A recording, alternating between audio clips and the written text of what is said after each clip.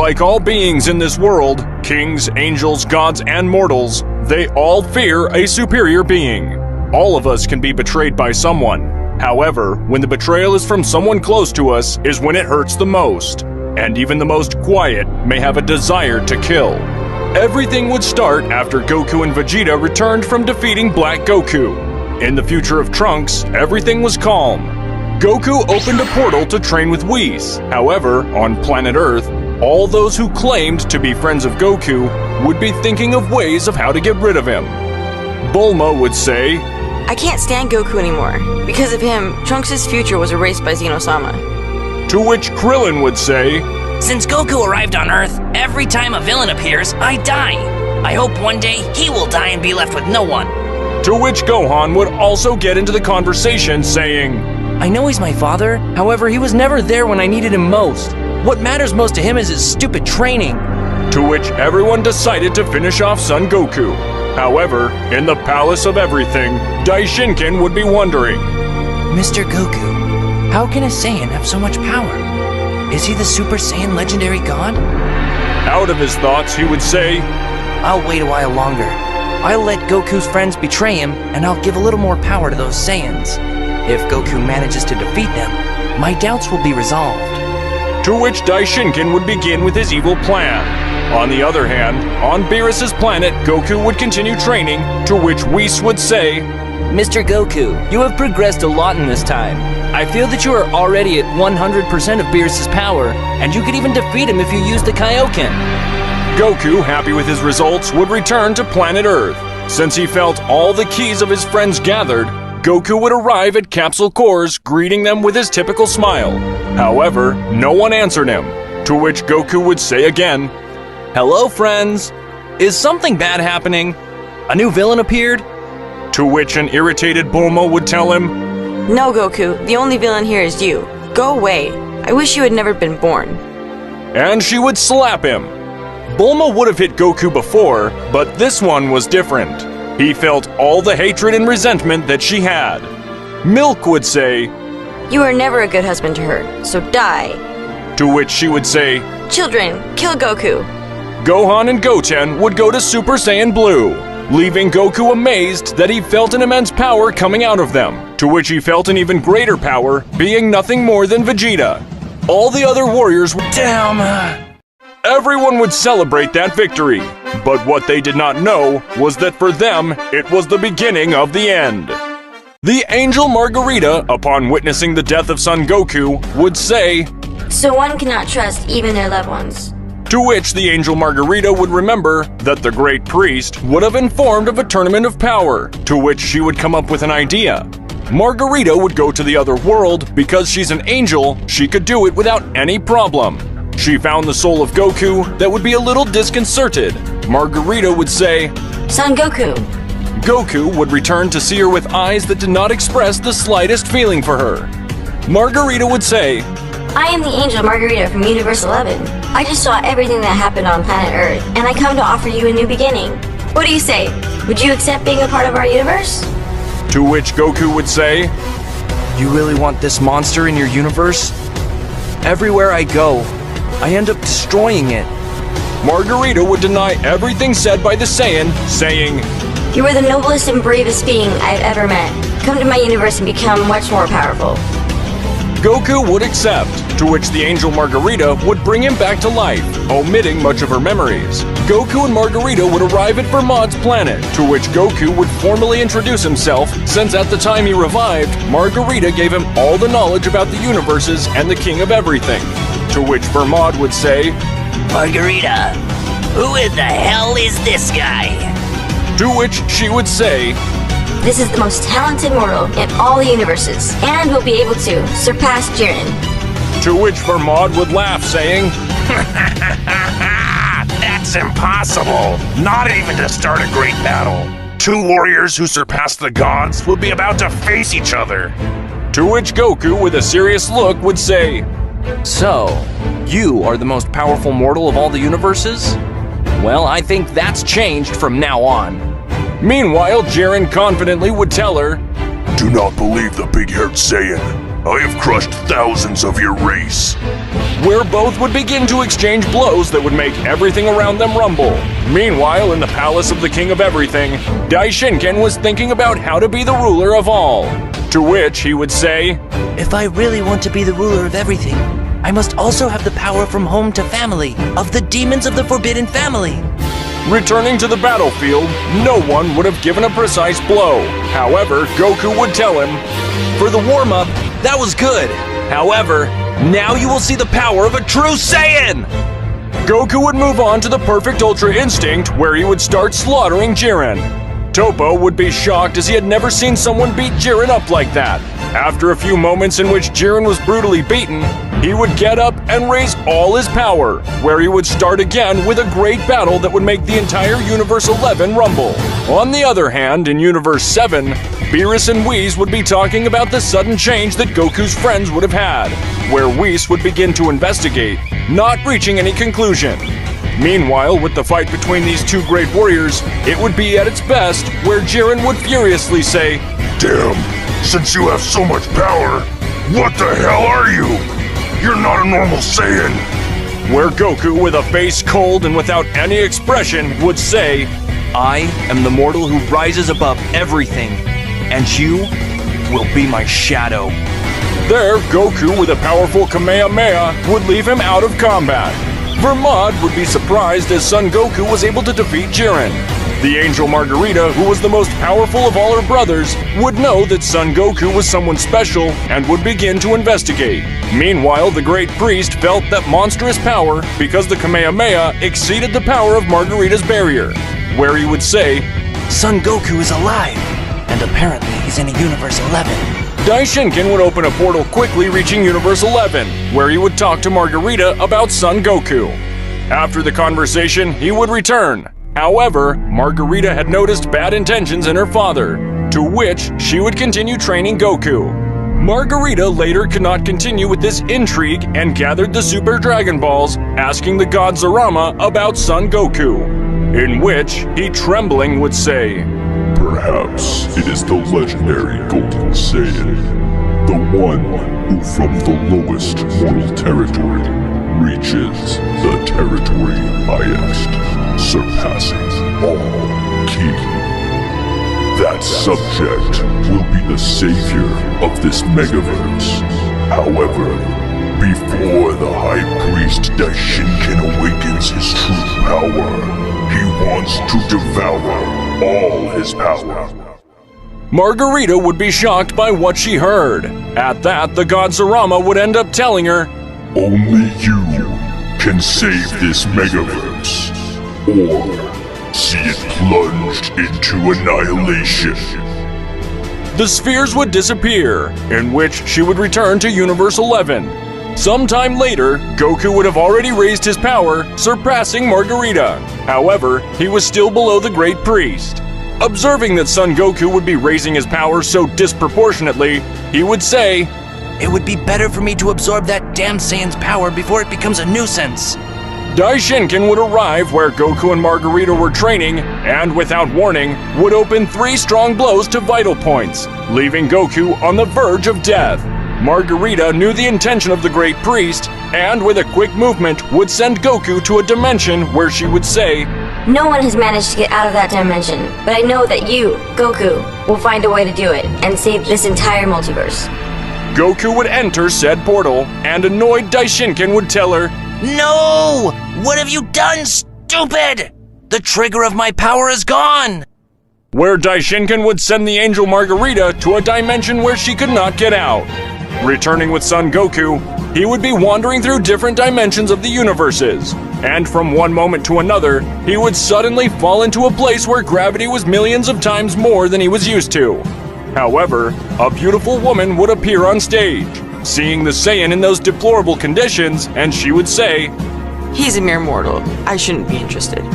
She would charge an attack where Goku, with the few forces he had left, Goku, would have passed to the maximum power egoistic doctrine, and would have taken that goddess with low guard, giving her a powerful blow that would make her crash on the ground, to which she would come out without any scratch and say, "So, the Saiyans have evolved a lot since the last time I saw them. Or maybe not." Only this Saiyan is the exception. He has an amazing hidden power. However, this would raise his power to 45%, and with a few strikes it would leave him lying on the ground. Then, this would heal all his wounds. After a time, he would wake up very disturbed. "What the hell are you doing here?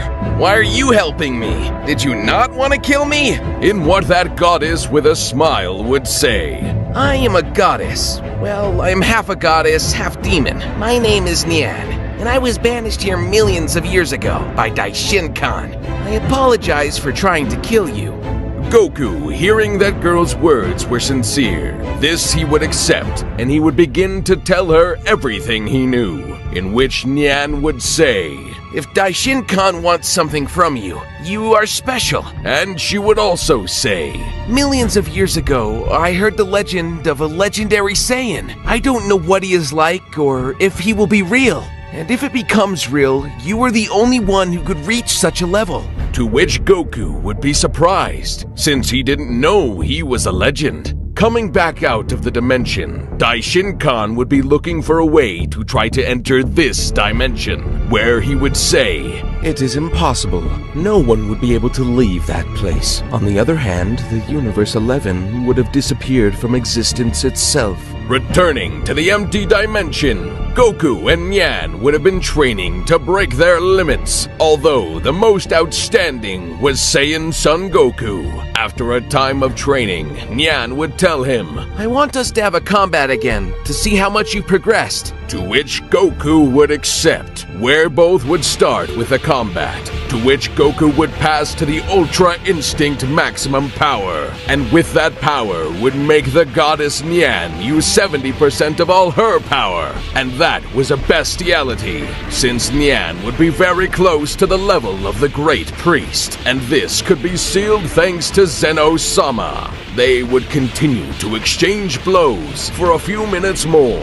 However, Nyan would say, "Stop. It's correct you have improved. A lot. However, you still have a lack of power, and even I also have a lack of power. We are both still not able to break the seal of this dimension and be able to escape." After a time, Goku would have a dream in which the goddess Nyan and Daisy were brutally killed by Daishin Khan. Goku would begin to raise his power in an amazing way and got into a new transformation, which surpassed the power of Nyan with ease.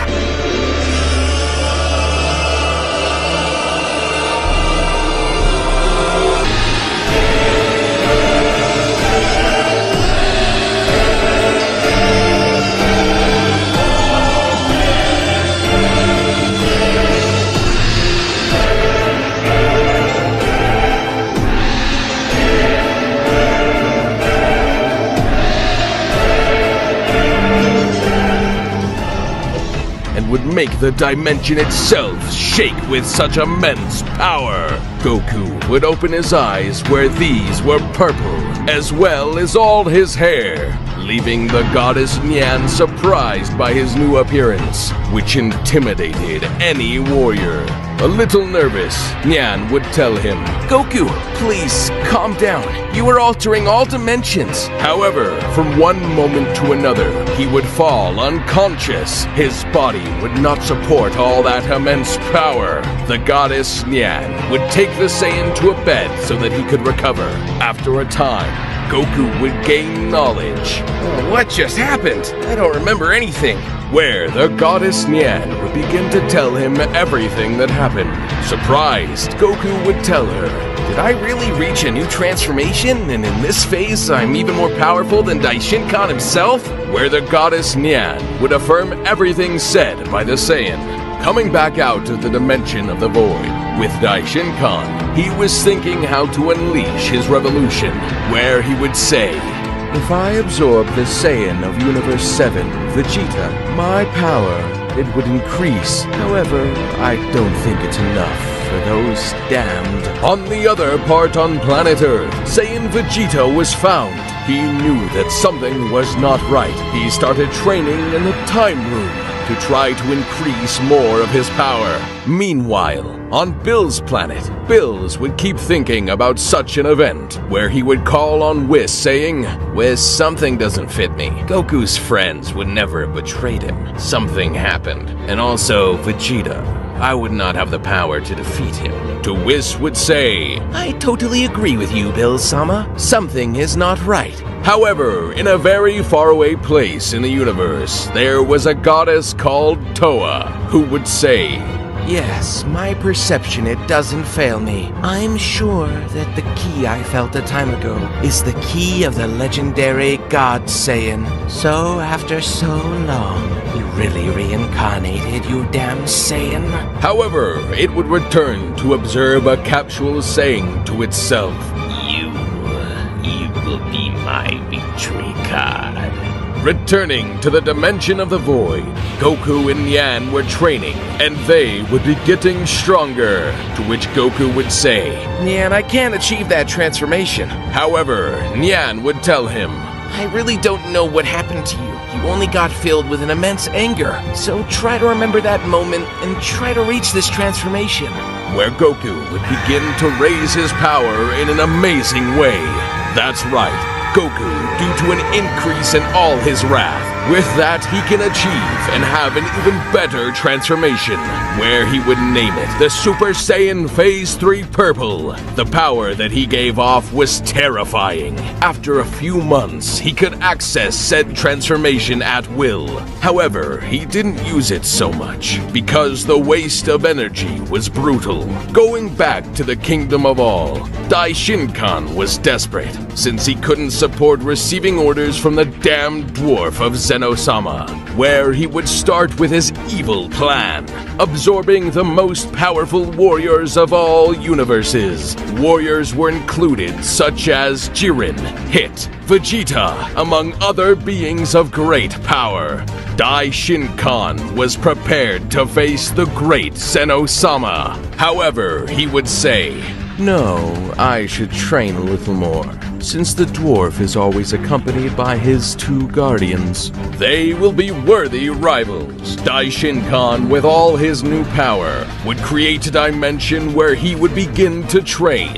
Coming back with Goku and the goddess Nyan, they would be having a bad feeling of all of this, where Goku would tell her, I don't know why I feel that everything is about to come to total annihilation. However, Nyan would tell him, I don't know why I feel so anguished. Apparently, out of this dimension, something terrible is about to happen. Where Goku, with a cold eye, would say, We must become much more powerful, as fast as possible, to be able to break this damn seal and go help our friends. It should be clarified that Goku would only pass transformed into the purple Super Saiyan to control better the waste of energy. After a time, Daishinkan felt prepared to face the King of All and his guardians. From a moment to another, he sent one of his guardians to fly, where the other put quickly in a combat pose and would say, What is happening to you, Dai? Did you hit your head or something? Where Daishinkan, with anger, would say, No, damn wars. I just realized the stupid king of everything is a child who doesn't know how to control the universes. So from now on, I will be the one who dominates them. For a moment to another, a great battle started, in which it seemed equal and both gave some good beats. However, from one moment to another, the other guardian would arrive, giving them a little advantage. Zeno-sama would say, Stop everything, because fighting in this place is not recommended. Because if there was a powerful rumble, the 4 knights of the underworld could awaken from their long sleep, and neither you nor I united could face them in any way. Where Daishinkan, confident of his power, would say, I never knew that there were subjects like this, but if these subjects appear, I will exterminate them with all my power. Where Zeno-sama, with the help of his immense power, he could create a dimension where the battle would continue. After a few moments, Daishinkan would begin to take the advantage, where Zeno-sama would say to his guardians telepathically, Give Daishinkan a good hit that sends him flying hundreds of meters, and at that moment merge with me, only so we will be able to defeat him. Where, with an amazing coordination, they would send Daishinkan flying, where these proceeded to merge with Zeno-sama.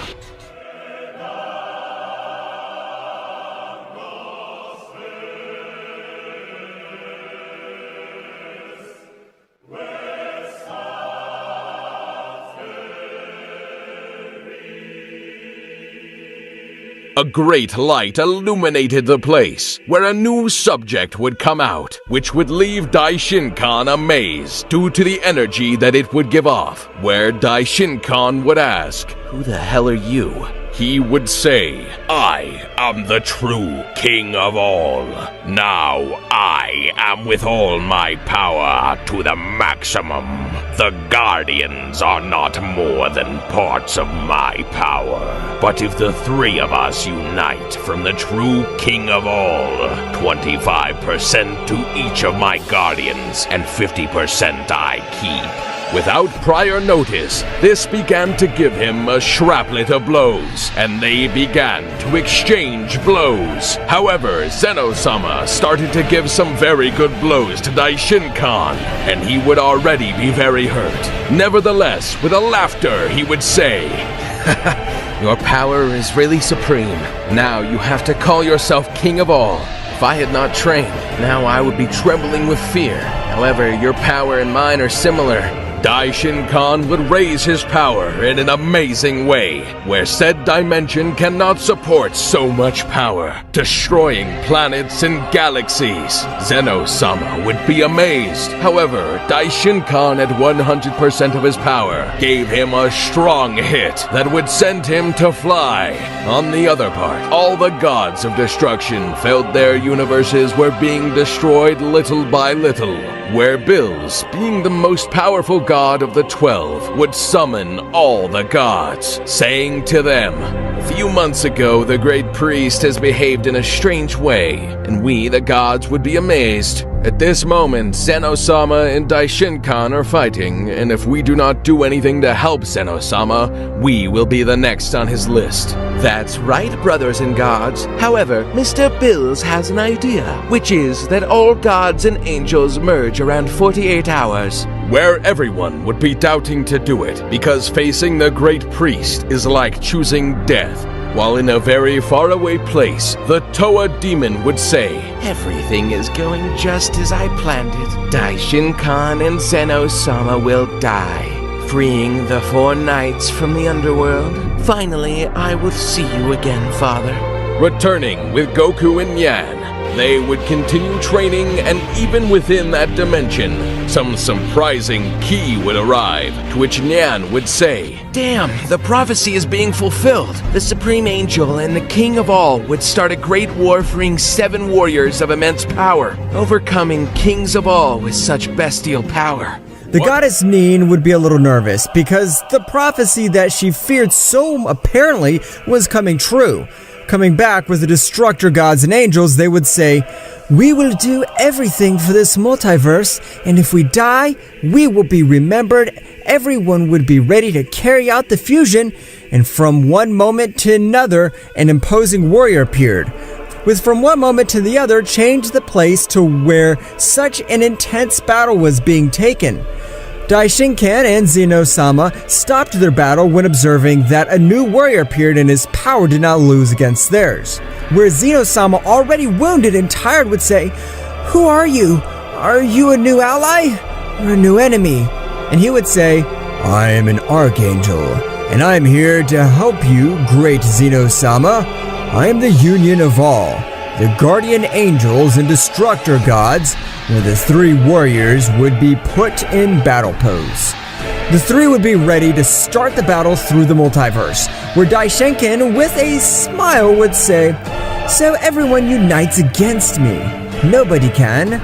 they cannot with the supreme power of the great Daishenken, where the three subjects would start with a great battle. However, despite being 2 against 1, Daishenken would continue to have the advantage, where he would charge a great attack, causing both to get very injured.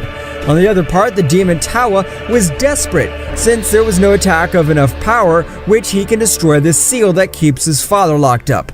Meanwhile, in the Void Dimension, Goku had already 100% mastered his new transformation, where the goddess Nin would say to him, "I've been researching, and I have realized that the Saiyans with tail, they have much more power," where Goku would say, a little confused, "I understand that the state of Oozaru multiplies your power 10 times, while Super Saiyan multiplies it 50 times. Nin would explain everything to him. Her being a supreme goddess could make her tail grow without any problem. Goku would observe a moon created by the goddess. Goku would begin with his transformation.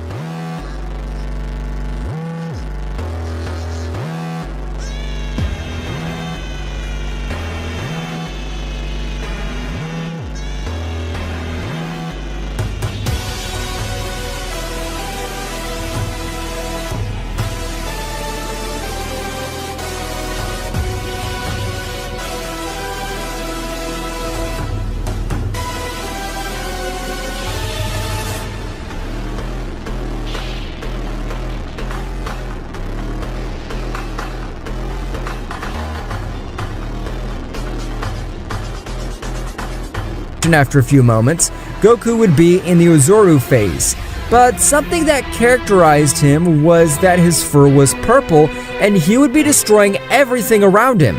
Nin would try to calm him, where she would say, "Goku, you once told me you would protect me, and now you're about to kill me." Goku started to come to reason, reaching the Super Saiyan Phase 4 purple, in which Nin would be surprised by so much power. That makes her shake. Meanwhile, out from the dimension of the void, the warriors would continue with the great battle, where a great attack near the Palace of Everything, the seal was cracked. One of the 4 knights from the underworld could exit. The knight that opened was Rene. The 3 warriors felt an immense power Zeno-sama feared would say, "Oh no, the seal's been broken! You're Rene, one of the 4 knights of the underworld," to which he would say, "Oh, so long time no see you, Zeno-sama. I suppose millions of years have passed since the last time. I can see that they are in a fight, so I will join."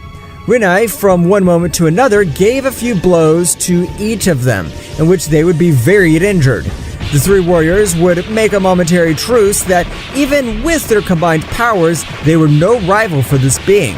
On the other part of Tawa Demon would say, "That key is one of the 4 knights of the underworld. If I'm not wrong, he's Rene. Then he would take care of all of them and free my father, thus starting the apocalypse."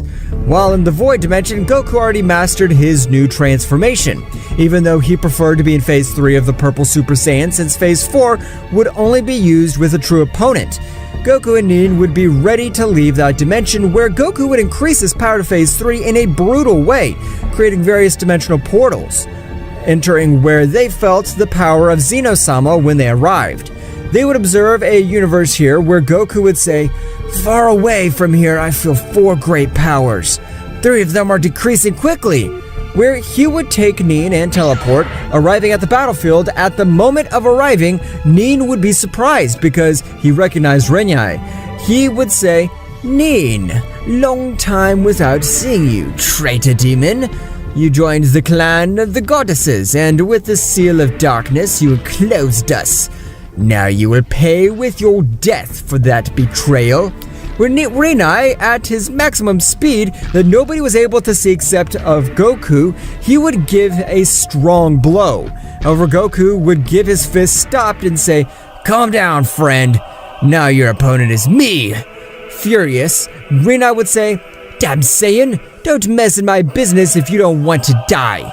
Nevertheless, confident Goku would say to him, "Here, the only one who would die would be you," where Goku of a strong blow would make him back down. Both would start with a great battle where a clear winner was observed. Meanwhile, Nin would heal everyone present, including Daishenken. After a time, both warriors appeared, to which Rene would say, You have a great Saiyan power. However, you allowed me to touch you on several occasions. Nin would shout, "No, Goku! Rinai will use his most powerful technique!" Where Rinai shouts, "Die, damn Saiyan, devourer of gods!" This technique consists of destroying the body of the adversary from the inside, and then a strong explosion is observed in the universe, where the archangel would be surprised, where he would say, "That is Goku." It should be clarified that the god who dominated the fusion was Bills, because he was the most powerful god. However, Rinai would start laughing.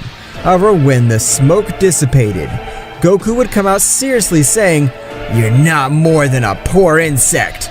The only thing you did is raise the dust. Look, learn how you should attack." Where Goku would raise his hand saying, "Punishment of gods," where that attack would collide with Rinai, beginning to reduce him to atoms. However, Goku would return to observe Daishenkin with a cold eye, saying to him, "You damn priest, now you'll pay for what you did to me." Goku would yell, "Receive this! Attack of the Dragon God!" An immense dragon came out of Goku's fist, not leaving Daishenkin's ashes. Everyone would be celebrating the Saiyan's victory, while Toa would say, "It is impossible that a common Saiyan has killed a knight of the underworld." However, this would have no more option than waiting for another knight to be able to exit the seal. Coming back with the others, Zeno-sama would be defused, where he would say to Goku, "If it hadn't been for your help, this entire universe would have seen total annihilation. Thank you very much, Son Goku." Everyone would be about to leave, and from one moment to another, a power was felt, which even exceeded by tens of times the power of Rinai. That's right, another knight of the underworld, and his name was Hydra. That subject would say, "I feel that Rinai's presence disappeared here, so one of you should have killed him." Where Goku would step forward saying, "Yes, is here where your friend died, just like you will." That subject would laugh and say, "Now with the death of Rinai, his power will be mine." Hydra would raise his power in an incredible way. However, Goku, confident, would say, "No matter the power of how many warriors you absorb, the same, you will not be a rival for me." Both warriors would start the battle. Everyone present would be surprised, and they could not even move due to the pressure they exercised, where Nin would say, "Seriously, this is a battle. I'm not even able to see anything," and the same happened with Zeno-sama and his guardians. Everyone depended on Goku winning with that fight. While they exchanged blows, Hydra would say to him, "I see that you have a great Saiyan level of by chance. You would not like to be part of the Knights of the Underworld." Where Goku would refuse the offer, saying to him, "I'm bored of this fight. You don't make me use all my power." Where Hydra, surprised at what he said, would attack Goku. However, he would stop his power with a single hand, saying to him, "I see that you have the power to destroy universes and galaxies, but not a simple Saiyan." Goku would give him a strong blow that would make Hydra fly through space, and Goku would load a powerful Kamehameha.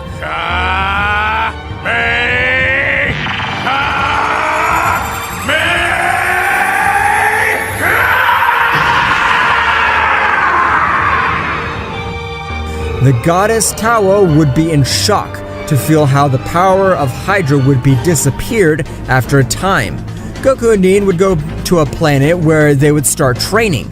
Meanwhile, the last two Knights of the Underworld already opened out of the seal, where Tawa's father, named Akio, would go to ask Tawa about Hydra and Rinai, to what she would say, "A subject with an amazing power defeated them," where both knights would be surprised and they would begin to train with Tawa. To increase their powers, what they didn't know was that within said seal there were 3 subjects, more than one power even bigger. They would have been locked up by the previous king of all, and these took longer to leave due to their power. Coming back with Goku and Nin, they would say, "The universe has been quiet lately. There's no fun." However, from one moment to another, this universe fell unconscious, where she would have a premonition, which was that the entire universe involved in chaos. And she would also observe how Goku and she were defeated by that subject. Goku would be surprised because until now all Nin's premonitions were correct. Nin, without hesitating, would create a dimension to become much stronger and be able to overcome his limits. Coming back with Tawa and the two knights, they finished his training, beginning to cause havoc through the universe. However, nobody appeared because Goku and Nin were in another dimension. So Zeno-sama's guards and Zeno-sama himself confronted him, where both gentlemen would begin to laugh, saying, "Zeno-sama, how do you think you can defeat us? Did you forget who we are?" Where a quick moment would leave him lying on the ground very wounded, and the Guardians could not even move. After a time, Goku and Nin would leave the room of time, where they would feel such monstrous powers that they even made all the multiverse shake. Where Goku would say, "Nin, whose are those powers? They even feel up to this place." Where Nin would say, "Apparently they're the last two knights of the underworld." Goku would hold Nin and use teleportation. When Goku arrived at the battlefield, he was filled with anger. Observing his friend Z-chan very injured and most of the universes destroyed, minutes before Goku and Nin arrived, the king of the underworld and Towa's father, called Akio, would say, "Stop playing with those insects and kill them for once and for all." And where the subjects started to massacre those present, where Zeno-sama and his guardians were completely defeated and with a strong attack destroyed most of the universes. And a flashback, Goku with anger would say, "I don't care if you're the one of the knights of the underworld. I'll exterminate you for having destroyed the universes of which I'm the protector." Goku would be exploding with anger. With a supreme speed, he would have given him a few blows and have thrown him a powerful punisher of gods that would eliminate him in a few minutes. The king of the underworld, called Akio, would be in shock, just like Towa, since he did not know that a warrior like that existed. From one moment to another, Akio would say to him, "Wait a minute, are you the legendary Saiyan god? This is not possible. It's not possible."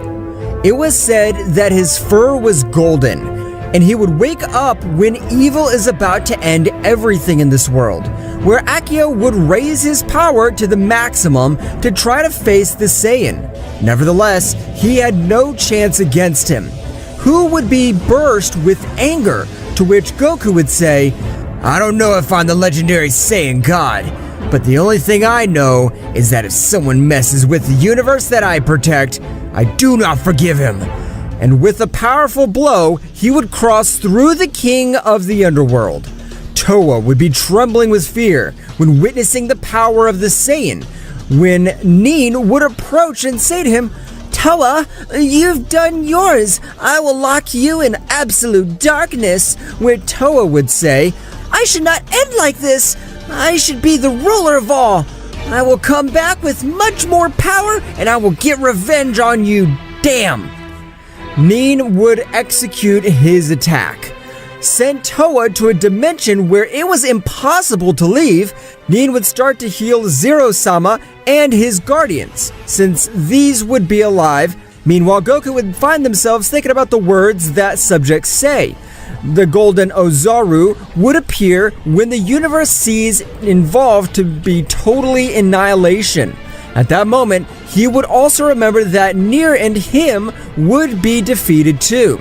Goku would ask Zeno-sama if he didn't know any method that could raise his powers, because he had a bad feeling. When Zeno-sama would say, "In my place, there is a special room which makes you see all your battles and makes you overcome all your fears. And if you overcome your greatest fears, you will reach the supreme level. Until now, only one warrior has been able to enter that room and come out alive." Nin and Goku would be surprised at what Goku would say. "Who is that warrior?" And Zeno-sama would seriously tell them, "His name is Kobi, the half-angel Saiyan." Both were surprised and would say, "Where is him?"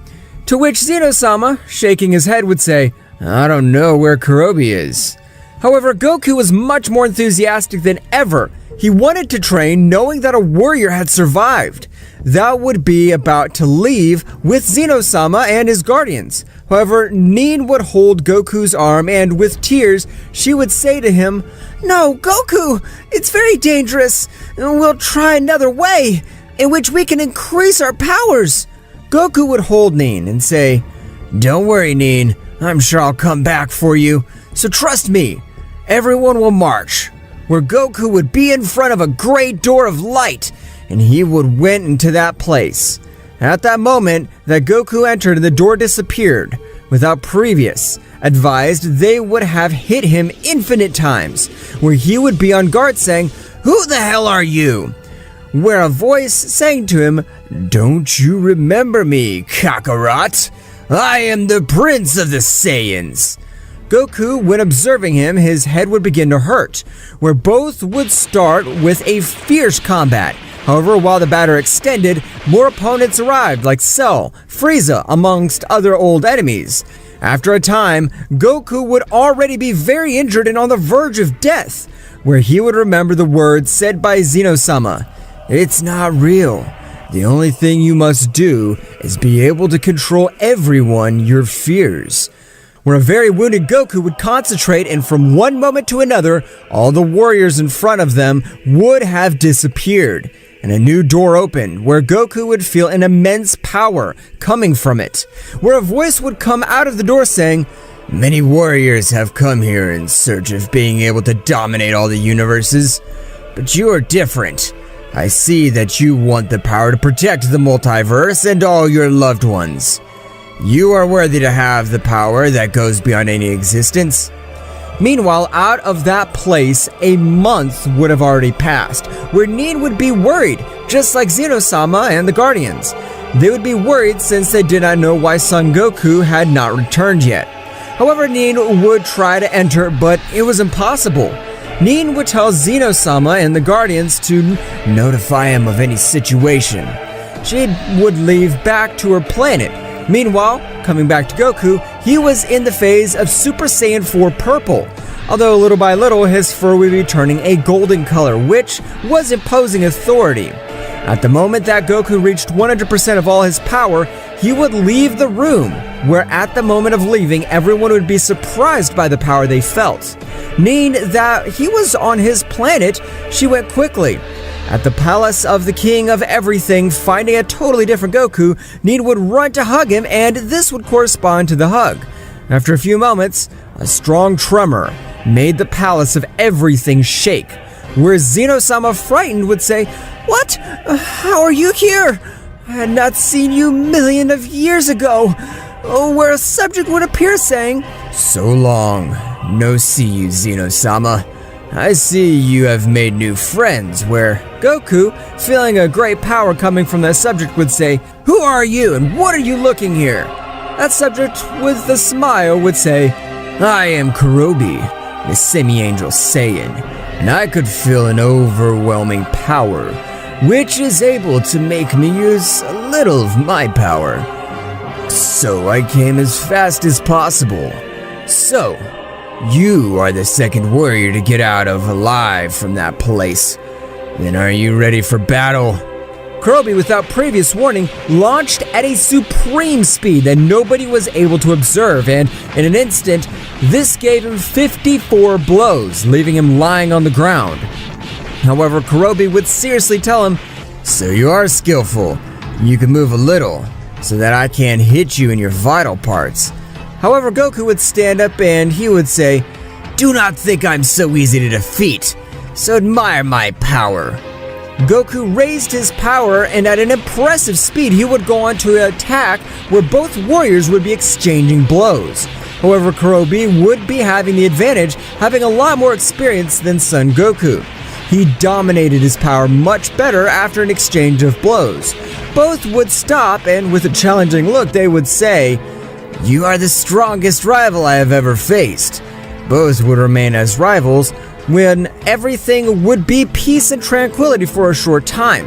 However, a subject that even much more power than all would be about to awaken to bring annihilation to all the universes. However, after a time, Goku and Nin would be on their planet where they trained from time to time. On the other planet in the Kingdom of Everything, something strange would happen because everything would start to shake. However, Zeno-sama and his guardians did not feel any ki since the power that was overflowing from that other dimension However, from one instant to another, the seal was completely destroyed, where subject would appear in the Palace of Everything. However, the Guardians of Zeno-sama would say, "Who the hell are you? Do you want to be erased by the King of Nothing?" Where the subject would smile and say, "If you answer me, I will not kill you. I'm looking for the legendary God Saiyan, or better known as the Golden Oozaru." All those who were in the Kingdom of Everything would be amazed, where that subject would raise his power and asking again Zeno-sama, and with Goku saying, "Goku is an extremely powerful subject is looking for you. Help us please, Goku, quickly." He would transport to Zeno-sama Palace, giving that subject a big blow, and he would use teletransportation again, taking them to his planet with Nin. Nevertheless, this would return quickly and both would be observing each other. With Goku, a more serious look would say, "Who are you?"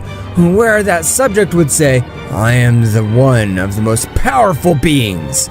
Although above me there are 6 beings that are known as the Supreme Archangels. They have no rival, and they gave me the mission to exterminate the Golden Oozaru before his true power awakens. I am Mira the Destroyer." Goku would be a little surprised. He would tell him with a smile, "Do you really think you can defeat me?" To which Goku in a millisecond gave Mira a strong blow. However, Mira was able to observe the attack. However, his body was slow, where Mira, furious, he would get up and say, "Damn monkey, you think you're smart?" Where both warriors would begin with a great battle. Meanwhile, on Nin's planet, this would have made everyone recover. Nin would ask them for an explanation, to which Zeno-sama would tell her everything happened with that warrior, where she would be a little surprised, and in a few moments, even in Nin's planet, strong exhortations from Ki arrived, where everyone would be surprised returning to the battlefield. The two warriors were equal. However, Mira would launch a great energy attack, to which Goku, with a strong kick, he derails them, and Mira, a little surprised, would say, "How the hell do you have so much power?" Meanwhile, in a place far away from the Palace of Everything, Kobi was found, who felt those great powers, where he would say, "Son Goku is fighting against someone else. The power of the subject does not lose against Goku's." Meanwhile, with both warriors, they have received very good hitting. However, Mira confident would say, "Oh, I see that we have the same strength. However, I'm only using 50% of all my power. You have no chance against me." Confident, Goku would say to him, "Have I showed you my power? You have only been fighting with 15% of all my power." Mira, surprised and scared, would say, "No, it cannot be possible. You're lying. It's not possible that you have so much power. I'll keep all your power. Gods devour." Mira, at the moment that he started absorbing Goku's power, he felt his body exploded. It was excess of power, where Mira, with that little power that he had stolen, he would launch an attack. However, Goku would leave games, increasing his majestic power a little more to 35%, where with a few blows he would leave him down on the ground and very badly wounded. To which Goku would say, "I have no wish to kill you, but if I found out that you're causing trouble for this multiverse, I'll have no mercy on you." Goku would throw a key sphere at him that would launch him thousands of kilometers through space. However, Mira would stay alive.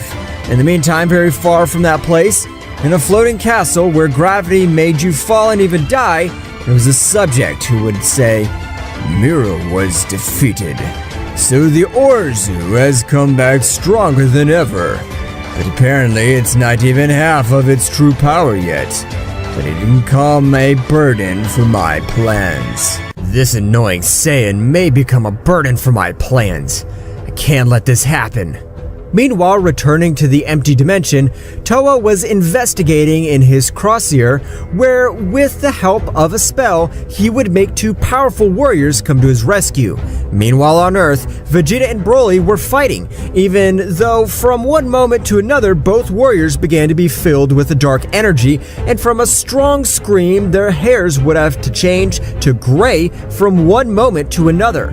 Both would go out into space at a specific point and raised all their power, being able to open a portal that allowed to exit to Towa. "A new demon has appeared. With one of his techniques, he would appear in front of him.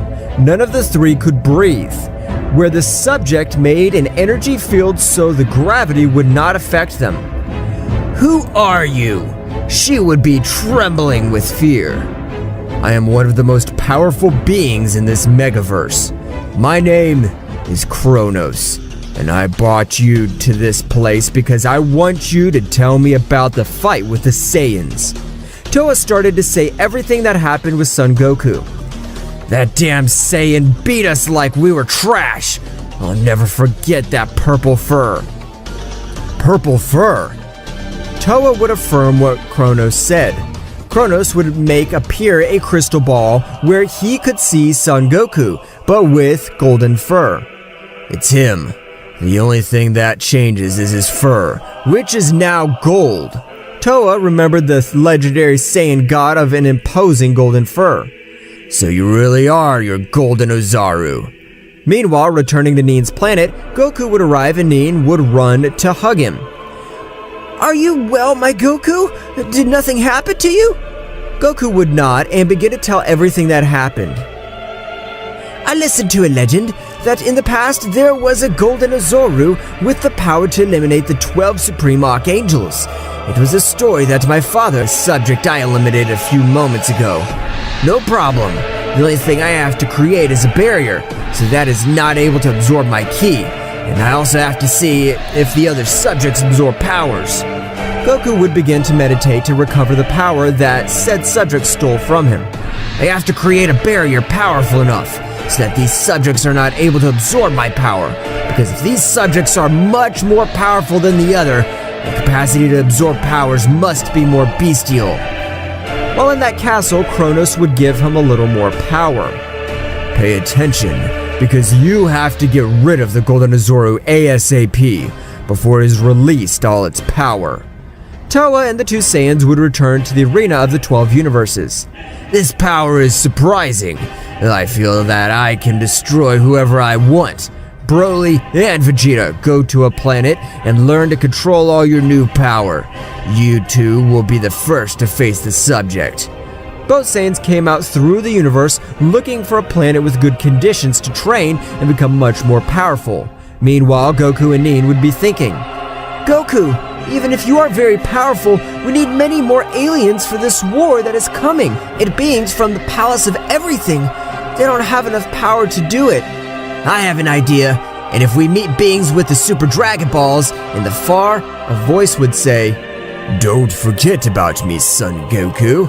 I also want a little fun. That's right. It was Kobi that arrived on Nin's planet. The three warriors came out of the planet, and with Nin's help, they found the Super Dragon Balls, and with Nin's help, they found them very quickly. When calling on the great god Zarma, he observed and said, O great goddess of creation Zeno-sama, it is an honor to have you in front of me. Tell me, what is your wish? And if it is in my possibilities, I will do it. We need powerful warriors, because a great battle is about to begin.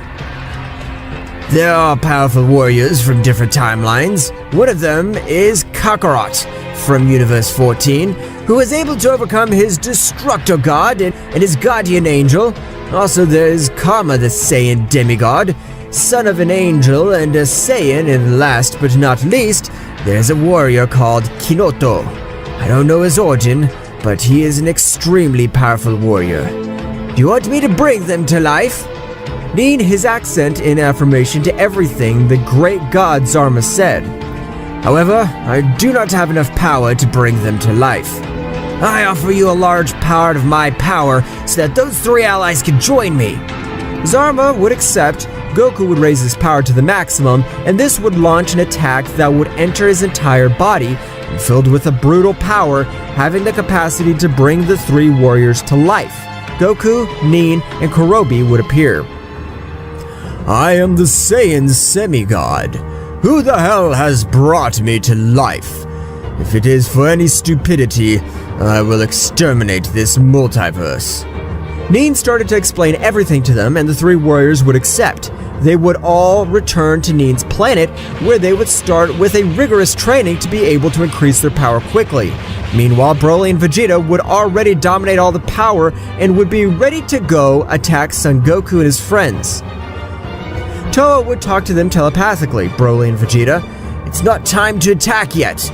That Saiyan surpasses us. Let us keep training a little more." Meanwhile, in the floating castle, Kronos, thinking this, would say, "So the Golden Oozaru has returned. This time I will make him pay for every damn thing he did to us."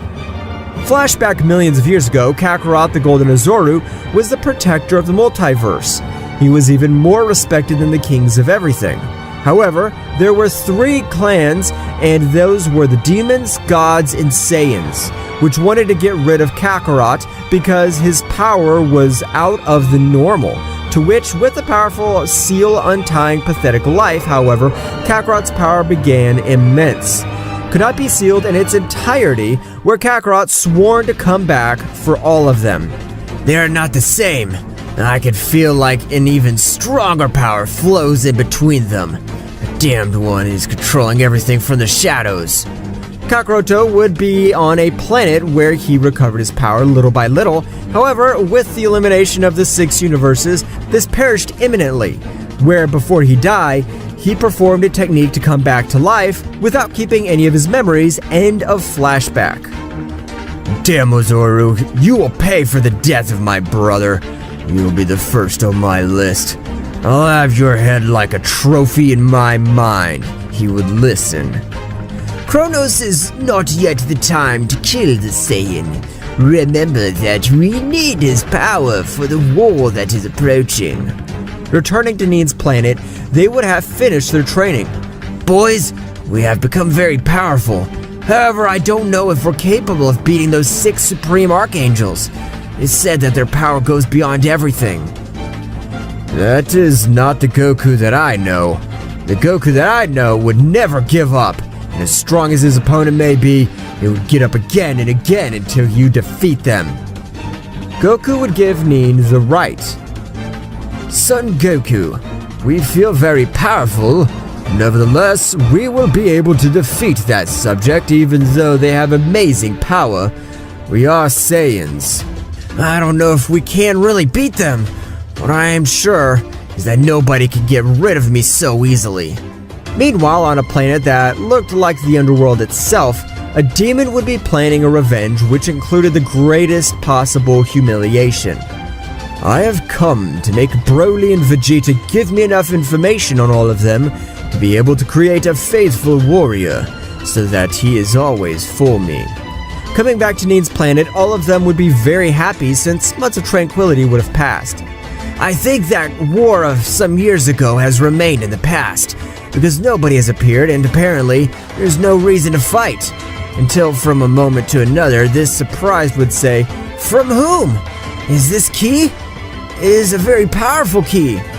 Before that subject arrives, or better said, before both subjects arrive, they would already be destroying the Supreme Planet, which was said to be indestructible as it was created by the most powerful creation goddess, Zeno-sama. For a moment to another, Broly and Vegeta would arrive, where Goku would recognize them. "What the hell are you doing in this place? And how can they have so much power?" "We've come for your head, Kakarot. I don't care if you've the Golden Oozaru." Vegeta would launch the attack. However, Goku could evade every blow that he would throw at him. However, Broly would join the combat, balancing things a little more. Toa, who would be observing everything from a crystal ball. "The power of these two has increased in a great way. I hope they can make Son Goku bleed." Going back to the battle, Goku would be containing himself since he felt a negative ki, which was going through all his bodies. Goku would give the Saiyan Broly a powerful hit, leaving him out of combat. When Vegeta witnessed this, he would say, "We must defeat Kakarot at all costs. So Broly, give me some of your power. I'll be much more powerful." Vegeta would absorb Broly's power, to which his power would raise in a surprising way, and they would begin to battle.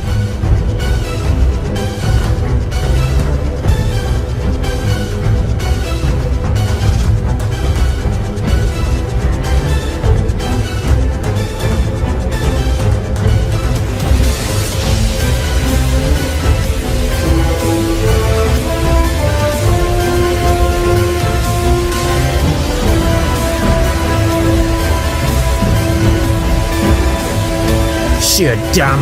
I want to see the destruction on your face. Did you really think I was using all my power? A little scared, Vegeta would launch the attacks, however his powers were useless before the Saiyan, who had exceeded a warrior named Black Goku, who has great power. Tell him he has my approval to bring said warrior to life and end this damn golden Oozaru once and for all. That subject would leave the place, addressing where the god Zamara, giving him all that information. Zamara, with his immense power, would bring back Goku to life and would make him appear in front of him. Where the hell am I? Who are you? Why do I feel great pressure in my body? We are the supreme archangels, those beings who are above the king of everything. What am I doing here? What do you need me for? We need your power. The golden Oozaru has returned. As you know, him son Goku is a danger to us, and apparently you want revenge. We'll give you the necessary power, and you will be able to increase your level. I have the same body as Goku, so I can reach his power level. The training would start where Black Goku would reach the variance of Super Saiyan Rose, where this would no longer increase his power so much, and if he did it, it was minimally. From this moment, you will train with Akira. A subject with a peculiar appearance will appear in the training camp. I will help you become much more powerful and overcome your limits. So you better be prepared. The first is to grow your tail. After a time, Black would have reached the Super Saiyan Phase 4 Rose, having a power of even Broly and Vegeta united. Black felt finished to the end, the Saiyan son Goku. No, Black, you're not yet prepared. With that power, you can't even tickle that Saiyan. The days would pass where Black would increase his combat power more and more, in order to have his long-needed revenge, while on Neen's planet, a few years would have already passed, since the time difference was brutal. It seems that they've gotten tired of this and no one's side wants war. But I was completely wrong, since the battle between good and evil was about to start, and it would not be an easy battle to win. Coming back with Black Goku and Akira, they would continue training. Black would have strengthened his body in an incredible way, having the power of with a single hit exterminate the great Daishinkan priest. The time has come for you to have a fight with me, so don't hold back. Black, from one moment to another, increased all his power and launched the attack. However, Akira, with only one hand, stopped all his strikes. This is not a damn game. If you are more powerful than me, attack me. Akira, with a smile, would give him a strong hit that would make him spit blood. Black would not give up, giving up with difficulty, and this would raise his power to the limit, making the entire training camp shake. Now attack me with everything. Without prior notice, Black would create a scythe with the intention of cutting one of his contact with his body. It would break into 1,000 pieces. Impossible! This is impossible! What the hell are you? I am the third most powerful Supreme Archangel. Don't make me bored, Black. This at a flash speed that Black could not observe anything. He would give him 54 blows in key points, leaving him on the edge of death. Akira would take him and take him to a camera so that he could recover. After a few days, Black would have recovered, having a very powerful Zenkai. However, he knew that he would have to train much more. Meanwhile, on Neen's planet, all the Super Saiyans were training more and more to be of great use in the said battle. However, one moment to another, the subject would arrive that Goku would recognize instantly. What are you doing here? I gave you a chance and you wasted it. Now prepare to die. Wait! Please don't kill me, I beg you! I didn't come all this way to fight. People I trusted have turned their backs on me. I'm coming to help you. Is that true? Although it is correct, I feel no bad intentions in you. I have very valuable information. The beings who want to exterminate you are the Supreme Archangels. Their natural enemy is the Golden Oozaru, which is said millions of years ago I exterminated them. This present time it has been reborn in you. Is that true? I can't believe it! If what he says is true or not, because we didn't ask the great god Zamara, he should know everything. Everyone left in search of the Super Dragon Balls, and with the goddess Mean, they would find them quickly. The god Zamara appeared observing everyone, however, he only bowed to the goddess Mean. Great god Zamara, do you know anything about the existence of the Golden Oozaru? What I know about the Golden Oozaru is that he was a protector of all. This multiverse was able to assassinate 6 supreme archangel beings of a superior level from other multiverses. It is said that the power of the Golden Oozaru goes through everything this multiverse until it falls into annihilation, so that the Chosen One makes this universe reborn from the ashes. I have told you a great secret. Zamara would have disappeared. Everything told by Mara is true. Then where is all of the power of Son Goku? To be honest, I don't even know what power they're talking about. The legends say that it's an immense power. I have lived for millions of years, but I've never heard of the existence of a Golden Oozaru. There is no doubt that you are the chosen Son Goku. While in the floating castle, Black would make Akira use all his power, and using the God's Eater, he easily defeated him. I think you're ready now, so go and get us the Golden Oozaru head. A voice would resonate in the void, saying, "Don't kill him, just bring him. I want him to exterminate that damned..." "Okay, I'm not killing him. I'm just bringing him down to this place for you to give him the finishing blow." Black would leave the castle at a surprising speed, which even distorted the universe itself. He would head to Nin's planet to finish Son Goku. After a few moments, a powerful key would call everyone's attention. That power is amazing! Who will it be? At that same instant, Black appeared in front of Goku, sending him to fly with a powerful hit. "How long no see, you damn mortal? Now with my new power, I will teach you who is in charge." Goku quickly recovered from that surprise attack and would begin to exchange punches and kicks with Black. Meanwhile, with Kronos, he would quickly call Susanoo, because the Golden Oozaru was weakening the seal they had put on it millions of years ago. "Susanoo, come immediately. It's an urgent matter." "Excuse me, sir. What has happened?" "Gather the leaders of the 3 great clans. We cannot allow that damn monkey to break that seal, because if he breaks it, all his power will come back and he will be a damn load again." Susanoo would understand and would quickly leave, gathering the 3 leaders. After a time, the leader of the demons would call Ryu would arrive. "Lord Kronos, what do you need? Why did you call us?" "Wait, Ryu. Let the leader of the other 2 clans come." Nevertheless, at the precise moment, Yamoshi of the Saiyan clan would arrive, and after a few moments, Miyuki of the clan of the goddesses would arrive. "I have gathered the 3 clans here to inform you that the seal that we placed millions of years ago to retain the great power of the Golden Oozaru is weakening." "That is impossible! It is the seal of the 3 most powerful great clans of this multiverse! A single warrior would not be capable of cracking it!" "I understand how you feel, Yamoshi.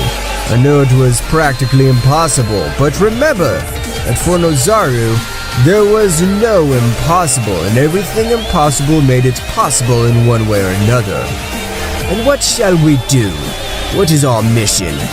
"For the moment, try to raise your powers below us archangels, so you are not going to die for anything." Everyone would understand and agree. After a few moments, everyone would leave. However, only Yamoshi and Kronos would stay. "You know I have the same level of power as you. Let me take care of that damn..." "I know your immense power. For something you are called the Angel of Death. You are my ace up my sleeve, so I must not reveal my best warrior, but if things get ugly, you will be the first I notify to end the life of that Saiyan." Meanwhile, in the training room was Akira. However, from one moment to another, a second Akira arrived. "This duplication technique fascinates me. Only that Saiyan faced 20% of my entire power. If he had confronted me, he would have pulverized him." Returning to Neen's planet, the impacts of Goku and Black would continue, where Goku would little by little be taking advantage, making that while the battle goes on, Black loses his desire to fight. How can you be more powerful than me? You're a simple mortal. I'm a god! It doesn't matter who you are. If any being in the universe intends to, can achieve it. Goku would change his expression to a serious one and say, "You are the only villain here, so I'll exterminate you. I'll not leave a trace of you." Goku would get behind Black at that very great speed, and a powerful attack would send him to the ground. And being with his very worn ki, he would return to Super Saiyan Rose, where Black would try to escape. However, Goku would charge a powerful Kamehameha that would reduce it to atoms. We must become more powerful and be prepared for this war that is approaching. Neen creates a room with increased gravity, where it would create said room, but it would put something additional in it. That one day out of that room, be 6 years inside, everyone would enter. After a time, those who stand out were the Saiyans. However, Karma and Kobi became rivals and wanted to overcome every day more and be better than the other. Son Goku, why don't we just take care of all this once and for all, so we leave games and we can be in peace? I have also thought about it, but we can't do it since we don't know the true power of our enemy. After a time, Karma and Kobi would have a combat in which the shockwaves were evident, making everything in its path thrown and being very destructive. However, Karma would launch a powerful ki wave at him, which Kobi would reject her with a great hit. Karma, you have no chance against me. On the other hand, Kakaroto opened out of the room, since his power was immense. However, a great tremor would be present on the planet, where a subject of a strange appearance would appear, saying, "I am in search of the golden..."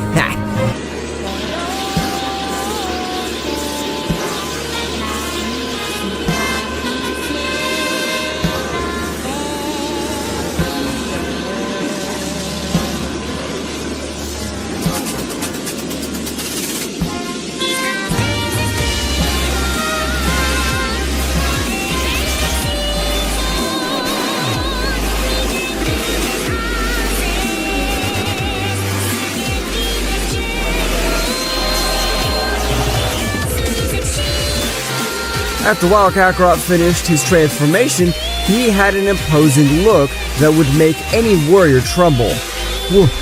What the hell? What is this transformation? Behold the power of the amazing Super Saiyan Ultra Instinct Phase 3! Kakarot, by raising his power a little more, would make the entire universe tremble, and millions of planets and galaxies would be destroyed by such power. Meanwhile, on the floating castle, damn it! Is there perhaps another subject to the level of a Supreme Archangel? Who the hell is this power? Susano, come immediately! Help me, sir. How can I help you? Investigate those whose great power it is. Susano with the technique could observe who emanated such great power. The subject that emanates this great power is Kakarot from the old Universe 14. What did you say? That's impossible! 2 golden Oozarus exist. On the other hand, on a very distant planet was Yamoshi. It's impossible for me, a legendary Saiyan, to lose against that simple Saiyan. My power is unlimited. No one can make me stand up to me. However, I don't feel that way. I feel that damned thing is at my level without having all his power, so I better raise my power. Yamoshi would go into his combat form, turning all of his hair white. Meanwhile, with Archon and Kakarot, they would be very hurt. However, Kakarot would have the advantage a bit, giving him a fury of blows. Dragon God Destroyer attack! Die! This great attack would cause Archon to perish immediately. Meanwhile, inside, except Goku, who already knew of the incredible power of Kinoto. Goku put himself in a fighting pose and would raise his power even more. Everyone present could barely stand up. However, in a few milliseconds, both warriors would already be exchanging blows. I see that you have great power. However, it wouldn't be enough to defeat the Supreme Dark Super Saiyan. Don't underestimate me.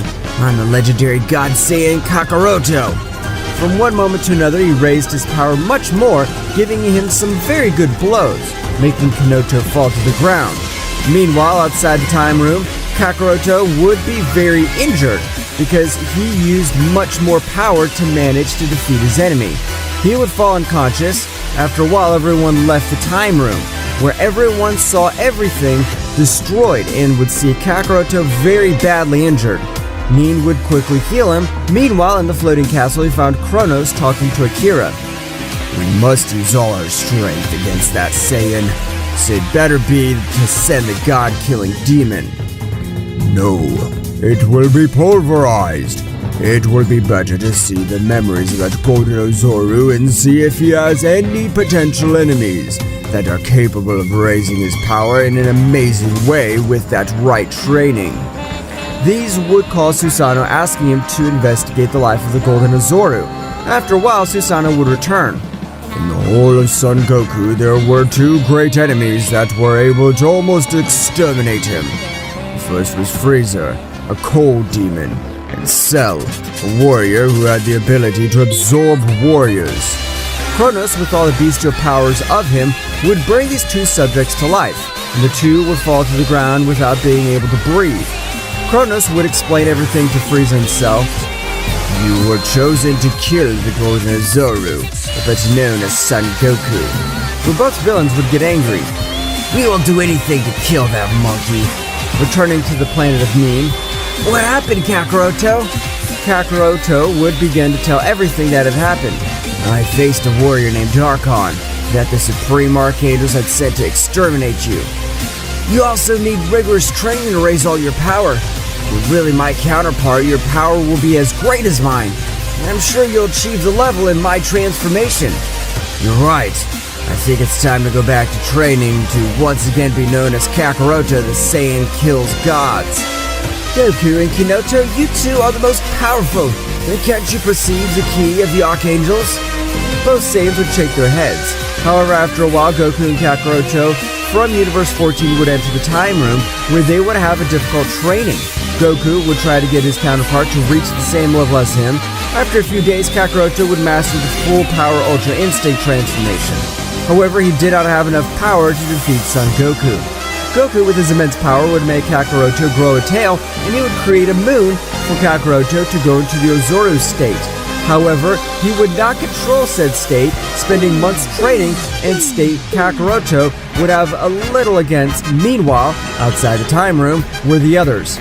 We should attack first. It should be our turn to catch them off guard. We can't do that. We need an attack strategy, and we also need the power of Son Goku to be able to beat all those warriors. I know your power's enough, if you can do it. No, damn bugs! What do you not understand? Everyone would bow their head when observing that Kinoto was very upset. Meanwhile, in the floating castle, Kronos was a little worried since he felt the power of two Kakarots, and from one moment to another they disappeared. Kronos would be a little bewildered as he didn't know what was going on. If those two guys aren't there, the rest should be an easy target. Susanoo, come immediately. Susanoo would arrive at Kronos bowing. Those two guys, how's the training going? Do you think they're ready? Susanoo would shake his head. No, my lord. It is still too early for them to face that Saiyan. Meanwhile, in the training camp, Frieza and Cell would have increased their power greatly. Frieza would have achieved a new transformation, making their power overwhelming. However, Cell would not be far behind. He would have reached the golden state. Both warriors, they would think they would have enough power to take down Son Goku. However, a voice would respond through space. With that power, you are no match for Son Goku or his weakest companions. The power of the golden Oozaru is unreal. You must increase your powers much more or increase your reflexes. Where a ray would go through Frieza, causing him to fall to the ground very injured. After that event, every day they went through something similar. For a few weeks, the body of both were so resistant to the initial rays, did nothing to him, and his powers were abysmal. Surprising that the king of everything, however, they would still be below the power of Son Goku's friends. I have no idea. The powers increased much faster. We are going to make them to the planet where the demonic water exists. So Frieza and Cell went to that planet to drink the water of the demons. However, before entering that water, you must have enough power and a strong mind. Otherwise, this water will consume you completely and you won't be able to do anything. Frieza and Cell entered, and at that moment they made contact with the demonic water. They began to scream in pain. After a few seconds, they both came out looking the same, but something to notice was their incredible increase in power. Their power is now immense and is equivalent to a middle-class archangel, but they need to get used to said power. Everyone would return to the training camp to master all the power obtained. Meanwhile, returning to the new planet, they were all on the defensive of some new warrior because that entire multiverse would have been shaken by a surprising power. On the other hand, inside the time room, Goku and Kakarot would continue training, and Kakarot would already dominate his Oozaru form.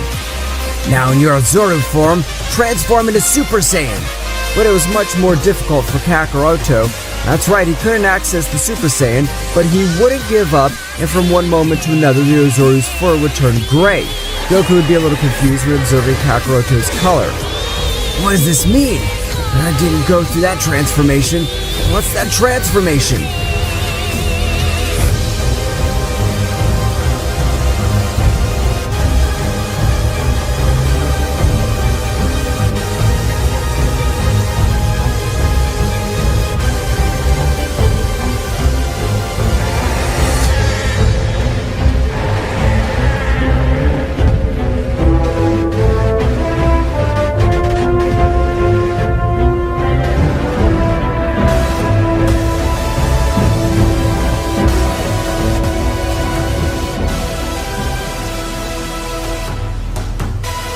Kakaroto would begin to overflow great power. That is, Kakaroto would have achieved the Super Saiyan Phase 4 Ultra Instinct.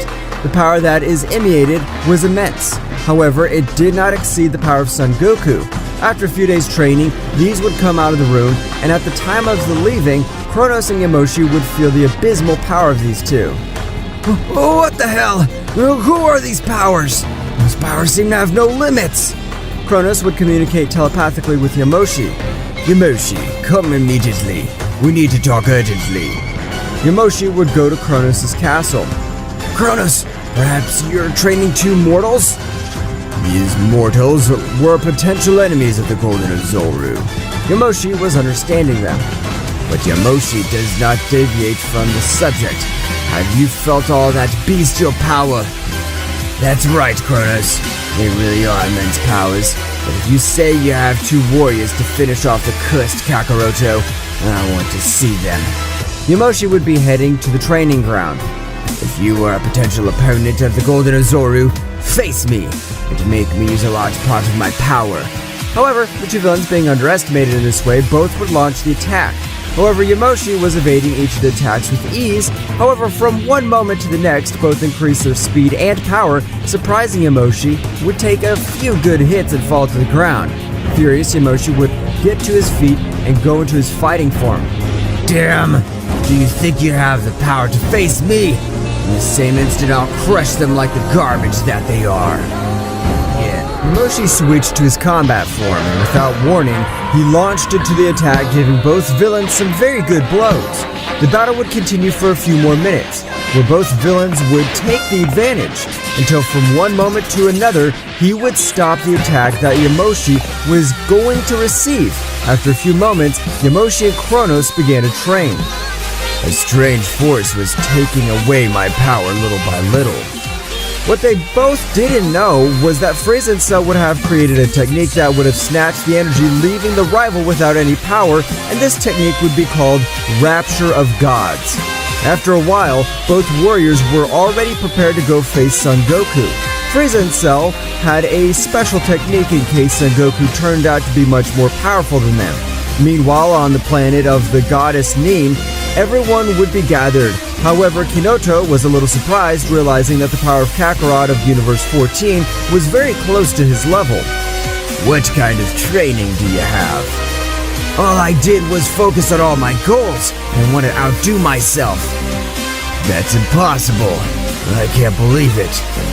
Just with that, you couldn't raise your power in an amazing way. What kind of training do you have? Kinoto, relax. We're all friends here. We don't have to fight between us. Goku would raise up his power a bit, making everyone calm down.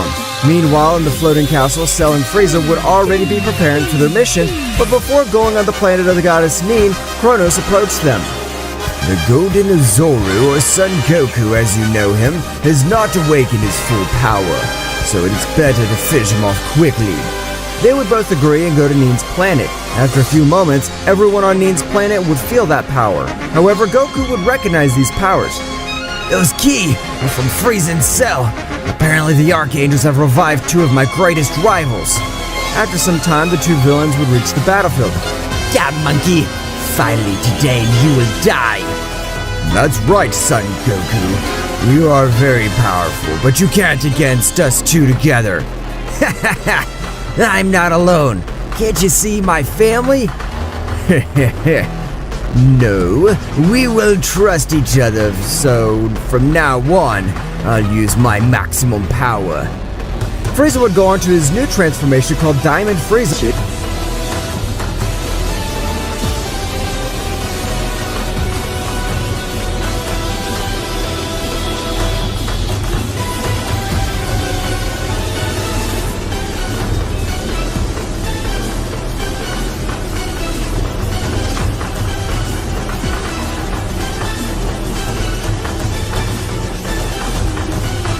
And Cell by having the Saiyan cells go to Super Saiyan Blue.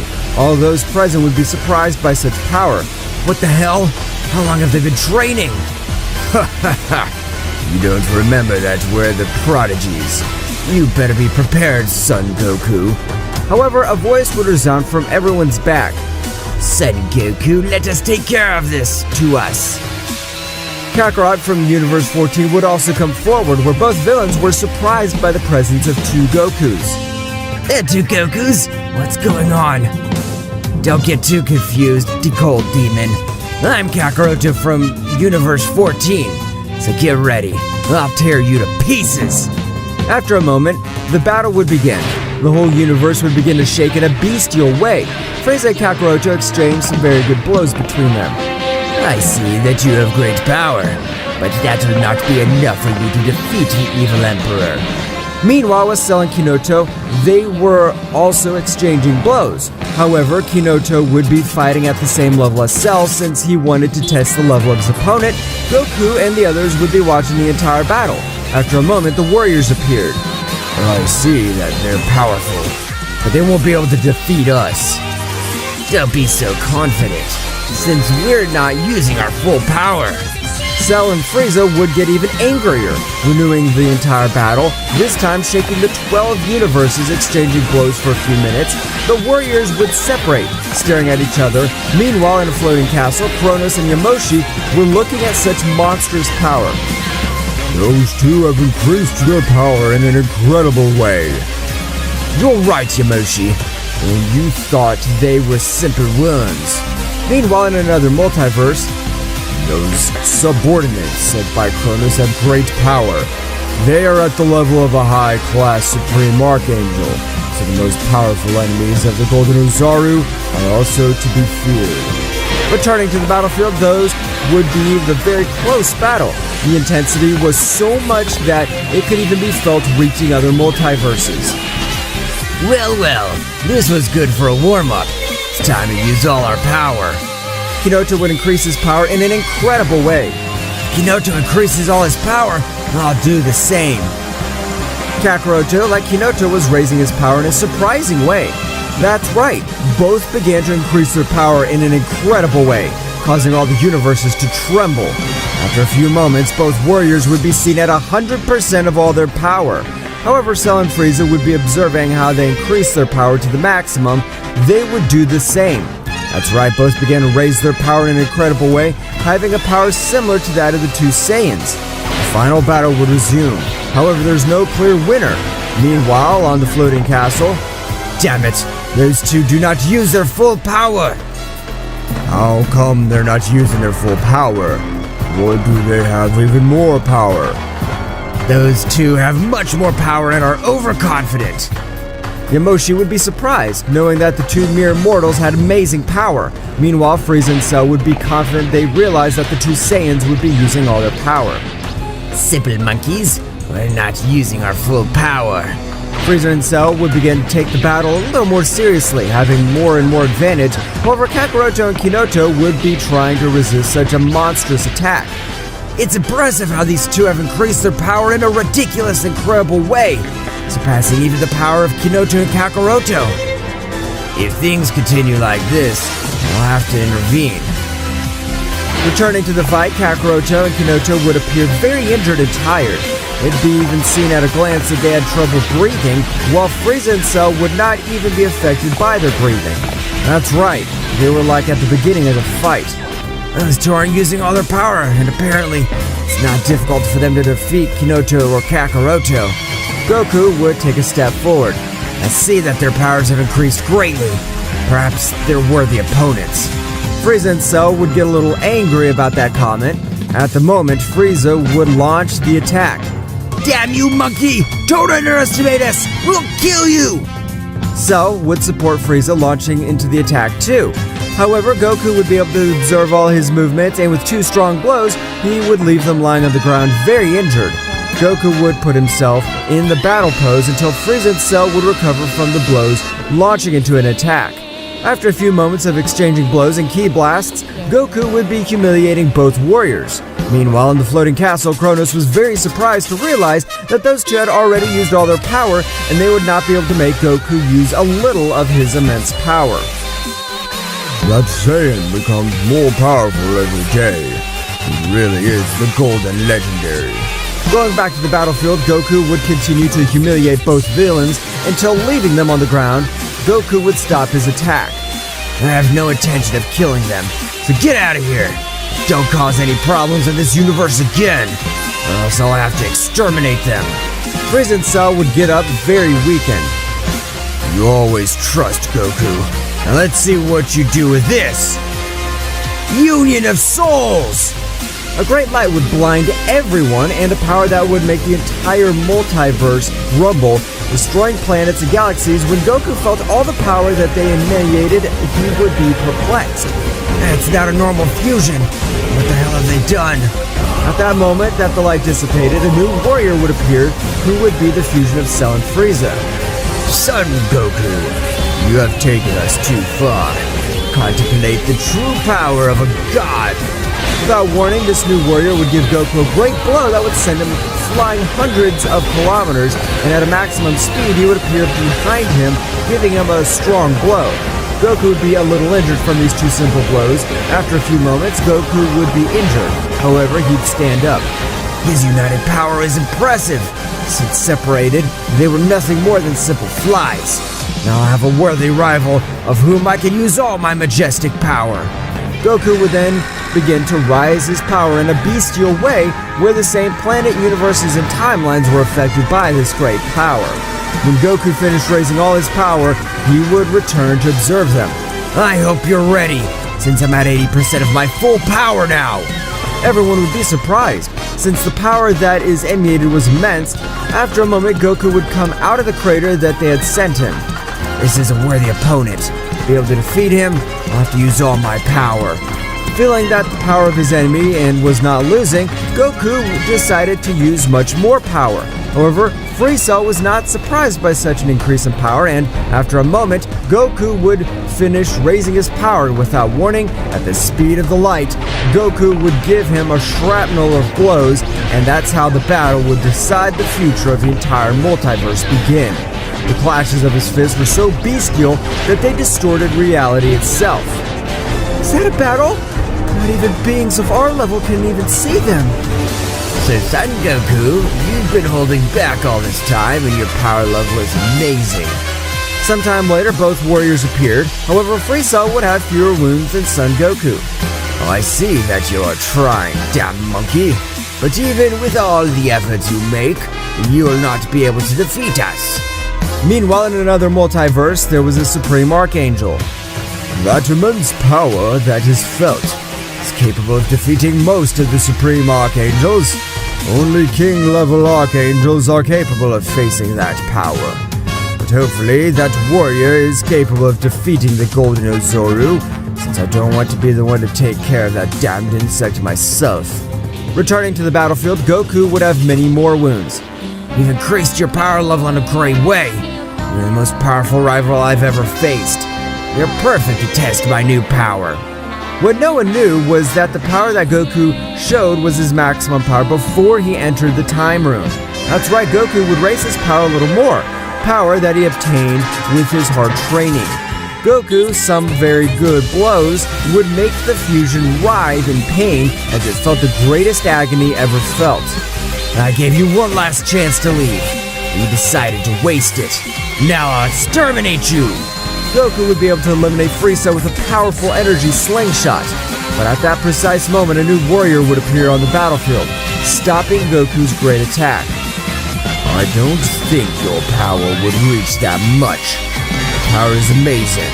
You made me use 35% of my power to stop your attack. A new warrior would have appeared on the battlefield, stopping Son Goku's attack with extreme ease.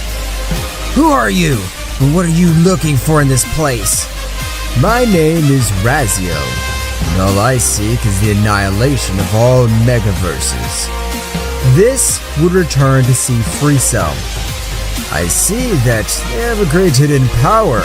They should not die here today. Raziel would make a technique which would make Frieza return to the floating castle. At the moment they arrived, Kronos would be surprised. What happened? How did they get back? Kronos, through his crystal ball, would observe everything that happened, noticing the warrior who was in front of the Golden Oozaru. It's impossible! They have sent Raziel! Flashback, Raziel was at the level of the Supreme Archangel. His power was so much that his archangels feared his power, until one day one of the archangels confronted him. Since he did not belong to that place, the battle that took place I carried out was terrifying for that multiverse. However, Raziel turned out to be a little stronger than that archangel, being able to defeat him. From that moment, all the other archangels feared his amazing power. Even the most powerful warrior knows the defeat at some point in his life. That's right, Raziel, overshadowed by the great power of the legendary Golden Oozaru, the Great Kakarot. Raziel would train non-stop until he found out that he would have been banished from his power, and millions of years later, he would be reborn without any of his memories or powers. Raziel, learning that the Golden Oozaru had already been reborn, allowed him to become much more powerful in order to have a worthy fight. End of flashback. Goku would get into a fighting pose. At that moment, Raziel would increase his fighting level a bit, causing a surprising gravity to drop throughout the place. The power of this guy is extreme! Even I find it hard to breathe. After a few moments, Raziel launched the attack. At the precise moment, Goku raised all his remaining power, since he knew that the beginning in front of him had to face him with all his power. Both warriors began with an incredible battle. Meanwhile, in the floating castle, Kronos was observing the great battle. Those two monsters. I don't know how the hell they have so much power. Meanwhile, in the underworld, Ryuk was a little surprised due to the powers that he perceived. We really should increase our powers much more. If not, we would be rivals for those guys. Returning to the battlefield, the clash of fists would continue, while they exchanged blows. You are disappointing me, Golden Oozaru. You really are not the one I faced millions of years ago. Did you and I already face each other? I don't remember you. At that moment, without warning, Raziel would launch a large ball of energy at him that would make Goku fall to the planet very badly injured. Raziel would rise into the air. Great Kakarot, Golden Oozaru, you have really disappointed me. I did not think that my rival would be so weak. Raziel would charge in even greater power. Nevertheless, by condensing much more power, the attack was slow, but Nin was difficulty due to the gravity would heal Goku. I think I'll die if I don't use this technique. I'll still die if that attack collides with us. Goku would then raise his power to the maximum, breaking all his limits.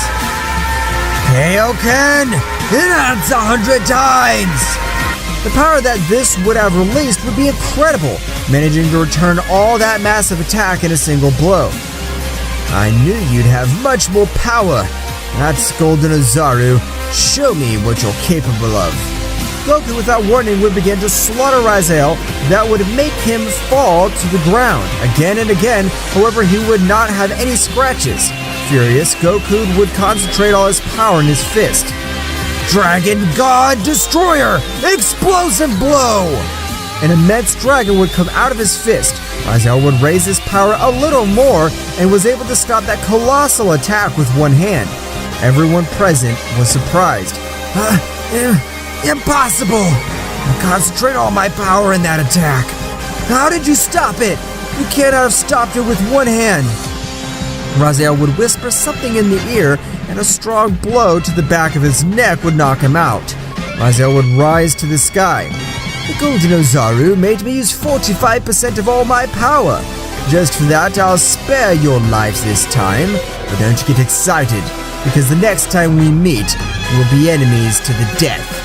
Raziel would disappear from that place. Meanwhile, in the floating castle, a very furious Kronos. What the hell is happening to Raziel? That damn had the power to exterminate him, and he didn't do it. The Golden Oozaru was the only one that made Raziel to feel defeat, and Son Goku is not at the level he was before. Most likely Raziel wants to defeat Son Goku when he has all his power, so he can defeat will be much more humiliating. Kronos would calm down a bit from the explanation that Yamoshi would have given him. Let's hope this doesn't get out of hand for Raziel. Returning to Ni's planet, Goku was very badly injured. Raziel would have left him in a terrible condition, that he was even on the verge of death.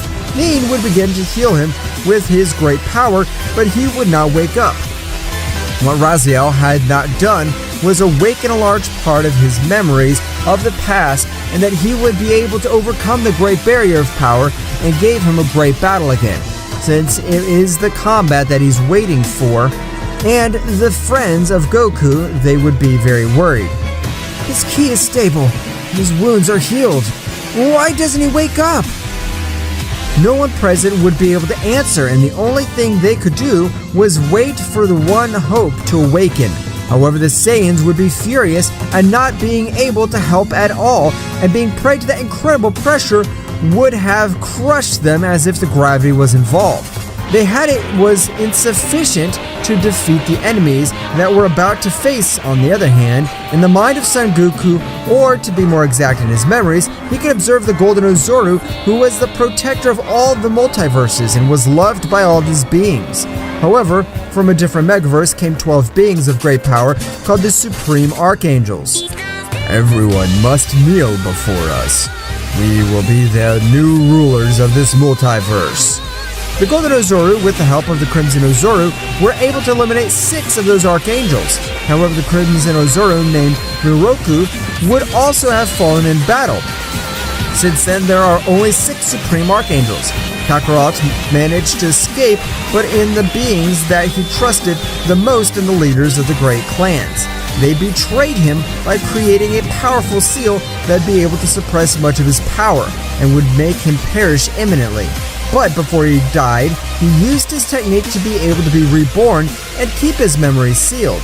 What Raziel would have done was for all those memories to be recovered little by little, including his great power that was feared by the Supreme Archangels. Meanwhile, Raziel, it was in a very distant place. Son Goku, your power is not even a tenth of the power you had before, so make yourself much more powerful. Give me the battle that I've really longed for millions of years. Only you can be my rival. Meanwhile, in the floating castle, Kronos was talking to Akira. Raziel, believing himself to be the most powerful, he thinks that he can do whatever he wants. Hopefully he'll be defeated for being so trusting. No. If the Golden Oozaru defeats Raziel, the next on his list will be us. The most advisable thing is that those two kill each other, or when one of them's well wounded, we'll give him the coup de grace. I want to be the one to give him the damned Raziel the coup de grace. He took everything from me. and humiliated me so many times. Meanwhile, in the training field, Frieza and Cell would be furious since they are training. They could not be at the level of Son Goku, where they would train harder to be able to take revenge on that damn monkey. However, returning to Neen's planet, everyone would be resting unannounced. Damn, do you think they would get away with them after having killed my younger brother, the Crimson Oozaru? I'll kill them one by one, I swear! Goku, being unconscious, would say a few words that would especially astonish Kurobi, since he would have heard the existence of the Crimson Oozaru. What is happening to my Goku? No one would know what this would be happening to him. Meanwhile, very far from that place, on an in-hospital planet, was Raziel. Son Goku, make yourself much more powerful, since I need your power to be the end of the negative energy once and for all. And you are the only one who can help me.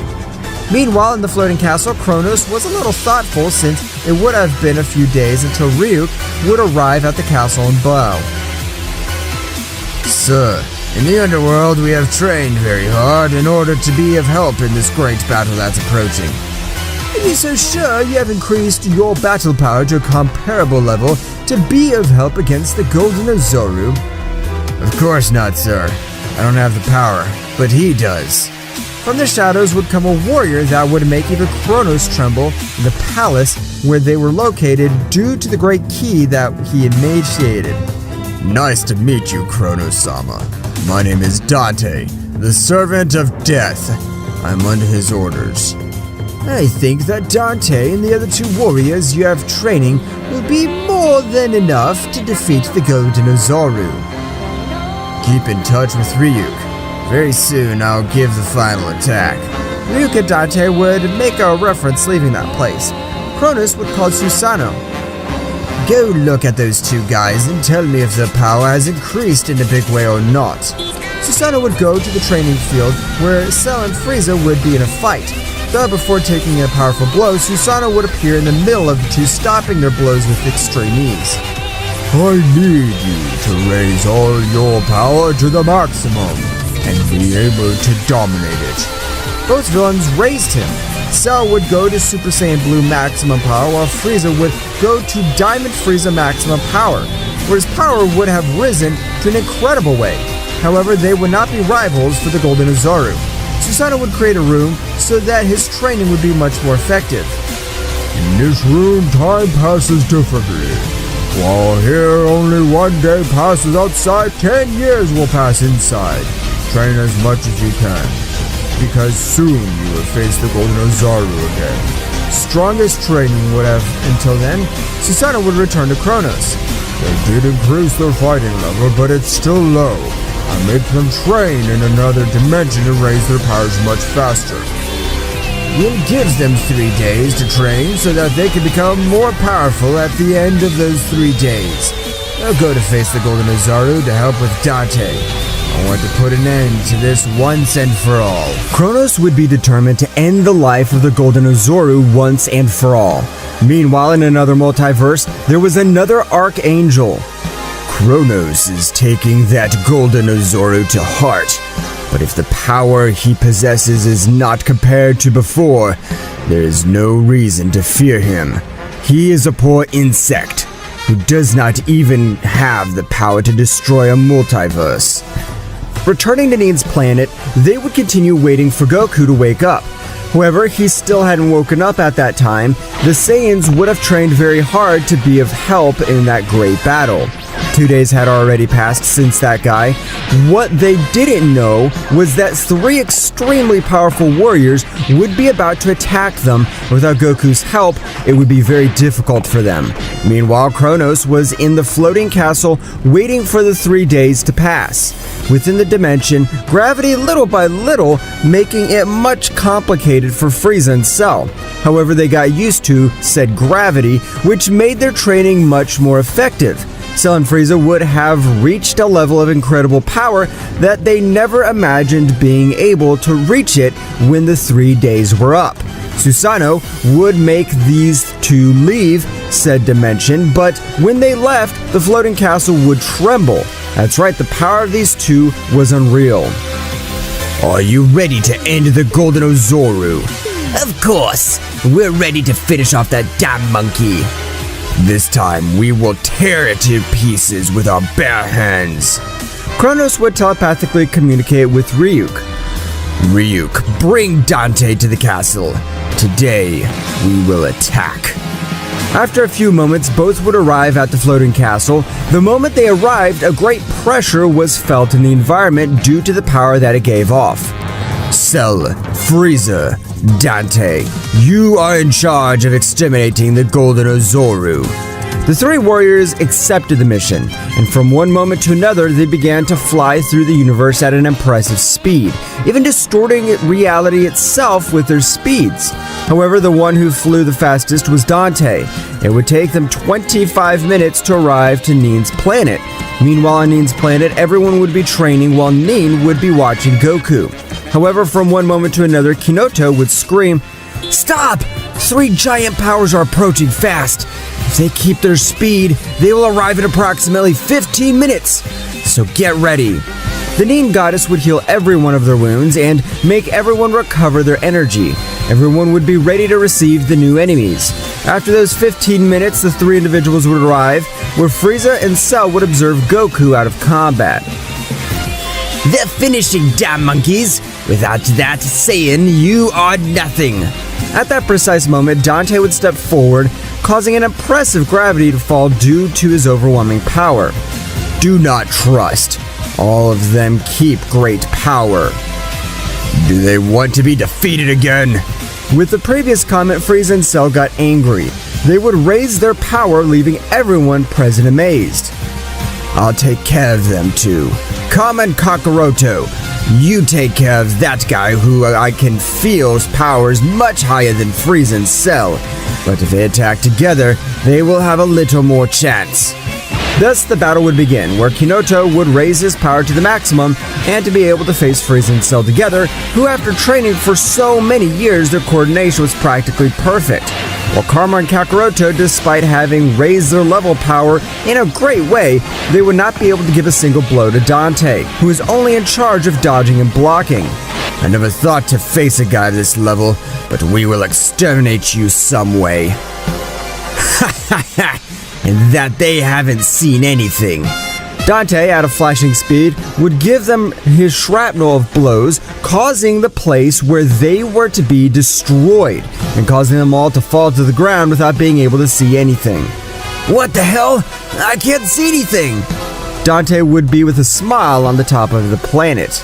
Ha ha ha ha! I don't think you are allies of the Golden Oozaru, if your level of power is compared to simple ants. Kakaroto and Karma, hearing what Dante said, would get even angrier, going to attack anyway. However, the result was the same. Meanwhile, in the floating castle, Kronos and Ryuk were observing the great battle that they would be having. If all goes well, we will be victorious, and we will have the head of the Golden Oozaru. With that, we won't have to worry about that damn monkey anymore. Going back to the battlefield, Kinoto would be very evenly matched with Frieza and Cell. I see you have raised your power in an incredible way, but you will not be able to against me. Our separate powers are similar to yours, but let's see what happens when we merge. Kinoto would launch at maximum speed to avoid it. However, it was too late. That's right, Free Cell would have appeared on the battlefield with a powerful blow that almost left him out of combat. He would crash into multiple rocks. Nin would be protecting Goku with an energy field. Goku, please wake up. We need your power. Meanwhile, with the battle, these would be in favor of the Archangel, since Karma and Kakaroto would also have received some good blows. Having great damage from Kinoto, he would be receiving some good blows that would not even defend him due to such overwhelming power at that moment. Free Cell of a powerful blow would send him to crash with Karma and Kakaroto. That's right, the three warriors would fall to the ground very badly wounded and completely defeated. Dante would create a large sphere of ki to exterminate them. This is their end. There were no challenge. They didn't even help me to warm up, damn worms. However, the attack would not collide with them. Dante, confused, would charge another sphere with even more power, and the same thing happened at that precise moment. Dante and Free Cell fell with a heavy blow, and a voice would resonate. Did they think I'd let them exterminate my family? That's right, Goku would have managed to wake up from that dream that almost ended his entire family and himself without having the opportunity to defend himself. Goku finally woke up! Of course I've woken up. I'm not going to let these damned ones finish off my loved ones. Goku, with a cold look, would observe Free Cell. I gave you one last chance, and you missed it. On this planet, it'll be your death.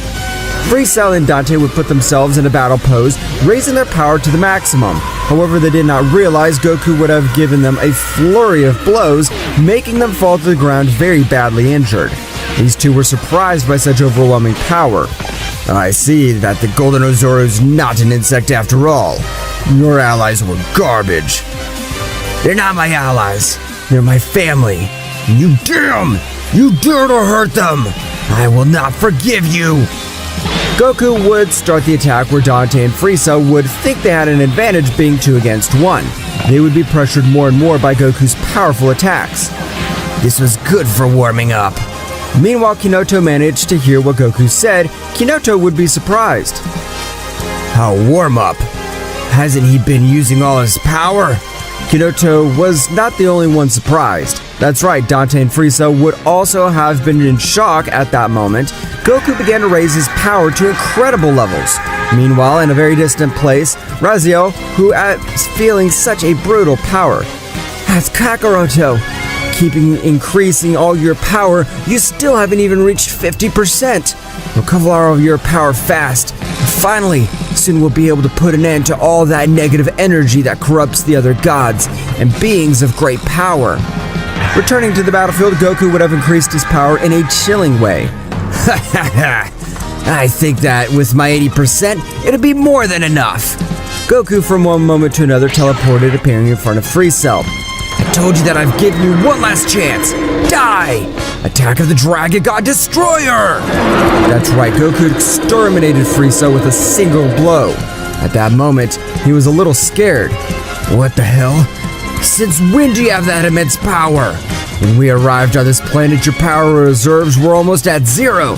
Thanks to you, I've woken up. I could feel a great power that was going to collide with my planet and friends. That's right. You trusted since you could finish them off once and for all. But you gave me time to wake up. Like that now will be your end. Dante, a little scared, would raise all his power that was hidden. I do not think to die so easily. I will not die here. Meanwhile, in the floating castle, Kronos was surprised. That bastard is recovering all his power little by little. I think that I should be the one to finish off that damn monkey.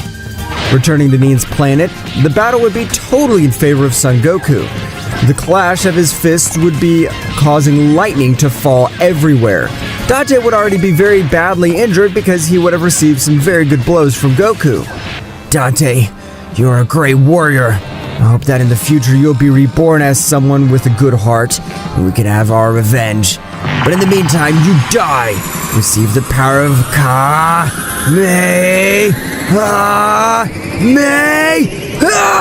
increased 100 times! Dante would try to stop the great attack. He would not do anything to stop it or deflect it. Dante would be ashes. There'd be no trace of it. Goku would decrease his power in return to observe his friends. Is everyone alright? At that moment, Nin would go to hug Goku and kiss him. Son Goku, how did you awaken that immense power? Goku began to tell them everything that had happened. Raziel knocked me out. He made me remember my past life. That's right, friends. I'm the legendary Golden Oozaru, and I know that I must exterminate all those damns since they killed my younger brother, the Crimson Oozaru. All these present were surprised. You must increase your powers much more since we're very close to the final battle. Nin, please create a much more powerful time room. I can't create a room like that, since I don't have enough power to do it. Don't worry about that, Nin. I'll give you a large part of my power so that you can create said room. Goku would give him a large part of his power, where, with that brutal power, he would be able to create the time room. All the warriors would enter to train. I don't know if I'm at the level of an archangel. However, you should be able to defeat me. No matter what method you use, you should be able to do it. Are you sure you can beat all of us together? They can't even give me a single hit. Karma, a little annoyed by that comment, would launch himself against Goku. At that precise moment, everyone else would follow by launching against Goku, but indeed, Goku did nothing but dodge all his attacks. However, at that very moment, would be much angrier since Goku was underestimating them too much. I'll attack too. Don't think that only you will do it. Goku in a single movement left everyone lying on the ground. At that moment, everyone would stand up with extreme difficulty. Show me what they're capable of, since together we must defeat them. Get ready. Now to be our turn to attack those damn archangels. Goku would be training with all his friends. That's right, everyone was preparing for the great battle that was coming. After a few months, all the warriors would be able to give Son Goku a little fight. However, they couldn't defeat him. After years, the warriors would have reached a high level of power, becoming more powerful every day. You keep training. And you, Goku? Well, what will you do? I'll end an archangel. To be more specific, I'll end the life of the Supreme Archangel Kronos. But don't worry about me. I have enough power to exterminate him. Goku would leave the room of time, and he, having recovered his memories, would know the location of the floating castle. That's right, Goku would use teleportation when feeling the power of Kronos, and Goku would appear in front of Kronos. How the hell did you get here?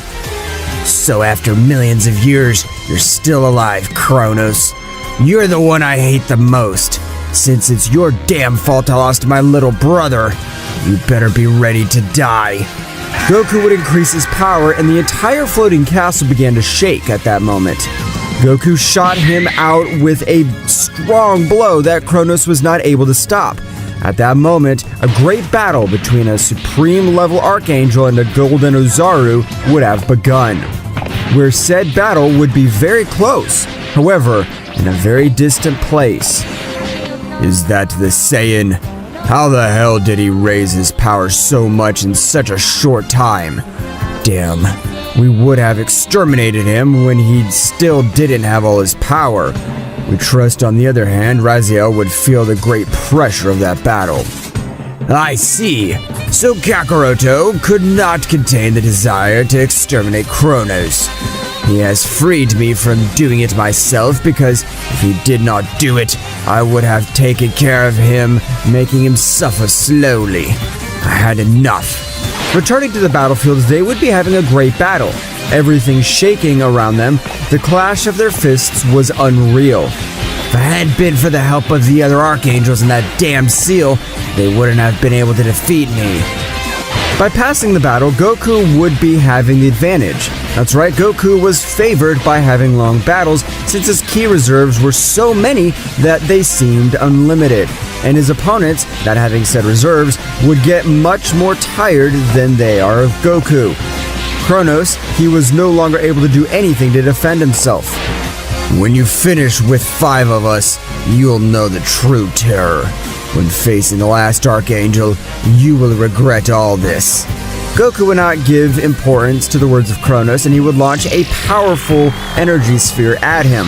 Goku leaving no trace of Kronos, he would return to his planet. Entering the time room, everyone would be surprised. Have you killed an Archangel already? That's right. Now that I'm recovering my powers, they don't know how far I'm capable of going. Everyone was surprised, however. They would also continue training since they did not want to stay so far behind Son Goku. Meanwhile, Kira was in the floating castle. What the hell? How was that damn monkey able to defeat Kronos with such extreme ease? Akira would have the place heading to his territory, where all the Archangels began to prepare hard. They knew that only one side could stay alive.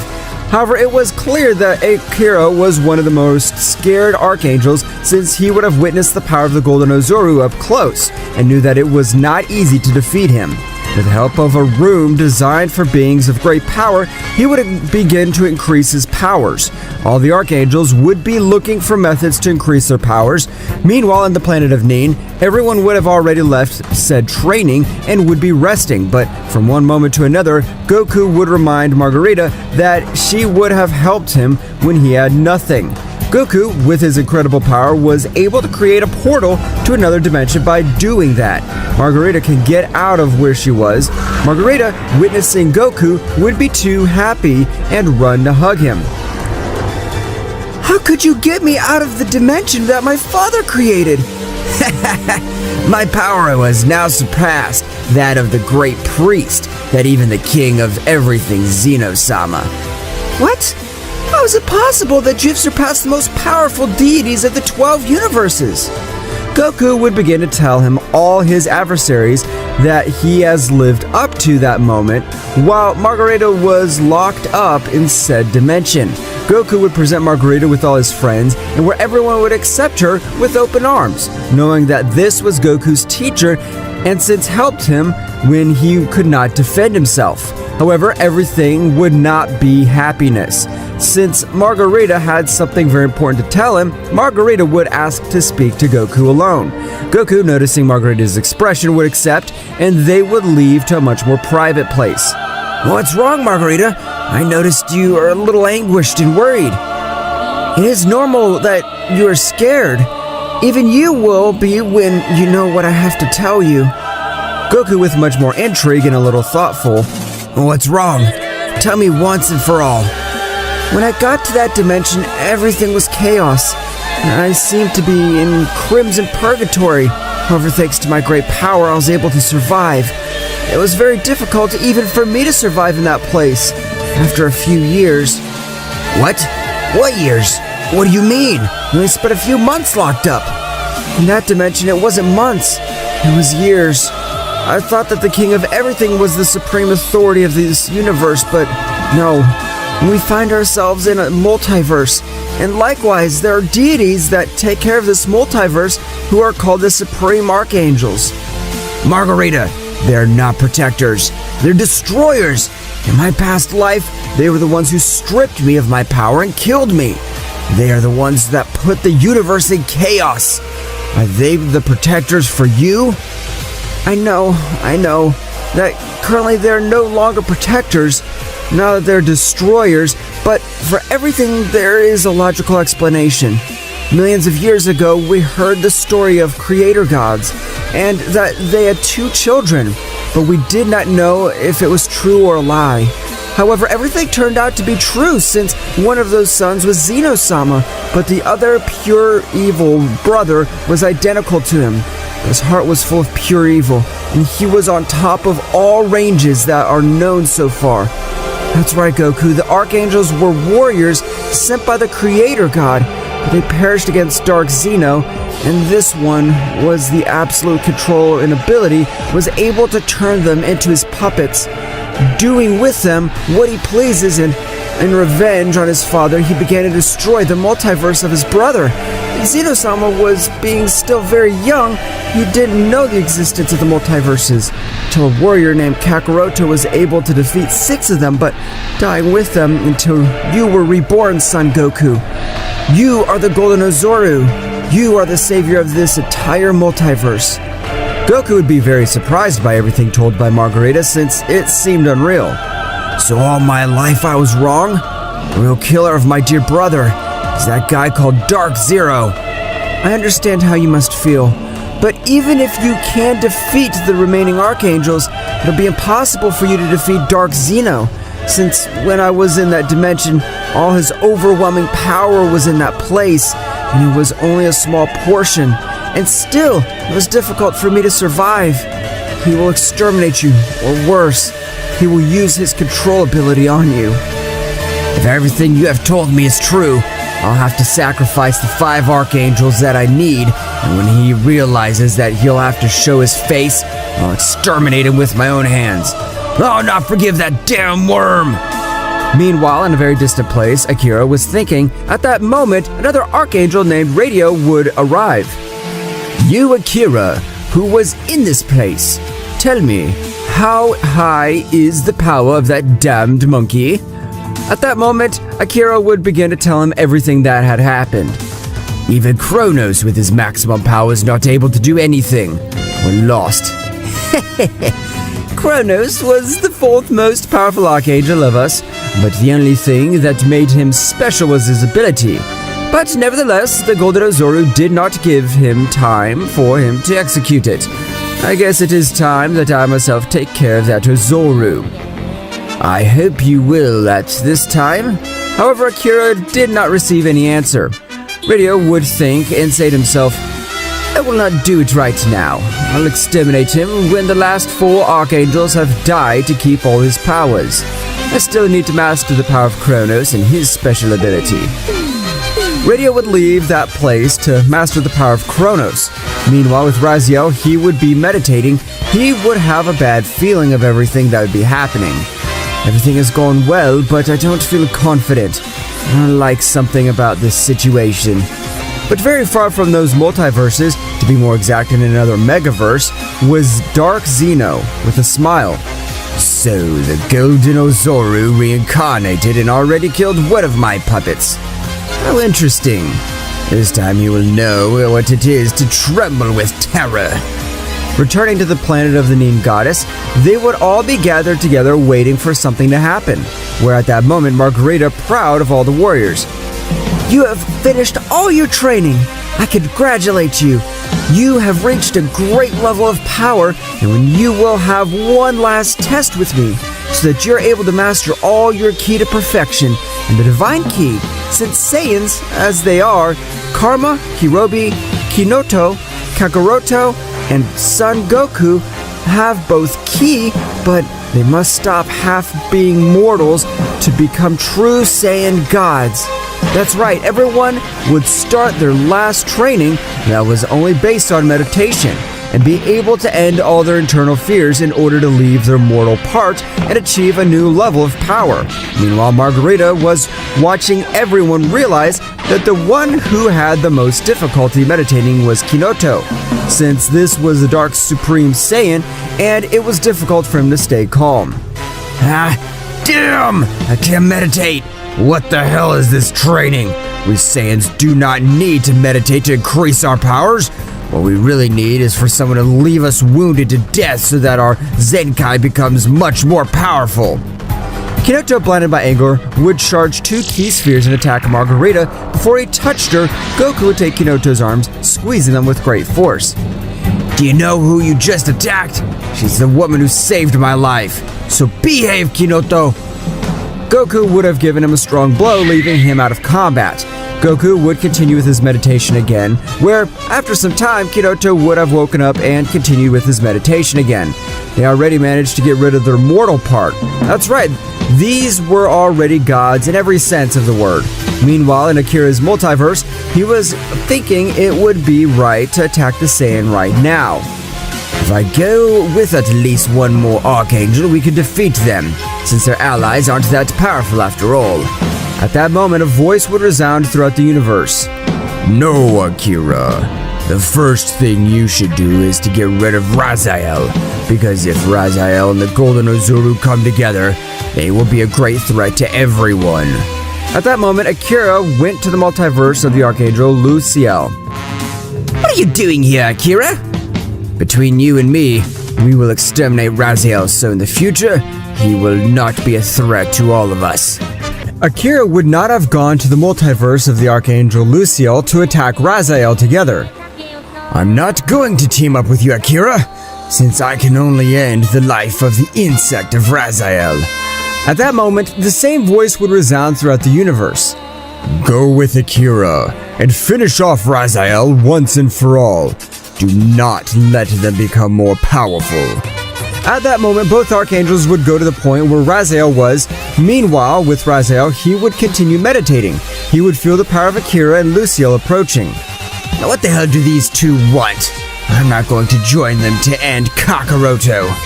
Akira and Raziel would be about to get to Raziel.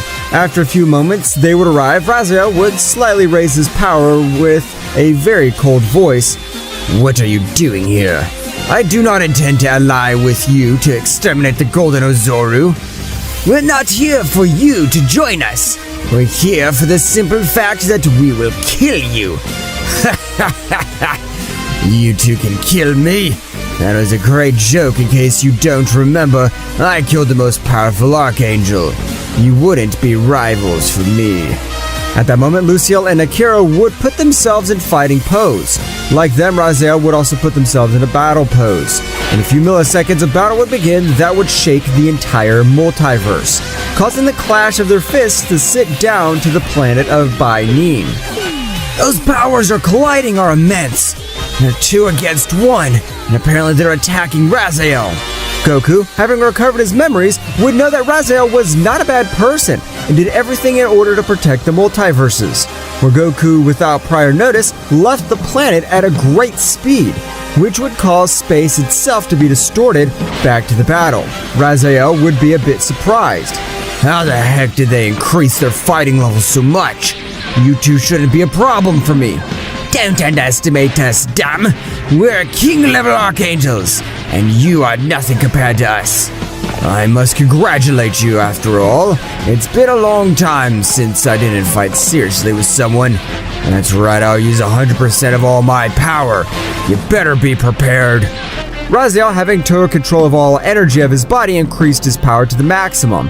In a few seconds, and at a flashing speed, he launched himself into the attack again, causing everything to tremble in his path. That's right, Raziel began to give them a shrapnel of blows to both archangels.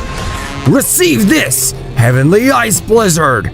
That's how everything around him would begin to freeze. Raziel tried to evade the attack, but it was useless, since it was a full-range attack, and Raziel being frozen and without movement, Akira would scream, "Now receive my attack! Divine Destroyer Cannon!" Akira charged a sphere of energy so powerful that it made other timelines appear. That's right, his attack distorted the realities themselves. His attack would collide with Raziel, however, he would not be able to kill him. Raziel would come out with only a few wounds and very furious. Akira and Raziel, finish Raziel quickly. The Oozaru is approaching at a great speed. If they unite, they will be a danger. Who the hell are you? Are you manipulating them?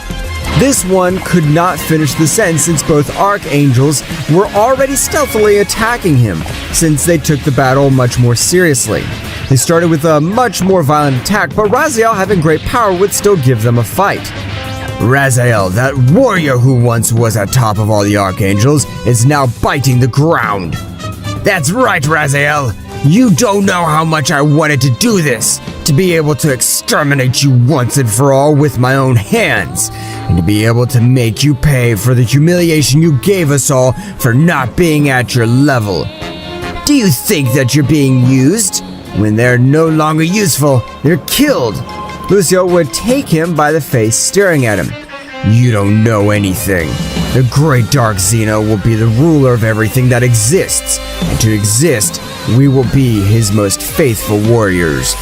Raziel was surprised due to these words. At that moment, Raziel and Akira moved away a little, creating a great attack launching at Raziel occurred. Since a few centimeters hit him, Son Goku would have deflected the attack of a great blow. Goku would take Raziel's hand, healing all his wounds and giving him back the lost power. It should be noted that when Goku trained with Margarita, she taught him his ability. Raziel would stand up. Kakaroto, knew that you would feel my power and come help me. You were the only warrior who did not turn against me millions of years ago, and I know that your intentions are pure. They are being manipulated by a guy who calls himself Dark Zeno. That damn thing started with his attack. How do you even know him? I have to tell you everything that has happened, and the true identity of the Supreme Archangels. But for now, let's finish these two subjects. At that moment, Akira and Raziel would return to their battle pose, and they would be ready to fight. The battle would begin, the clash of the fists, so that even the Nin planet that was in another multiverse trembles. Due to the power of his fist, returning to Nin's planet, everyone was surprised by said power. I hope nothing happens to my Goku. Son Goku is the most powerful warrior I've ever met. Believe me, he'll not lose as a pathetic warrior. He always looks for a way to overcome his limits. Returning to the battlefield, they would be very even, but the one who had the most difficulty in following the battle was Goku, since he had not yet recovered all his power. Damn! If I only had all my power, this damn Akira wouldn't be a match for me, and I'd exterminate him with a single blow. Calm down. They're using a power that they do not master and that they will have a great consequence. Just continue as you're doing now. As time goes by, they'll lose. After a few moments, Raziel would have managed to end Lucille's life, where before he died, he would return to normal. Thank you very much for freeing me from the power of Dark Zeno. I entrust you with my Raziel multiverse. That's right, Lucille would disappear into nothing. Meanwhile, Goku was getting stronger every moment and would be dominating the battle little by little. At that moment, Akira would go into despair, using even more power than his body could withstand. But that was useless since Goku concentrated all his power in his last blow. Get this, Akira! Divine Destroyer Dragon God Explosive Attack! Goku's fist would form a huge dragon, eliminating Akira once and for all. Where Goku said Raziel would be without any ki reserves, but with Goku's teleportation, they would reach Nin's planet, where it would heal them and make them recover all his powers. On the other hand, in a very distant place in that megaverse, Dark Zeno was a little annoyed. Akira, your plan has failed. The Golden Oozaru and Raziel are now allies. What do you intend to do about it? I apologize, great Dark Zeno. I promise that nothing like this will ever happen again. Please, have mercy. It will be the last damn time. The next time I'll kill you myself. Akira, with fear, would leave the place, leaving only Dark Zeno. Dark Gogeta, come immediately. Where after a few seconds, a Gogeta with flesh-red hair would appear in front of Dark Zeno. Tell me, my great Dark Zeno, I'm here to serve you. Go to my brother's Megaverse and start destroying everything. And remember, don't kill the Golden Oozaru. I want him to be one of my elite warriors. As you order, great Dark Zeno. Dark Gogeta opened a portal heading to the Megaverse of Zeno-sama, where upon arrival, he would begin to destroy everything that existed. There was no warrior to compare with this power. Goku and the others did not feel his ki, since he appeared very far from that multiverse. Gogeta, when he ran into the two other archangels, would exterminate them without any problem. With this, he absorbed all of their powers, but he was in a trance state to adapt all the power to his body. When Dark Gogeta witnessed that no one was a rival for him, Dark Gogeta began to get upset. From one moment to another, an immense power was felt that ran through the entire multiverse. Even Dark Gogeta would look a little amazed. Likewise, Dark Gogeta went from where he had been seeing such immense power, observing a strange subject. Who the hell are you? I am Dark Gogeta, the evil Saiyan. So a Saiyan because the time of your death has come. Gogeta would be a little surprised by all the power that guy gave off. You have had a very bad luck, friend. You will be my punching bag and with whom I will test my new powers. I don't think I'm as weak as those archangels. I'll exterminate you before you can even blink. Both warriors exchanged glances, and at that very moment they began with a very intense combat. The space itself was distorted by such ki pressure. Meanwhile, on the Nin planet, they were all gathered, including Raziel, but from one moment to another. I have a bad feeling. Something very serious is about to happen or is happening. No, Goku, they're just your assumptions. No, I can also feel a very strong feeling of death. Everyone would be a little intrigued. Returning to the battlefield, both warriors would be equal. That is, a clear winner could not be observed while exchanging blows. Gogeta would say to him, "How the hell can you put up an even match with me? Are you stronger than the Golden Oozaru?" At that moment, Raito would give him a blow that would send him flying and tell him, "I'm the most powerful being in this multiverse. And in any other, and answering your question, yes, I'm much stronger than the Golden Oozaru, and you being a Saiyan, like he prepared to die." At that moment, he would soon use one of his new techniques, Supreme God's Rapture! At that moment, Dark Gogeta felt like a large part of his powers were stolen. Damn it!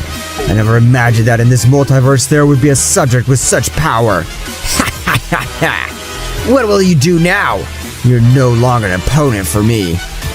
Raito began to beat up Dark Gogeta, who would no longer be able to defend himself. Dark Gogeta would telepathically communicate with Dark Zeno. Great Dark Zeno-sama, I'm very injured and on the verge of death. A guy named Raito left me in this state. I don't understand how he has so much power. Please help me. How is it possible that one of my best warriors is in such conditions? Dark Vegeta, go immediately to the Twin Megaverse and help Dark Gogeta. Dark Vegeta would obey Dark Zeno-sama's orders. Going quickly, just when he reached the Twin Megaverse, he felt Dark Gogeta's ki almost nil. He transported, watching him very wounded and on the verge of death, realizing that a very powerful energy sphere was approaching to exterminate him. However, Vegeta, being much more powerful, would face the great attack that, upon making contact with his aura, would be destroyed, leaving no trace of such an immense attack. Now it's your turn to face me, damn worm. I won't leave any dust of you. I'll exterminate you with my own hands. Dark Vegeta had been able to repel Ryota's powerful attack, saving Dark Gogeta. Dark Vegeta, be careful since that guy has seized the power of 5 Supreme Archangels. That's why he has this monstrous power. You're a great warrior, but you're one of the weakest because you only possess the base form of the demonic Super Saiyan. I possess 3 phases of the demonic Super Saiyan, so I'll exterminate this worm once and for all. Be careful! With his snatch technique, it can drain your ki. Dark Vegeta would use a barrier on his whole body to be able to repel his ability. Raito at that moment would approach Dark Vegeta. I can see that you're much more powerful than that other insect, since you were able to hold back my attack without any difficulty. But that'll not be enough to be able to defeat me, the most powerful and invincible of all that exists. At that moment that Raito was speaking, Dark Vegeta would give him a strong blow that would make him bleed. Oh, I'm sorry, but since I saw that you had your guard down, I attacked. Damn vermin. Don't think that this is gonna stay like this. At that moment, both started a great battle. Unlike when he fought with Dark Gogeta, this time the clash of their fists could be felt even up to Neen's planet. Whose ki is so suffering? Now I can feel 2 gigantic ki and 1 very weak ki. Get ready, Kakaroto. We'll leave immediately. Okay, but what I don't like is that there are 3 ki are evil. After a few moments, Goku and Raziel were ready to go to the battlefield. However, at that moment, Hinoto and Kakaroto from Universe 14 wanted to go to the most powerful beings. In this battle, we'll need all the help we can get, so it's better to be prepared. Goku would begin to concentrate to make the teleportation. After a few seconds, the 4 warriors would appear in a totally different multiverse, and only with the pressure of their ki could they not even move. That's right, everyone would increase a little of their power, and when they were close, they would observe 2 subjects fighting, Goku and Raziel, who would recognize Ratio. At that moment, Goku would remember the words of Kronos. When you eliminate 5 of us, you will regret everything. The last Archangel will exterminate you. Damn it! What happened was that damned Raito began to absorb all the power of the fallen Archangels before battle, reaching a great level of power. That's the first point, but tell me, who the hell are those 2 guys? Goku and Raziel would approach Dark Gogeta, who was recovering energy. Who are you? I'm realizing that it was the Golden Oozaru who would raise all the power that he managed to gather in that time and get into a battle pose. I am Dark Gogeta, a subordinate of the great Dark Zeno, and my mission is to take the Golden Oozaru Dark Zeno and become part of his elite army. So Dark Zeno had started his evil plan, but we won't let him do it. Goku would likewise strike a battle pose. Don't interfere, Raziel. I can only take that wretch. This battle will be one-on-one. Such arrogant words for such a weak being. Don't even think that you can alone fight me. Despite my wounds, I could tear you to pieces. At that moment, a second battle would begin. When they clashed their fists, all the universes were trembling because of the 2 great battles that were taking place. Meanwhile, with Dark Vegeta and Ratio, there was little evenly matched. However, Ratio would even have more hidden power. But what Radio didn't know was that Dark Vegeta would still have 2 transformations reserved in case all this got out of control. After 15 more minutes of battle, both began to look a little tired. Meanwhile, Goku and Dark Gogeta would both have equal power, even though Dark Gogeta was injured and Goku with all his power. Damn it! How is it possible that a guy with those injuries is giving me this kind of trouble? Goku at that moment began to use more power than his body could withstand, and after a few minutes of battle, Goku would defeat Dark Gogeta. However, Goku had also been on the verge of death. Meanwhile, with Dark Vegeta and Radio, both were very wounded, but at that moment, Dark Vegeta began to laugh. I can see that you're at your limit. Well, I have 2 more transformations. At that moment, Dark Vegeta would transform into the Super Saiyan Phase 3 Demonic, and after a few exchanges of blows, Radio would be left lying on the ground without being able to do anything. After a moment, more of a battle, Dark Vegeta would get tired of humiliating Radio, and Vegeta would charge a great attack, achieving that Radio would be reduced to ashes. Dark Vegeta would return to observe the others. If you could hardly defeat Dark Gogeta's insect, don't even think that you can defeat me. Dark Vegeta, with a few blows, would leave them very badly wounded and on the ground. All the warriors tried to escape, however, a voice would resound in their back. No matter where in the Megaverse, Multiverse Vero, flee! I'll take them alive like insects and exterminate them, leaving only the Golden Oozaru alive. Goku, with his last energies, would manage to make everyone return to Neen's planet. At the moment they arrived, Neen would heal all his wounds. Meanwhile, Dark Vegeta was destroying planets and galaxies without finding anyone who was able to stop him. Returning to Neen's planet, everyone was already recovered. So Goku, could you tell me about this guy called Dark Zeno? He's similar to the Zeno-sama of our universe, only that he wields a sinister power and apparently he can control warriors of great power and use them at his will.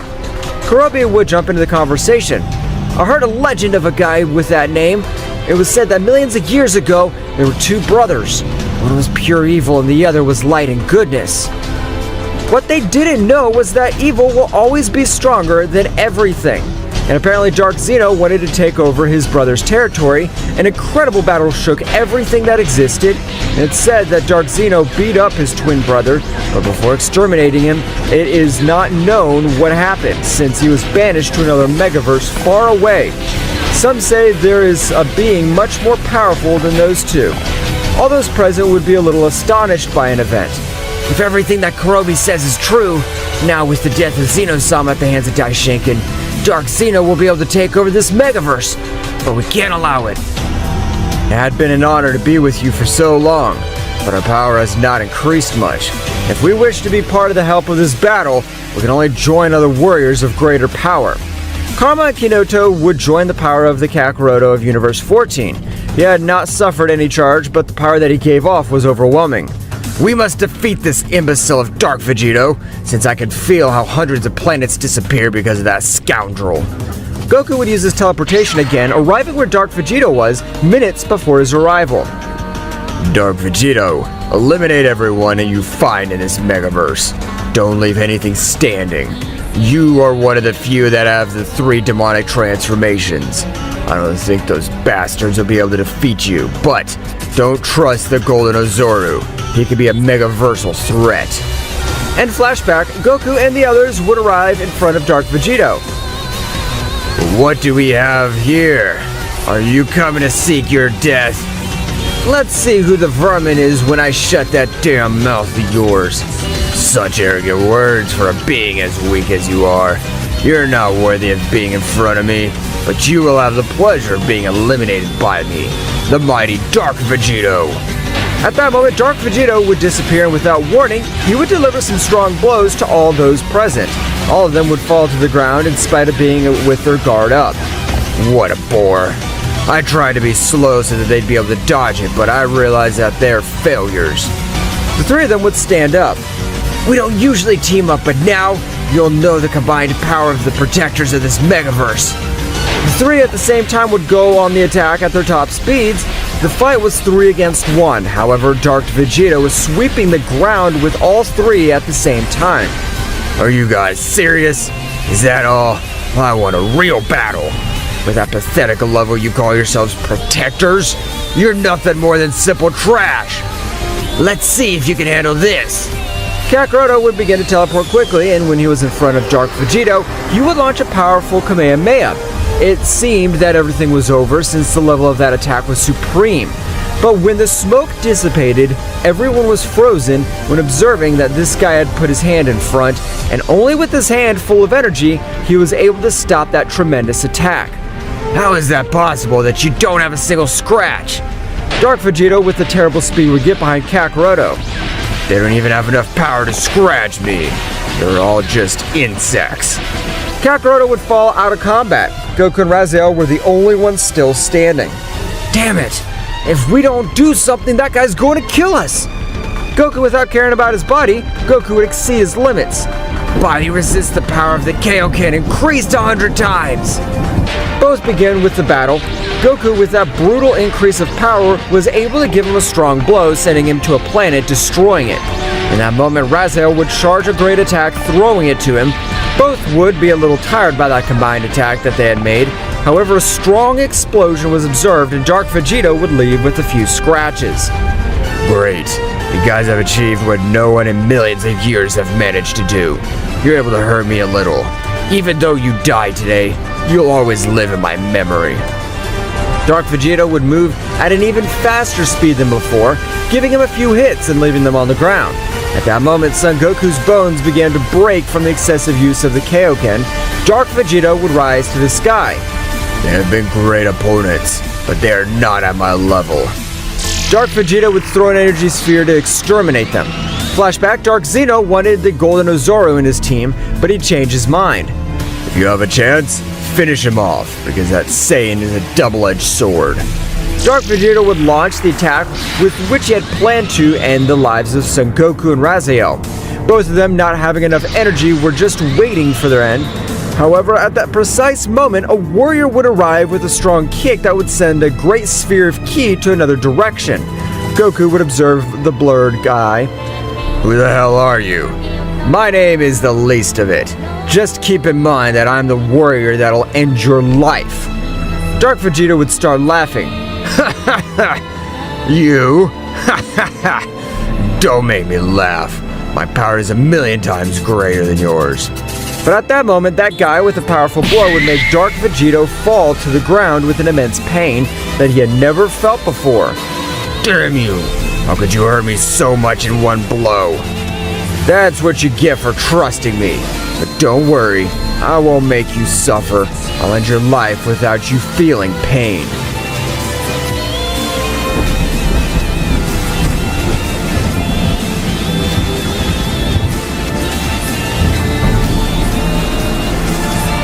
The new guy who had arrived gave off an incredible power, so much that he was able to make Dark Vegeta fall. Instantly, Dark Vegeta would recover from the blood. The aura in the form of lightning would be released all over the place. That's right, it was Raycon, who was recovered completely, raising its power to the limit. It's no longer important to hide it, Father. I come from the future. I'm the son of you and the goddess Nin.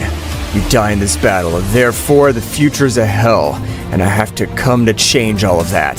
Goku would be very surprised to know that the warrior who was in front of him was nothing more, nothing less than his son. At the moment, a great laughter would resound throughout the universe. That means that after all, if I accomplish my goal of killing all the deadly garbage of the universes, this will be interesting. You're wrong. Because today we'll finish you, even if we have to lose our lives. At first, the trio of warriors with an incredible coordination would begin to fight against Broly, which at every moment would release even much more power. Meanwhile, on Nin's planet, she was very worried because even the pressures of her blows reached that place. However, she tried to calm down, but at the moment, the Great Priest would appear in front of her.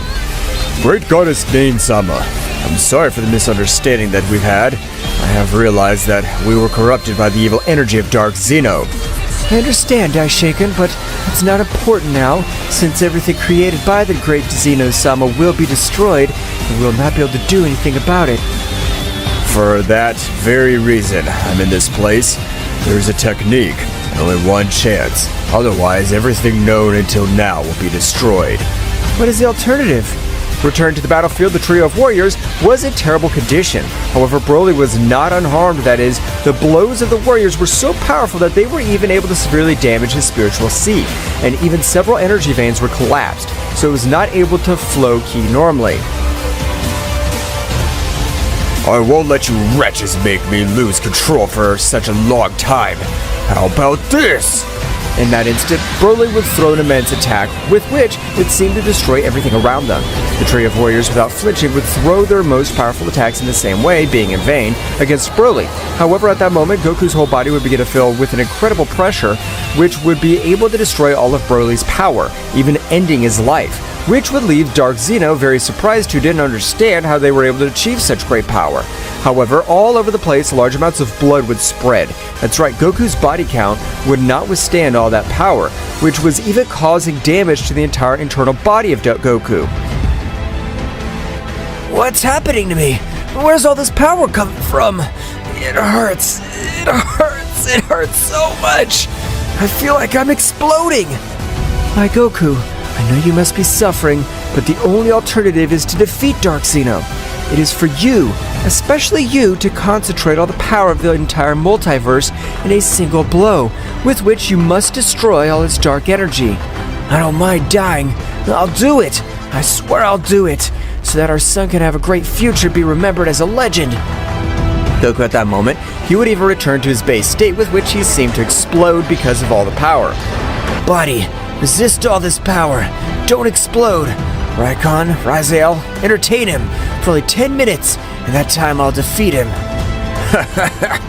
You will defeat me? Don't make me laugh. You're a simple monkey who hasn't been able to defeat any of my subordinates of my own.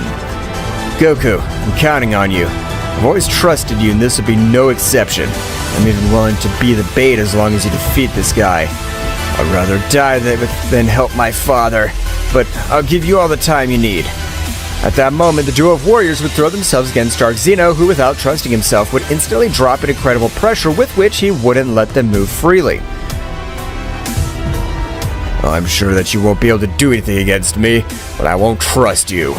At that moment, Dark Zeno would begin to access a form of combat which had not been seen before. That is, the power it released was incredible, so much so that it would even cut off all the extremities of both warriors with a simple blast of air.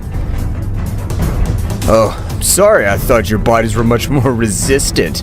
I promised to be much kinder to you. I don't think they'll last 10 minutes. That wretch's power has been risen incredibly high. However, behind Goku, all the gods and angels alike were ready for the final battle for good and evil. Lord Goku, don't worry, we're just as supportive in this great battle. We have no power compared to yours, but I'm sure that we'll not be defeated so easily. Goku, I'm my most powerful warrior. You have left me surprised, and I'm sorry for leaving all the burden on your shoulders, but I trust you, my friend. At that moment, incredible powers would be felt all over the place. Gods, angels, attack! They all threw themselves against Dark Zeno, who, despite having incredible power, was not able to dodge the blows of all the warriors at once, which did not do him any harm, but it was a great nuisance. Worms, disappear! Total annulment! Instantly, the power of the warriors would get out of control to what the great Zeno would take advantage of, giving him hundreds of blows ending the lives of all the gods. The angels, possessing the Ultra Instinct, were able to dodge several blows, but had been very badly wounded.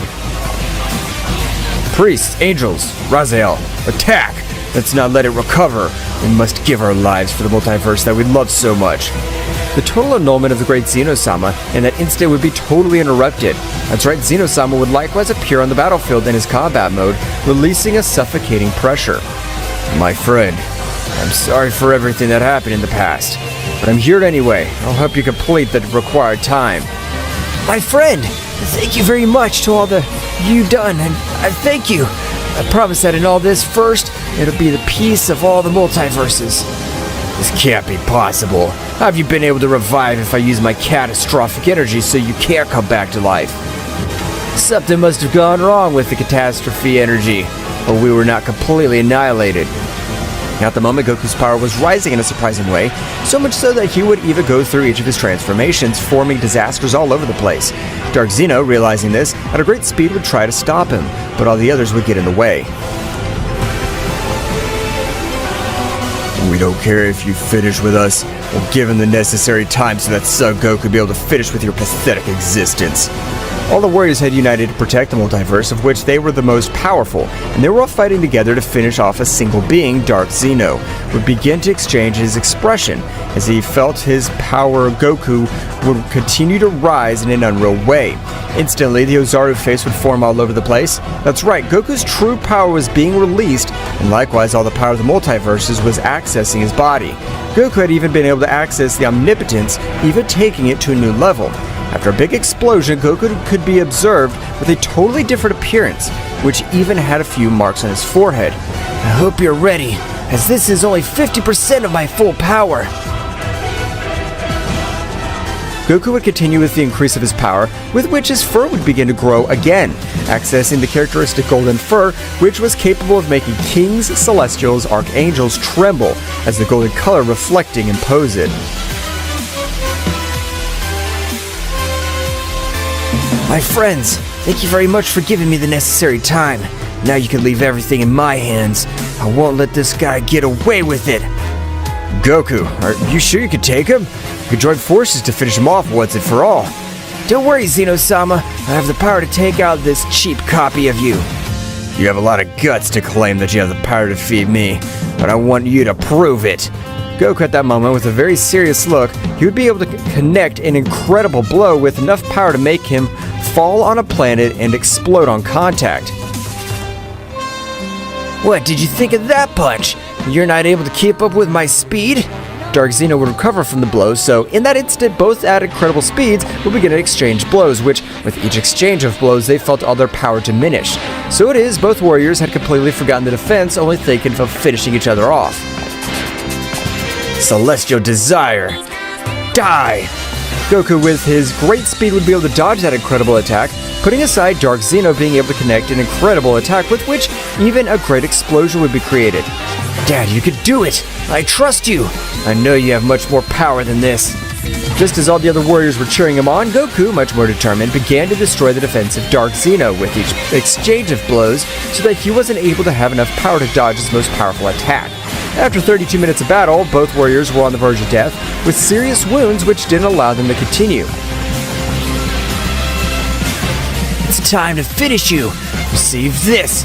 Attack of the Dragon God Destroyer! The simple attack of Goku would be able to go through Zeno-sama, beginning to reduce him to simple atoms. Due to his energetic power that Goku possessed, Dark Zeno would disappear among all the universes. However, at the moment, Goku would also be out of combat, and all his energy veins seemed to be going to explode for so much power that he had used. The Shaken, which was the least injured, would approach Goku, holding him tightly. In my arms lies the savior of all the multiverses. He'll be remembered by all the multiverses for having the necessary power to finish with Dark Zeno. It had already been a few minutes in which Raikon could return to his time, having the necessary power to finish himself with Dark Zeno. So it is, in all this time, the power of all the other warriors in the same way continued to increase steadily. I can finally say that it's all over. Like Goku, at least we can live without anyone or anything interrupting us. This makes me very happy. Nevertheless, at the moment, Daishoken would appear at the planet of Nin, which required the presence of Goku in the Kingdom of Everything. At the moment of arriving, all the gods and angels would make a bow to Goku. My friend Goku will be the new ruler, since he has the necessary power to face any being from any universe. Of course, as you command. Thank you very much for all this confidence. I promise to improve every day and protect all the planets and universes, since I, Kakarot, will be in charge of putting an end to all evil.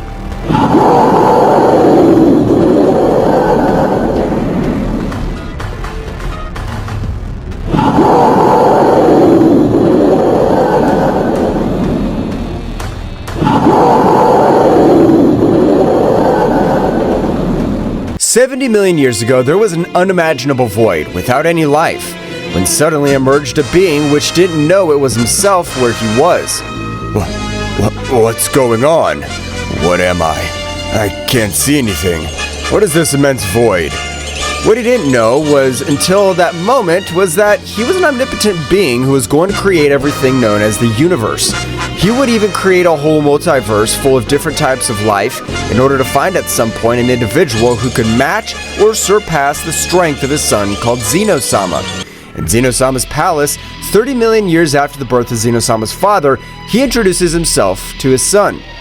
Zeno-sama, my son, you've grown strong and apparently you've become very powerful over the centuries. Father, I've always felt that my existence has no purpose. I often get bored. Why did you bring me to life to be bored? 70 million years ago, there was a void from which I was created. As I grew, I developed powers and immeasurable strength. As a result of that, a need was born in me to find a being who could match or surpass your strength, to even equal my own greatness. That's why I created planets, galaxies, universes, and living beings of various species. All this was created just so that I could exist? Yes, my son. Every star, every life form, everything has a purpose. To prepare you to be the supreme god of all that I've created. You're the main reason for all my creation. It's a heavy burden, Father. Why me? Because in you, I see the true potential to rule in this vast cosmos. You are the hope to maintain harmony among the creations that have sprung from my being. You are the missing piece in this cosmic chest. Father, all this that you tell me is an enormous responsibility. I don't know if I'm ready to be able to do it. What if I fail? There is no failure, son. Your very existence is success. Every moment in your life has molded you into the supreme being that you are. I trust you will fulfill your destiny. What about you, Father? What role do you play in all this? My role is to guide you from the shadows, to watch you fulfill your purpose. Finding balance in the universe is a task that requires your leadership. I'll be here, in the darkness, watching you carry out the mission I have given you. I understand, Father. Leave everything in my hands. Thus passed centuries, millennia, in which Zeno-sama was guided by his father to govern the immense multiverse he had created for him, but now convinced of the purpose he had in his life. In the present time, 30 million years after the conversation that Zeno-sama and his father had, in one of the universes created by Father Zeno, on a planet called Earth, Kakarot and Vegeta were training together with Whis and Beerus after having faced very powerful beings. While they were training, the Earth was illuminated by flashes of energy. As Kakarot and Vegeta embark on intense training, Whis and Beerus watch from a distance, assessing the Saiyans' every move as they prepare to rise in their skills. Hey, Vegeta! Remember when we first faced Frieza? That guy was incredibly strong. Yes, Kakarot. It was our first encounter with an enemy of another level. But we cannot forget the Cell Bug, the creature with cells from all of us. He put us in big trouble with his martial arts tournament. Luckily, your son became strong. Both Saiyans exchanged energy blasts. Each hit and dodge was an echo of their long history of battles. Ah, yes! The first time you showed the teleportation technique. That was amazing! Thanks to Gohan, we were able to defeat him. But then came Majin Buu. That battle was unforgettable. We had to merge to have a chance. The fusion was great, but we also learned about redemption and kindness at that time. Buu became good because of you. As they continue their training, the energy of both Saiyans light up the space. Whis and Beerus watch with interest. Yes, but don't forget about Beerus. That god of destruction who almost wiped out the Earth with a single sneeze. Although in the end, he turned out to be more of a joker than we thought. Yes, I remember when I tried to fight him in my Super Saiyan 3 form. I wasn't at his level, but at least I gave him a fight in my Super Saiyan God form, and that was possible thanks to all of you. That's right, and now we're here, training with Whis and Beerus. We cannot let our guard down, Kakarot. There'll always be bigger challenges. Exactly! Every fight makes us stronger. Let's keep training and bettering ourselves. Of course. We're always one step closer to being the strongest warriors in the universe. The training continues as Kakarot and Vegeta, under the tutelage of Whis and Beerus, strive to reach new levels of power in order to defend the Earth from new and more powerful enemies that may appear with the desire to destroy the planet that welcomed them. While Kakarot and Vegeta were training to overcome their limits, Whis and Beerus encouraged them to keep improving. Very good, Saiyans. Keep it up. Yes, they're very strong, but I don't know if that'll be enough to keep my interest. Suddenly, they feel a dark presence and the whole environment begins to become dark, and a dark, powerful presence fills the place. What's going on, Mr. Whis? Something's not right. I feel an extremely powerful and dark presence. That feeling sounds familiar. Who could it be? The darkness intensifies, and suddenly an opposing figure appears in front of them like a shadowy nebula. Inhabitants of the multiverse, have you missed me? Hello, dear inhabitants of the multiverse. I've come to observe progress of my creations. Who is this guy? I don't know, Kakarot, but his presence is overwhelming. No way. What? The figure lingers in a shadowy haze, with the speaker being the father of Zeno-sama, the omnipotent being who created the multiverse. This one appears in all multiverse, where all the warriors were training for future problems. This guy is the father of Zeno-sama, the creator of everything we know of universes beyond our imagination. I didn't think we'd ever see him. Sir, your arrival is unexpected. Forgive the insolence, but to what do we owe you presents? The inclination of Whis and all the angels of different universes is because they have knowledge of who was the father of Zeno-sama. For that reason, they have a great fear and respect for him. I see you've been busy, warriors. You have faced great obstacles throughout your insignificant lives, but this time has come. Are you strong enough? We're always up for a good challenge. Shut up, Kakarot. Don't you feel how powerful he is? How can you say that? Haven't you noticed something missing in the multiverse? At that moment, Zeno-sama's father set out to tell them the reason for the ambiguous question. Moments before Zeno's father appeared before the whole multiverse, he was very angry because when he woke up from the dream of millions of years, he was surprised that many things had happened that went against the main reason why he created the whole universe. Because of this, he appears before his son Zeno-sama. In the center of the realm of everything, the overwhelming presence of Zeno-sama's father eclipses space. His voice booms like thunder as he directs his fury towards his son Zeno-sama. The latter, visibly nervous, tries to defend himself as the tension between the two intensifies. Zeno-sama, you failed in your duty as Supreme God. All the warriors of the multiverse have overstepped their bounds and now dare to call themselves gods. Gods? This is unacceptable! Father, I understand that this is all being misunderstood, but... There's no excuses, Zeno-sama. Your lack of authority has allowed inferior beings to rise above us. How dare you let them usurp the title of gods? I'm sorry, Father. I did not intend for things to come to this point. The anger in Father Zeno's voice increases. His tone becomes more defiant and contemptuous. Your intention? Your weakness has sullied the name of our divinity. The only god here is me, and no one else should dare to call himself that. No one! Father, I understand that I'm in your debt, but we can find another way to restore order. Father Zeno's response is an explosion of contempt and fury. You do not deserve the title of God at all. Your weakness has tainted my creation. Because of your incompetence, I must restore the balance, even if it means getting rid of you. What? Father, please don't do it! There's so much I can still learn and improve! I can fix all of this!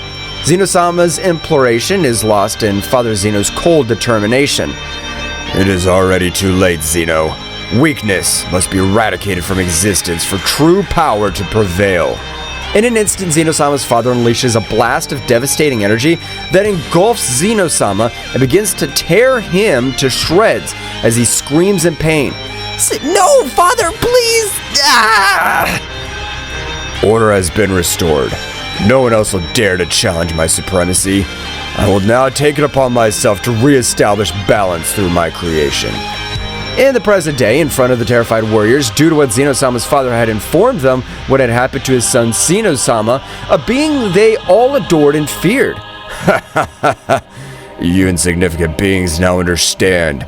Because of this, I will destroy all the timelines and universes that exist.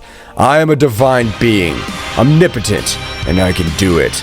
But I will give you a chance to fight for your lives. So I'll organize a tournament in which the strongest warriors of the entire multiverse will participate so that the power will prevail. Earth 2024. What? This can't be true. Do you think we can face something like that, Mr. Piccolo? Oh? We'll have to train a lot physically and, above all, mentally. The idea of a tournament piques his interest, seeing the opportunity to test his own power and perhaps become even stronger. Thraxis Nocturne, planet sunk in the shadows. A tournament, eh? Well, I'll show that true power is not limited to divine beings. I won't let them destroy our future. I will fight in that tournament and protect my own. A tournament with the strongest warriors, huh? It'll be my chance to show that the Saiyans are not insignificant beings.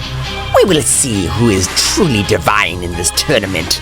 My empire will prevail. A competition between the strongest. Interesting. I was showed that the Metacoolers are superior in all universes. Nigerian, a world with perpetually cloudy skies where storms of dark energy lash the surface.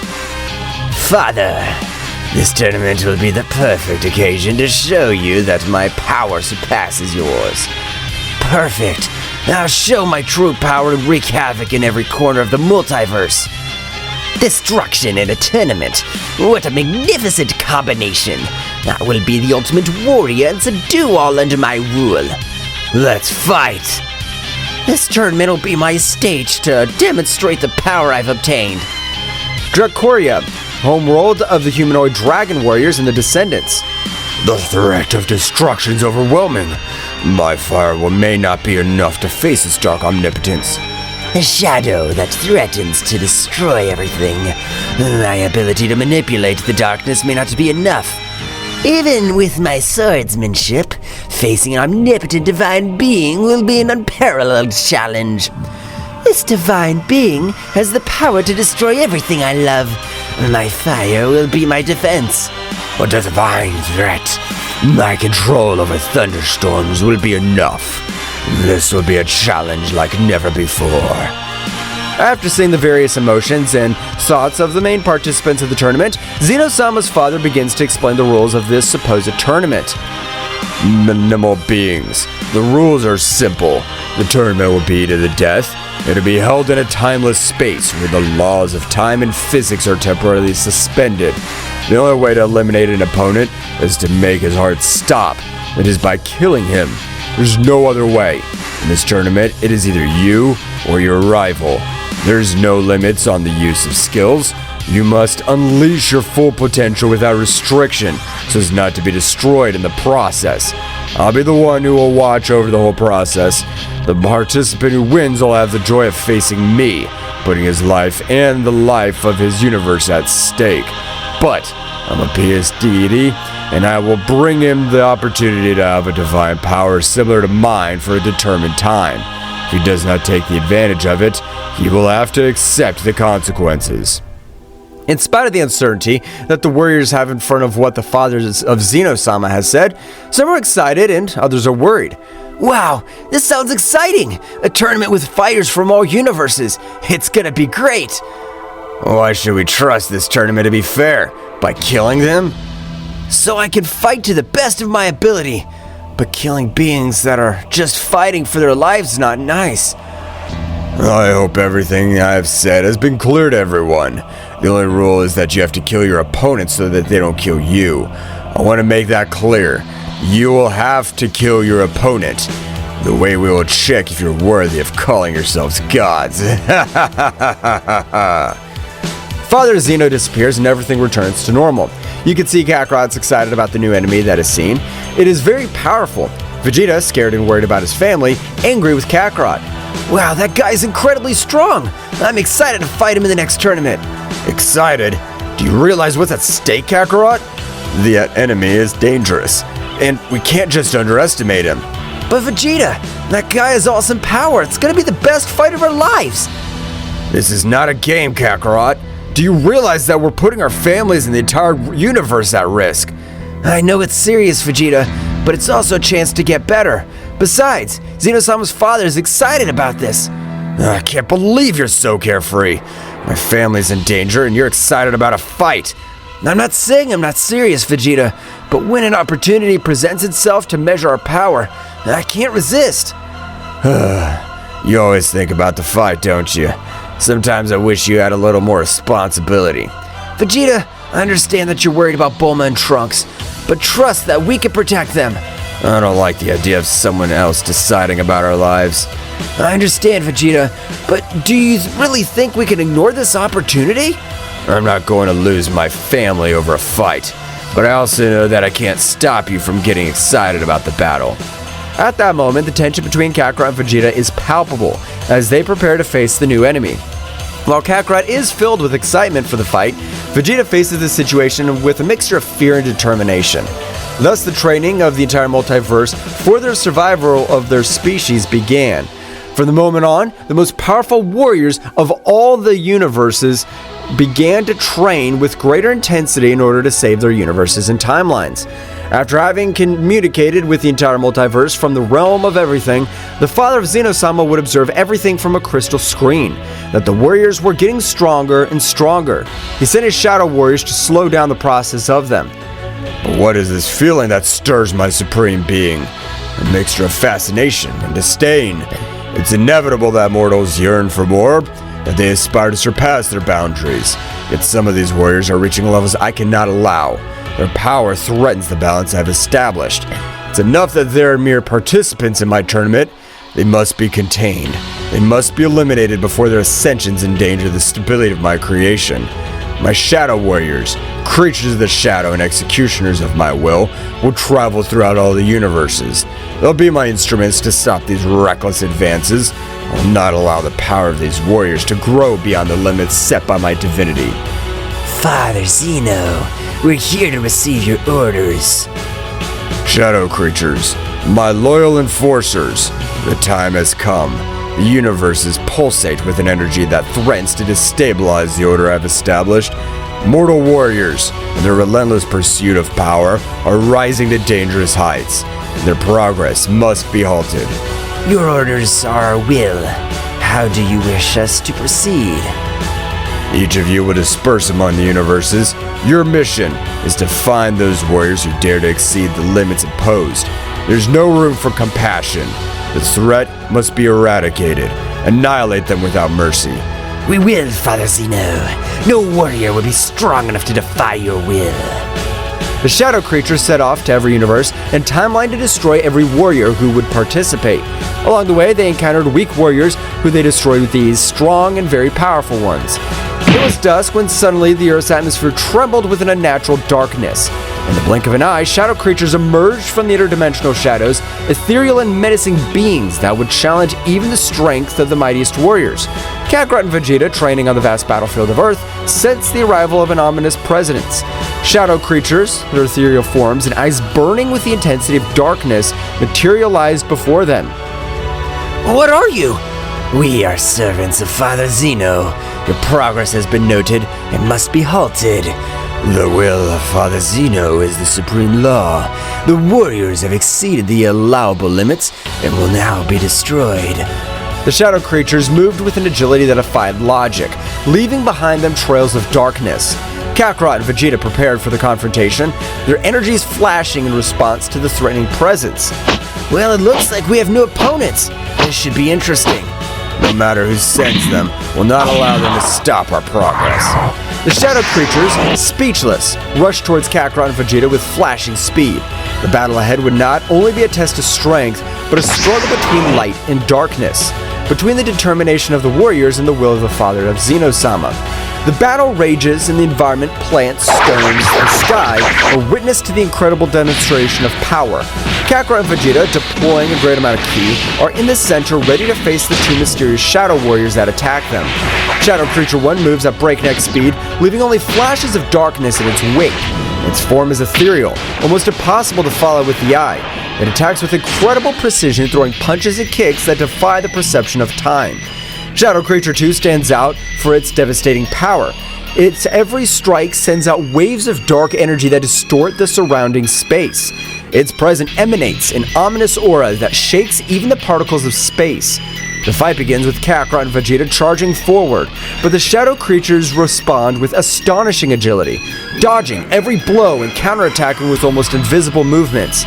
Faced with the speed of the Shadow Warriors, Kakarot and Vegeta are forced to raise their power to Super Saiyan level. Vegeta, these guys are incredibly fast. I can't even keep up with their moves. Looks like our usual speed isn't enough. We'll have to raise our power to the maximum. Both Saiyans concentrate. their golden auras bursting as they transform into Super Saiyan. Their golden hair lights up the space as they launch into a fierce offensive. But the Shadow Warriors remain equally agile, gracefully dodging the attacks. The intensity of the power illuminates the space. Now, Vegeta, let's go all out! Let's go, Kakarot! The Saiyans rush towards these Shadow Warriors with a fierce offensive. However, the Shadow creatures dodge their attacks with surprising grace, moving through the energy blast with ease. Is that the best you can do, Saiyans? Their speed is admirable, but they're still not up to par. Damn it! It can't go on like this, Kakarot. We need something else. You're right, Vegeta. Let's take this to the next level.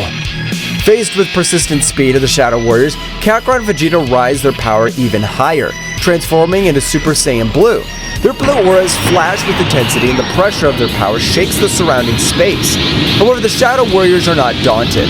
The battle reaches its peak as the four warriors are engulfed in a frenzy of energy. Kakarot launches his attack called Kamehameha, and Vegeta launches his final flash attack, but the Shadow Warriors respond with counterattacks that defy the laws of physics. Then the clash of these powerful attacks causes an immense explosion. At the precise moment that both Saiyan warriors, the shadow creatures, collided their attacks, the explosion resulting from the collision of the attacks left a crater on the battlefield, while a dense smoke obscured the view. Amidst the haze, Goku with a serious but confident expression, and Vegeta, also with a confident expression of having destroyed the shadow creatures with his attacks, stood on guard, ready to face whatever emerged from this smoke. Suddenly, as soon as the smoke dissipated from the battlefield, the shadowy creatures emerged unharmed, floating in the air with an even more intense presence. Their forms twisted, revealing an even darker and more powerful transformation. Now with eyes glowing with a more intense light, the shadow creatures uttered a great malevolent laugh and moved towards Goku and Vegeta with renowned ferocity. The sky was covered with dark clouds and lightning intermittently illuminated the scene. The creatures, once scattered, began to converge into a chaotic mass. Their bodies intertwined and merged, creating a monstrous entity that emanated a dark and malevolent aura. The fusion of the creatures was completed with a loud roar, and before Goku and Vegeta emerged, a nightmarish creature. The fused creature had a grotesque figure, with twisted limbs and glowing eyes filled with evil. Its body was enveloped in a halo of dark energy, which distorted the space around it. The ground shook with every step he took, and the waves of evil energy generated chaos on the battlefield. Goku and Vegeta exchanged determined glances. They knew they faced an unprecedented threat. The fusion of the creatures had given rise to a being of incredible power and speed. Goku frowned, clenching his fists, while Vegeta gave a cocky grin. Kakarot, looks like things have become interesting. I didn't expect to have to face something like this. Yes, Vegeta. This creature's no joke. We're gonna have to give it our all. Both warriors raised their ki to the maximum, surrounding themselves with an intense golden and blue aura. Their hair stood on end and the earth trembled under the pressure of their combined power. The fused creature responded with a guttural laugh and advanced towards them with great strides. Come on, Vegeta, let's attack together and put an end to this! For once, Kakarot, I agree. The battle reached its climax as Goku and Vegeta, enveloped in their golden and blue auras, launched themselves towards the fused creature. Every punch and burst of energy echoed through the air, creating a spectacle of flashes and booms. The creature, however, was not easy to defeat. Its agility and strength were astounding, dodging the Saiyan's attacks with ease. Vegeta, we need to find an opening in its defense! Focus! I know, Kakarot, but this thing's fast! The fused creature responded with a ripping attack, sending the Saiyans flying across the battlefield. Goku and Vegeta, however, quickly recovered and stood up with renewed determination. We can't underestimate this thing! Come on, Vegeta! Let's attack together! Alright, Kakarot, together we'll defeat it! Goku nodded and they concentrated their energies into an amazing combined attack. A brilliant flash of light and blue light materialized in their hands, growing with each second. The fused creature, seeing the imminent threat, tried to counterattack, but it was too late.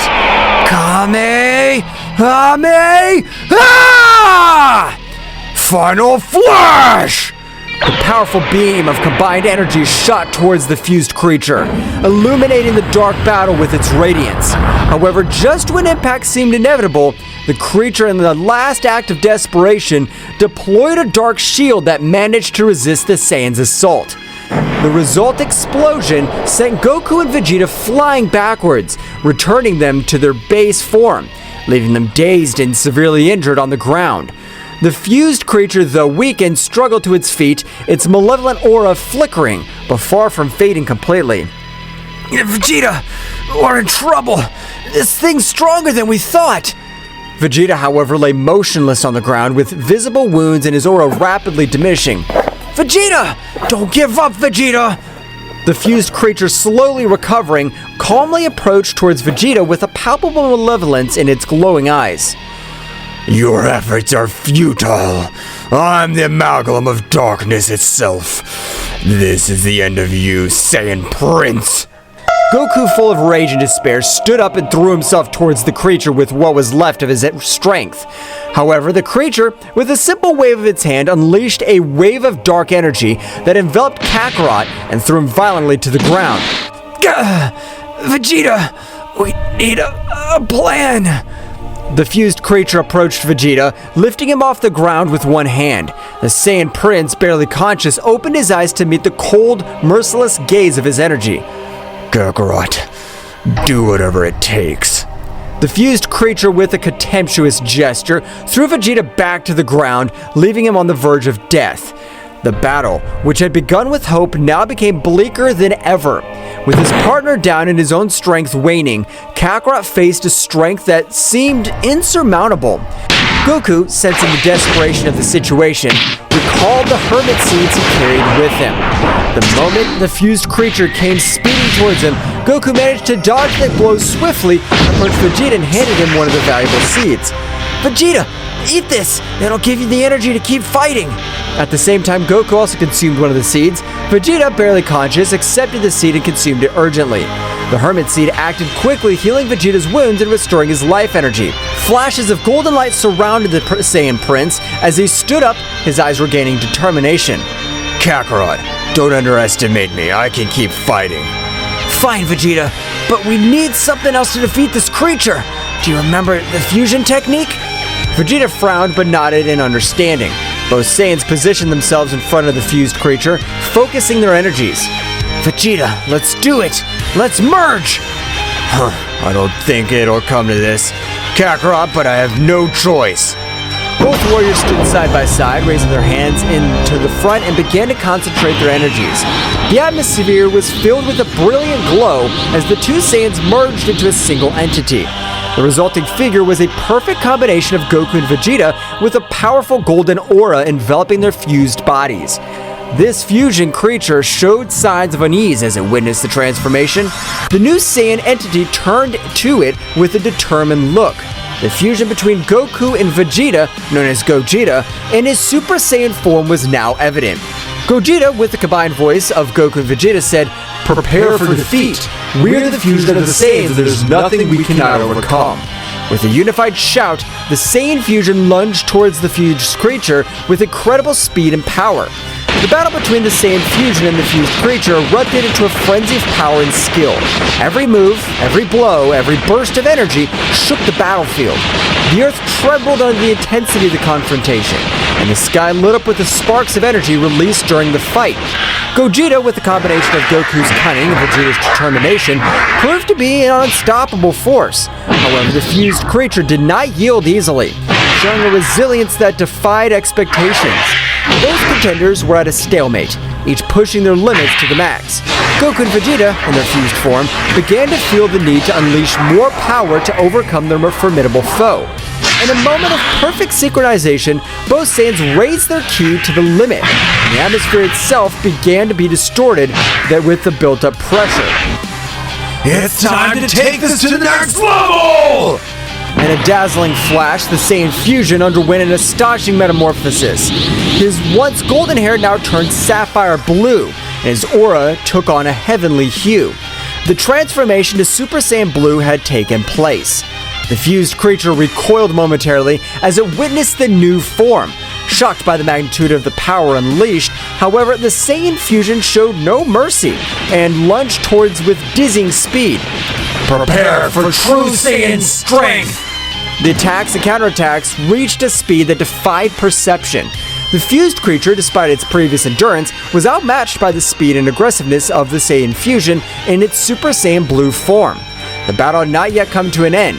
In a final attempt to resist, the fused creature unleashed its own dark power, enveloping the Saiyan fusion in a spiral of chaotic energy. Gogeta, in response, concentrated his energy to the maximum in an act of rage. Let's go farther! The energy surrounding the Saiyan fusion intensified and exploded in a dazzling burst. The bright blue aura became more intense, and the power of the Saiyan fusion increased to unimaginable levels. The sky lit up with glows and waves of energy as the fused creature faced Gogeta's unstoppable strength. However, in an unexpected twist, the creature began to build up a dark and sinister energy, revealing a hidden power. Your resistance is impressive, Saiyans, but you have not seen my true potential. The fused creature transformed, its fusion distorting further. A black aura filled with malevolence surrounded its body as its eyes glowed with terrifying intensity. What the hell is it doing? The fused creature, now imbued with a new dark power, lunged at Gogeta with surprising speed. Despite Gogeta's formidable strength in his Super Saiyan Blue form, the fused creature seemed to be able to anticipate even more. Now you'll experience true darkness. Gogeta sensed the threat, deciding to take his own power to the extreme. In a blink of an eye, he activated the technique, the Kaioken. His blue aura multiplied into a mixture of blue and red, and the intensity of the battle reached levels never seen before. It's time to put an end to this! Kaioken! Gogeta's speed and strength multiplied exponentially, and the fused creature was momentarily caught off guard. However, the creature counterattacked with a blast of dark energy that enveloped Gogeta, but he struggled to resist. Gogeta, in his Kaioken state, felt the need to raise his power even higher. Thus his ki increased, causing the earth to tremble from such immense power, destroying mountains and lifting rocks into the skies. At that precise moment, he disappeared from the sight of the fused creature, appearing from behind and creating a glowing bluish sphere of energy that materialized between his hands. Final Kamehameha! The energy sphere impacted against the fused creature with unparalleled force. The resulting explosion lit up the sky, dispersed the creature's dark energy. However, when the light faded, the fused creature emerged once again, albeit visibly weakened. Do not underestimate my power, Saiyans. I have attained a form beyond your comprehension. Gogeta, sensing the gravity of the situation, prepared for the next confrontation. The battle, far from over, was entering even more dangerous terrain, with the fate of the universe hanging in the balance in this fierce struggle between light and darkness. The battlefield was plunged into utter chaos, with destructive shockwaves reverberating throughout space. Gogeta, with his combined aura of Super Saiyan Blue and Kaioken, was moving at speeds that defied perception. The fused creature, despite his new enhanced form, was momentarily outmatched by the Saiyan warrior's speed. Darkness cannot defeat light! It's time to seal your fate! Though weakened, the fused creature did not give up. With impressive speed, it lunged towards Gogeta, unleashing a series of dark attacks that even defied the Kaioken's speed. Your light is but a fleeting glimmer. In the eternity of darkness, you will suffer. Gogeta, with sharp reflexes at precise moments, will dodge the fused creature's attacks. The battle reached an even greater frenzy, with a clash of fists and kicks creating waves of energy that swept the surrounding landscape. The once dark and stormy sky were illuminated by the flashes on the contest. In the beginning of the moment of opportunity, Gogeta channeled the Kaioken to an even higher level. His aura became more intense, mixing blue with red in a dazzling display. Seeing the new burst of power, the fused creature recoiled momentarily, a moment Gogeta took advantage of to gather energy. This is the limit of your darkness! Prepare for the end! Gogeta, with unmatched speed, appeared in front of the fused creature, concentrating his energy to a single point. A glowing sphere of energy formed between his hands, but this time, the sphere was not blue, it was a mixture of colors. a fusion of the power of Super Saiyan Blue and Kaioken. Kaioken 20 times! Final Kamehameha! The now larger, more powerful energy sphere hurled with impressive speed towards the fused creature. The resulting explosion illuminated the entire horizon, causing the mountains and valleys to be enveloped in a dazzling glow. When the light faded, the fused creature lay defeated on the ground. Stargora completely dissipated. Gogeta, with his Super Saiyan Blue form and Kaioken still activated, watched cautiously. The intense battle had come to an end, but the price of the confrontation was reflected in the devastated earth and the wear and tear visible on the Saiyan warrior. I hope that was enough. This universe can't take any more of this destruction. With a flash, Gogeta deactivated the Kaioken and returned to his base form. As silence descended over the battlefield, the lingering question was whether the threat had truly been eliminated or if there was still challenges to be faced in the vast cosmos. Goku and Vegeta, feeling that the threat had been neutralized for the moment, separated from the Saiyan fusion. The intensity of the battle had left both Saiyans exhausted, but their attention was diverted to a disturbing reality. In the corner of their vision, they watched as a small dark creature made its way towards where Gohan and Broly were standing. Vegeta, something's happening! We must get there fast! Those two are in trouble if that thing gets to them. Let's go, Goku! Both Saiyans, despite their exhaustion, dashed towards Gohan and Broly's location with as much speed as possible. As they approached, they could see the dark creature getting closer and closer to the two warriors. Gohan, who was training with Broly in an attempt to increase his skills, noticed Goku and Vegeta's arrival urgently. Dad! Vegeta! Something's coming! Broly, with his piercing gaze, had also sensed the approaching threat. Evil creature, we will fight! The small dark creature, noticing the presence of the Saiyans, stopped advancing and displayed a malevolent laugh. Ha ha ha! Your victory was short-lived. This is only the first of many surprises. Before they could react, the dark creature split into multiple smaller shadows, surrounding Gohan and Broly with astonishing speed. Watch out, Broly! They're fast and dangerous! We will fight! We won't let them defeat us! Goku and Vegeta, arriving just in time, joined the battle. The battle became a chaotic dance of blows and explosions as the Saiyans fought the dark shadows that multiplied endlessly. Let's finish this quickly! Gohan, Broly, stay strong! Got it, Vegeta! Broly, unleashing his titanic power, emitted a wave of energy that temporarily dispersed the dark shadows. However, the dark creature, in a final act of desperation, merged back into a larger, more powerful form.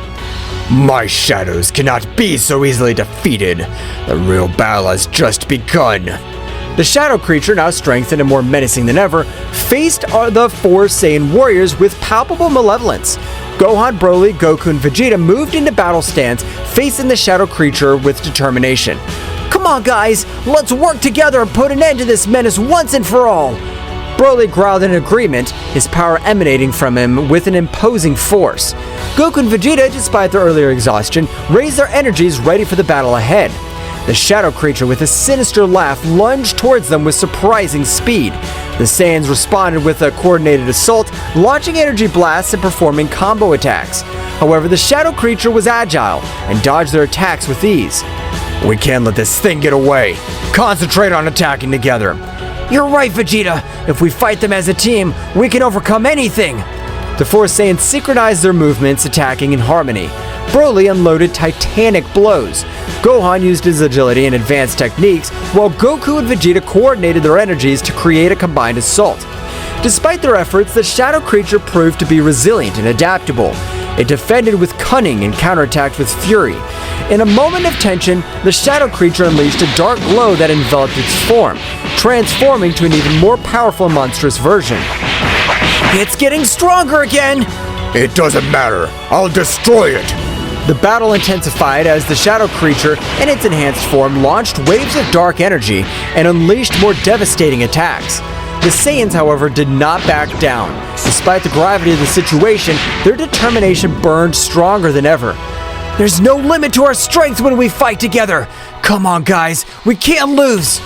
This thing doesn't know who it's messing with. Get ready for what's coming!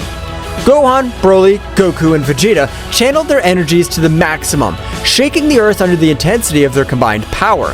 In a unified act, the four Saiyans raised their ki to the limit and lunged towards the shadow creature with indomitable resolve. The shadow creature, now in its strengthened form, unleashed a dark energy that enveloped Broly, possessing the mighty Saiyan with a malevolent influence. Broly, his eyes now awash with shadows, stood before the other Saiyans with a menacing presence. Broly, I won't let you be used as a puppet. We must save him. We won't let this thing manipulate Broly. Come on, guys, let's protect ourselves and save our friend. This is getting more complicated than I thought. But no matter, we won't let the darkness win. The battle began with the shadow creature using Broly's immense power against them. The controlled Saiyans' attacks were fierce, with waves of energy and bursts of ki that challenged even the most experienced warriors. The Saiyans dodged and counterattacked, but the shadow creature took advantage of Broly's brute strength to counter his moves. We must weaken it enough to free Broly! Dad, Vegeta, let's follow the plan and attack in unison! The three Saiyans coordinated, launching a series of swift and powerful attacks. However, the shadow creature moved with agility, dodging most of the blows and countering with blows of its own. Broly, under the influence of the dark possession, was showing superhuman endurance. It's not enough! Broly, fight against this influence! We must force him to break free. We're gonna give it our all. In a moment of desperation, the Saiyans decided to raise their powers to the maximum. Goku transformed into Super Saiyan second stage, Gohan advanced his mystical form, and Vegeta unleashed his own power into Super Saiyan second stage. The three Saiyans surrounded Broly, launching a combination of flurry of powerful attacks. Broly, resist! Don't let their darkness consume you! The shadow creature, feeling the combined presence of the three Saiyan warriors, showed signs of weakness. However, in a desperate act, the dark energy intensified its hold on Broly, raising its power even higher and unleashing unbridled fury. We can't give up! We're going to free Broly, whatever it takes! The battle reached its climax as the three Saiyan warriors, Goku, Gohan, and Vegeta, clashed against the shadow creature possessing Broly. The unleashed energy created a spectacle of flashes, explosions, and shockwaves that shook the battlefield. Goku, with his power as a Super Saiyan, moved with astonishing speed, launched energy blasts and accurate punches at the shadow creature.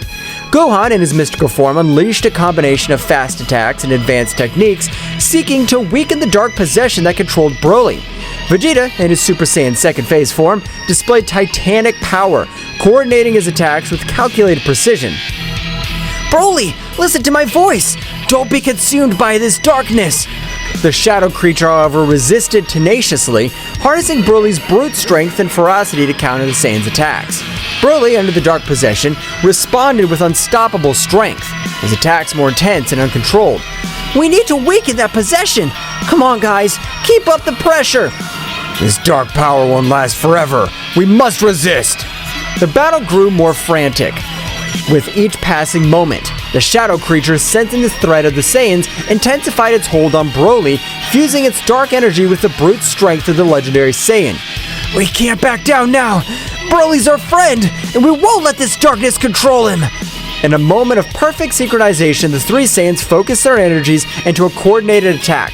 Goku launched a Kamehameha, Gohan unleashed a Masenko, and Vegeta fired a final flash, all aimed at the shadow creature.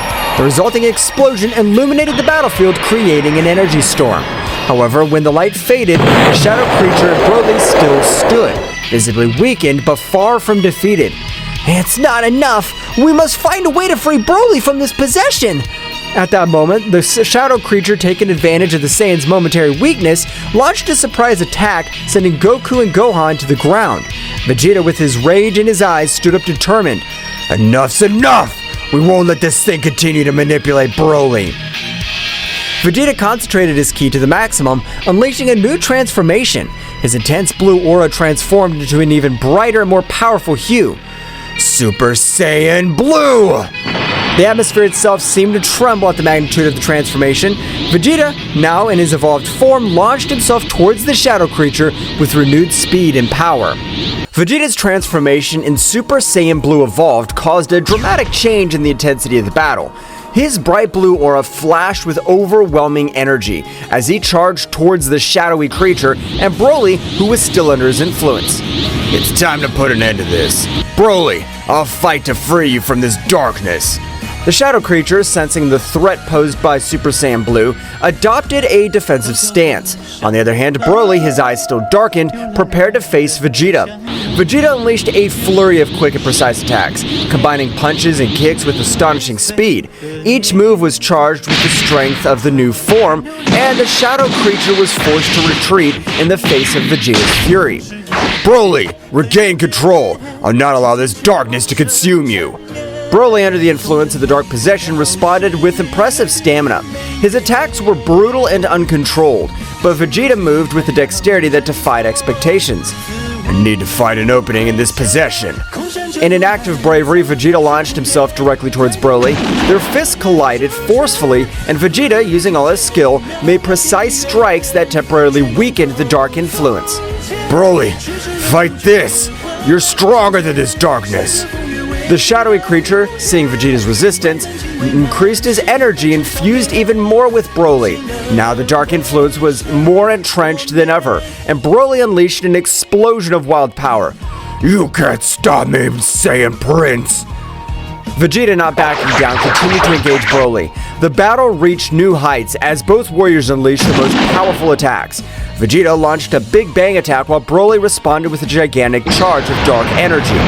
The collision of energies generated a huge explosion that blanketed the area.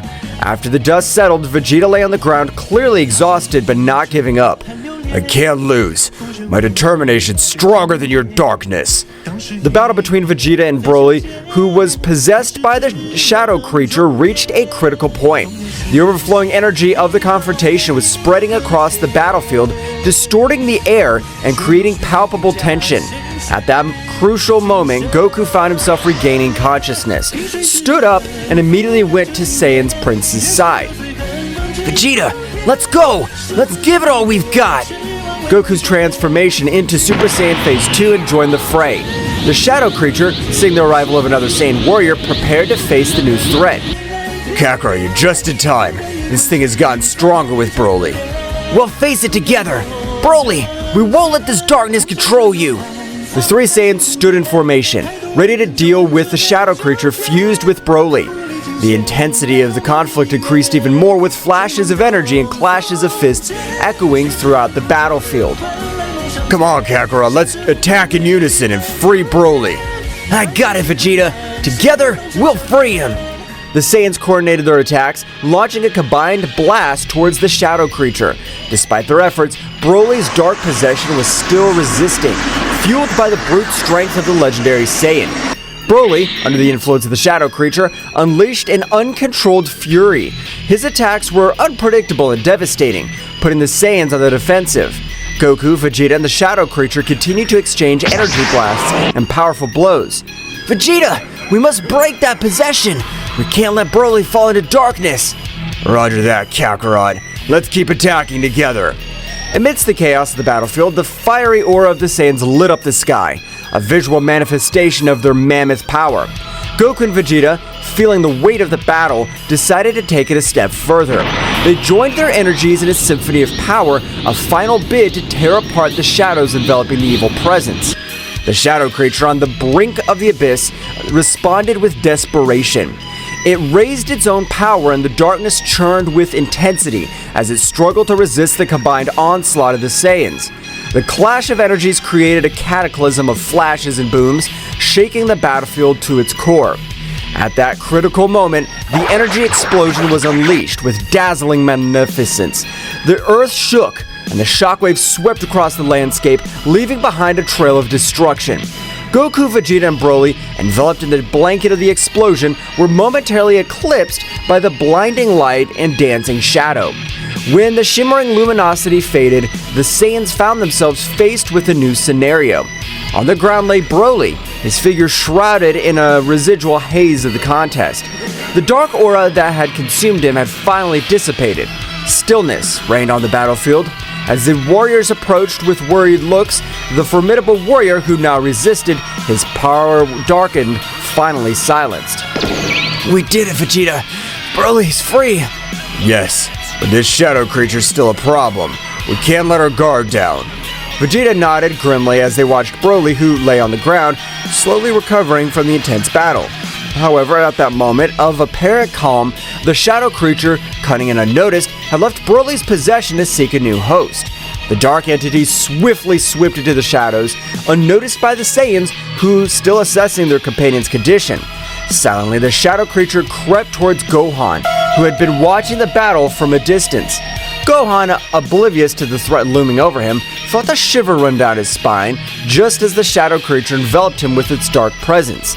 A momentary flash of its eyes indicated that something was terribly wrong. At that instant, Gohan, with a sudden alteration in his expression, went on guard without warning. His gaze, now posed by the shadow creature, glowed with a malevolence that contrasted with his gentle nature.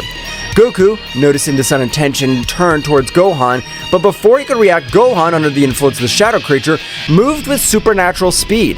The confrontation with Broly had left the Saiyans exhausted, and the shadow creature, seizing the opportunity, vanished into the darkness along with Gohan. Vegeta, realizing the situation, gritted his teeth in fury. The threat persisted, and now Gohan, a valuable ally, was in the hands of the shadows. Goku and Vegeta, despite their exhaustion, prepared for a new confrontation, aware that the battle had not yet come to an end. The tension in the air was palpable, as Goku and Vegeta, still worried about Broly, with determination, turned towards the place where the dark entity had vanished. Damn it, where'd that thing go? I don't know, Vegeta, but we must find it before it hurts Gohan.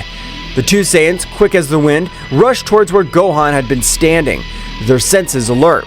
The shadow creature, now inside Gohan, emerged from the shadows with a sinister laugh.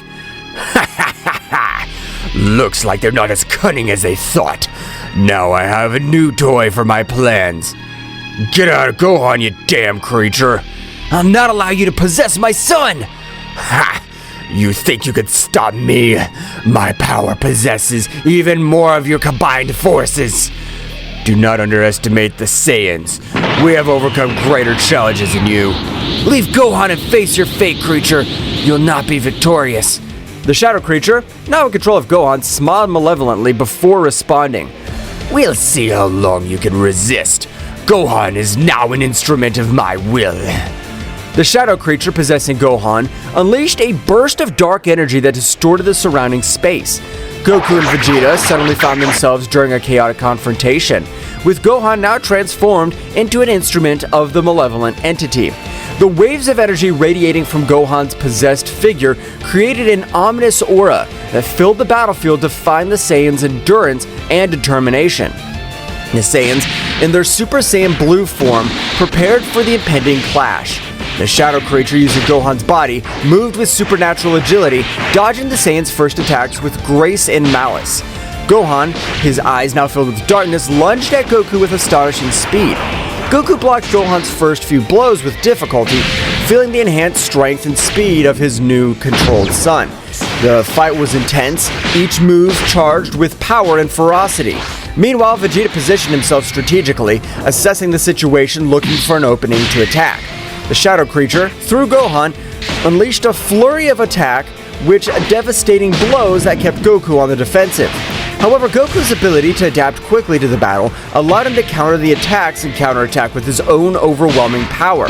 Vegeta, sensing an opportunity, lunged at the shadow creature from an unexpected angle. However, the dark entity had sharp reflexes and deflected Vegeta's attack with ease, throwing Gohan against Goku as a distraction. The Shadow's creature's strategy paid off, as it took advantage of the distraction to hit Vegeta with a beam of dark energy. Vegeta, although he resisted the impact, was momentarily weakened.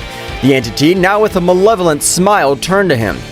Damn it! This isn't over, shadow creature. Goku, reacting quickly, stepped between the shadow creature and Vegeta. Vegeta, hold on! We can't let this thing divide us! The shadow creature, enjoying the chaos at its zone, released a dark aura that enveloped both Saiyans. The dark energy sought to confuse and weaken their senses, however the Saiyans' instinctive connection to Ki enabled them to resist the dark influence. The battle raged in a frenzy of clashing colors and energies. Gohan, controlled by the shadow creature, moved with a mixture of speed and agility that defied the laws of physics. Goku and Vegeta, each focusing on their own battlefront, were trying to coordinate their attacks to free Gohan from the dark possession. Gohan! Fight this darkness! You're stronger than this! Gohan, though showing flashes of resistance, was caught in an internal struggle between his will and the shadow creature's control. The battle grew more challenging. With each passing second, the shadow creature reveled in its ability to manipulate and corrupt one of Earth's mightiest warriors. Vegeta, recovering from the earlier onslaught, threw himself back into the fray. The shadow creature, however, anticipated his attack and gracefully dodged Vegeta's attempts to strike it. The dark entity counterattacked with a series of precise blows that forced Vegeta to retreat. You damn Shadow, don't underestimate the Prince of the Saiyans. Goku, seeing his partner's difficulty, raised his power to the maximum. Dazzling energy emanated from his Super Saiyan Blue form as he prepared for a concentrated attack. The shadow creature, noticing the glowing threat, diverted its attention to Goku. Vegeta, keep up the pressure. I'm gonna concentrate my energy to free Gohan. Vegeta nodded and increased his offensive, distracting the shadow creature as Goku concentrated his power. The fight reached a new level of intensity, with each move echoing across the vast battlefield. The energy collided, creating shockwaves that distorted reality itself. Goku, eyes glowing with determination, unleashed his most powerful attack. A sphere of glowing blue energy formed in his outstretched hands. Charged with the combined strength of the Saiyans, the spear grew in size and the power as Goku had held it in place. It's time to free Gohan! The shadow creature, realizing the threat, moved quickly to stop Goku's attack. Vegeta, taking advantage of the distraction, lunged with renewed fury, looking for an opening to attack. The battle reached its climax when Goku released the energy sphere, ascending it directly towards the shadow creature. The energy sphere burst into a dazzling flash, illuminating the battlefield with intense light. Shockwaves swept through the darkness as Goku's purifying energy sought to free Gohan from the shadow creature's possession. However, as the light faded and the earth stopped shaking, the shadow creature emerged seemingly unharmed. The dark entity, now irritated, turned to the Saiyans with a twisted laugh. Is that all you can do? My power is unbreakable. Goku and Vegeta, despite their exhaustion, prepared for the next assault. The battle, far from ending, dragged on into confrontation of epic proportions. Darkness and light collided in an endless clash, with the will of the Saiyans resisting against the entity that threatened to plunge them into the shadows. The dark creature, after resisting Goku's powerful attack, showed a malicious smile. A dark glow enveloped Gohan, and his body began to tremble with intensity. A guttural scream echoed through the air as the dark entity forced a unique transformation on the Saiyan warrior. Gohan, under the shadow creature's influence, contorted and his body was enveloped in a dark, feral energy. The earth trembled with the intensity of the transformation, and Gohan's figure began to change. Defined musculature, red eyes, a wild gaze, long gray hair, and emerging in the new form, Gohan Dark Beast. Vegeta and Goku, shocked by the unexpected evolution, instinctively recoiled from the overwhelming presence of Dark Gohan Beast. The shadow creature had accomplished what it could not do with Broly, unleash a unique and uncontrolled transformation on Gohan. Dark Beast Gohan, now freed from any hint of rationality, roared skyward, emitting an overwhelming energy that shook the battlefield. His eyes glowed with an animalistic intensity, and his posture indicated that human control was suppressed. This can't be happening. What did that thing do? The shadow creature managed to unlock something inside Gohan. This won't be easy. The shadow creature, pleased with the success of its manipulation, watched the scene with satisfaction. Now, witness my true power, the Saiyan Beast Warrior. How do you plan to stop him? Dark Beast Gohan let out a deafening roar and lunged towards Vegeta with impressive speed. Dark Beast Gohan's attacks were ferociously savage, his brute strength and speed surpassing even Broly's most rampaging transformation. Vegeta, using his speed and agility, dodged Dark Beast Gohan's first attacks. However, the Saiyan Beast Warrior's ferocity was unpredictable, and Vegeta was forced to deploy all his skill to stay out of range of the devastating attacks. Goku, assessing the situation, transformed into Super Saiyan Blue and rushed to Vegeta's aid. The two Saiyans fought in tactical coordination, looking to open an opportunity to counter Gohan's savage new form. The battle became a whirlwind of energy, with explosions and crashes echoing across the battlefield. The shadow creature in the shadows continued to manipulate and fuel Dark Beast Gohan's fury. The Saiyan strategy was becoming more and more challenging as Dark Beast Gohan seemed to be one step ahead, anticipating their moves. Damn it! Gohan Beast is too unpredictable. We must find a way to free Gohan from this transformation. We can't let the shadow control his true power. As the Saiyans faced Gohan Beast's fury, the shadow creature watched from the shadows, enjoying the chaos he had unleashed. The situation was becoming more critical with each passing moment, and the Saiyans' endurance was being tested in the face of Beast Gohan's uncontrollable fury. The battle raged on in a titanic struggle between light and darkness, with the hope of freeing Gohan from the influence of the shadow creature hanging in delicate balance. The Saiyans, determined to overcome this challenge, faced an enemy that had managed to unleash an even greater internal threat than before. While the intense battle raged on the battlefield, Piccolo, the Namekian sage, was immersed in his mental training somewhere secluded. His concentration was so deep that he could feel an abrupt shifting ki, a disturbance that reverberated through space and time. A shiver ran down his back, indicating the gravity of the situation. Something's not right. The Namekian instantly stood up, his cloak billowing as he focused on the direction of the glowing chaos. The power he felt was not just brute force. It was an amalgam of dark energies that seemed to defy the very essence of reality. Wasting no time, Piccolo prepared to approach this side of the conflict. Back on the battlefield, Goku and Vegeta fought valiantly against Dark Beast Gohan, who moved with uncontrollable ferocity under the influence of the shadow creature. The dark entity, sensing Piccolo's arrival, smirked. Looks like we have a new guest. This just gets more interesting. Goku and Vegeta focused on Gohan Beast, noticing Piccolo's presence as he appeared on the battlefield with a serenity that contrasted with the surrounding chaos. What happened here? What have you done with Gohan? That shadow thing possessed Gohan and transformed it into a wild beast. We can't free Gohan this way. The shadow creature manipulates his power in unimaginable ways. Dark Beast Gohan, noticing Piccolo's arrival, turned to him with wild eyes. The shadow creature, enjoying the chaos, prepared for the next act of this heartbreaking play. Welcome, Piccolo.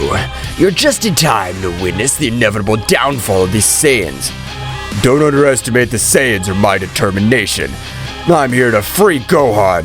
The Namekian braced himself for the confrontation, deploying his ki with an intensity that made it clear he would not be a mere spectator in this battle.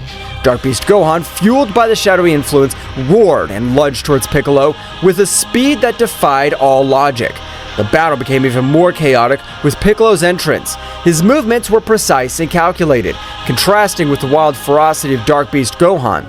Goku and Vegeta, aware of Piccolo's strategic skill, adjusted their approach to coordinate their attacks with the Namekian. Meanwhile, the shadow creature watched the battle with a Machiavellian smile, enjoying the confrontation between the forces of light and shadow. The dark entity was determined to prove that its influence was insurmountable. The fight unfolded in a whirlwind of colliding energies, with Piccolo demonstrating his tactical and strategic prowess. Dark Beast Gohan, however, remained a formidable challenge, his erratic movements and uncontrolled strength testing the tenacity of the warriors on the battlefield. Goku, Vegeta, we need to plan to break the connection between Gohan and that shadow creature. You're right, Piccolo. We need to attack from different fronts and destabilize that connection. I'll take care of keeping Beast Gohan busy. Kakarot, you use the connection you have with your son to try to isolate the shadow creature. Goku and Vegeta, coordinating their efforts with Piccolo's strategic expertise, went on the assault. Piccolo used his wisdom to be able to devise a way to get Dark Beast Gohan out of said possession, while Vegeta unleashed his fury with calculated attacks to keep the beast at bay. As the battle continued, the shadow creature began to feel the pressure of the combined strategy of the Saiyans and Piccolo. The connection between Gohan and the dark entity was under threat, and the shadow creature, despite its confidence, was beginning to show signs of concern. The battle was far from over, but the warriors' resilience was growing stronger in the face of the adversity that loomed over them. As Piccolo continued his mental struggle to free Gohan from the shadow creature's possession, his Namekian senses sharpened. Keen perception led him to identify a small shadow leech clinging to Dark Beast Gohan's lower neck, a detail that had not been evident in Broly's previous possession due to his long hair covering that region. That's it! The key in this little shadow leech on his neck. We must eliminate it to free Gohan. Piccolo's revelation attracted the attention of Vegeta and Goku on the physical battlefield. Vegeta, upon hearing this, turned his gaze to the back of Gohan Beast's dark neck and noticed the presence of the Shadow Leech. A Shadow Leech? That explains why we couldn't free Broly this way. How do we eliminate it without harming Gohan? As Piccolo struggled to maintain his mental connection, he analyzed this situation and came up with a strategy. If we attack the Shadow Leech directly, we might harm Gohan in the process. We need a precise way to eliminate it without endangering his life. So what's the plan, Piccolo? Goku, you've mastered Ultra Instinct, but you can only maintain it for a few seconds. We need to take advantage of those brief moments to distract Dark Beast Gohan and allow you to get close enough to destroy the Shadow Leech. Understood, Piccolo. I'll do my best. But how do we make sure Beast Gohan doesn't attack while Kakarot's approaching? That's the tricky part. We need to keep Gohan busy and distracted. Vegeta, your attacks must be precise and constant, keeping his attention on you. I will, but Kakarot, don't make me regret this. The battle resumed with renowned intensity. Vegeta went on the offensive, attacking Gohan Dark Beast with a series of swift and powerful blows. Gohan responded with ferocity, but Vegeta maintained agile, dodging his attacks while keeping the savage Saiyan warrior's attention. At that moment, Goku concentrated, channeling Ultra Instinct. An aura of flickering energy surrounded him as he activated the powerful transformation.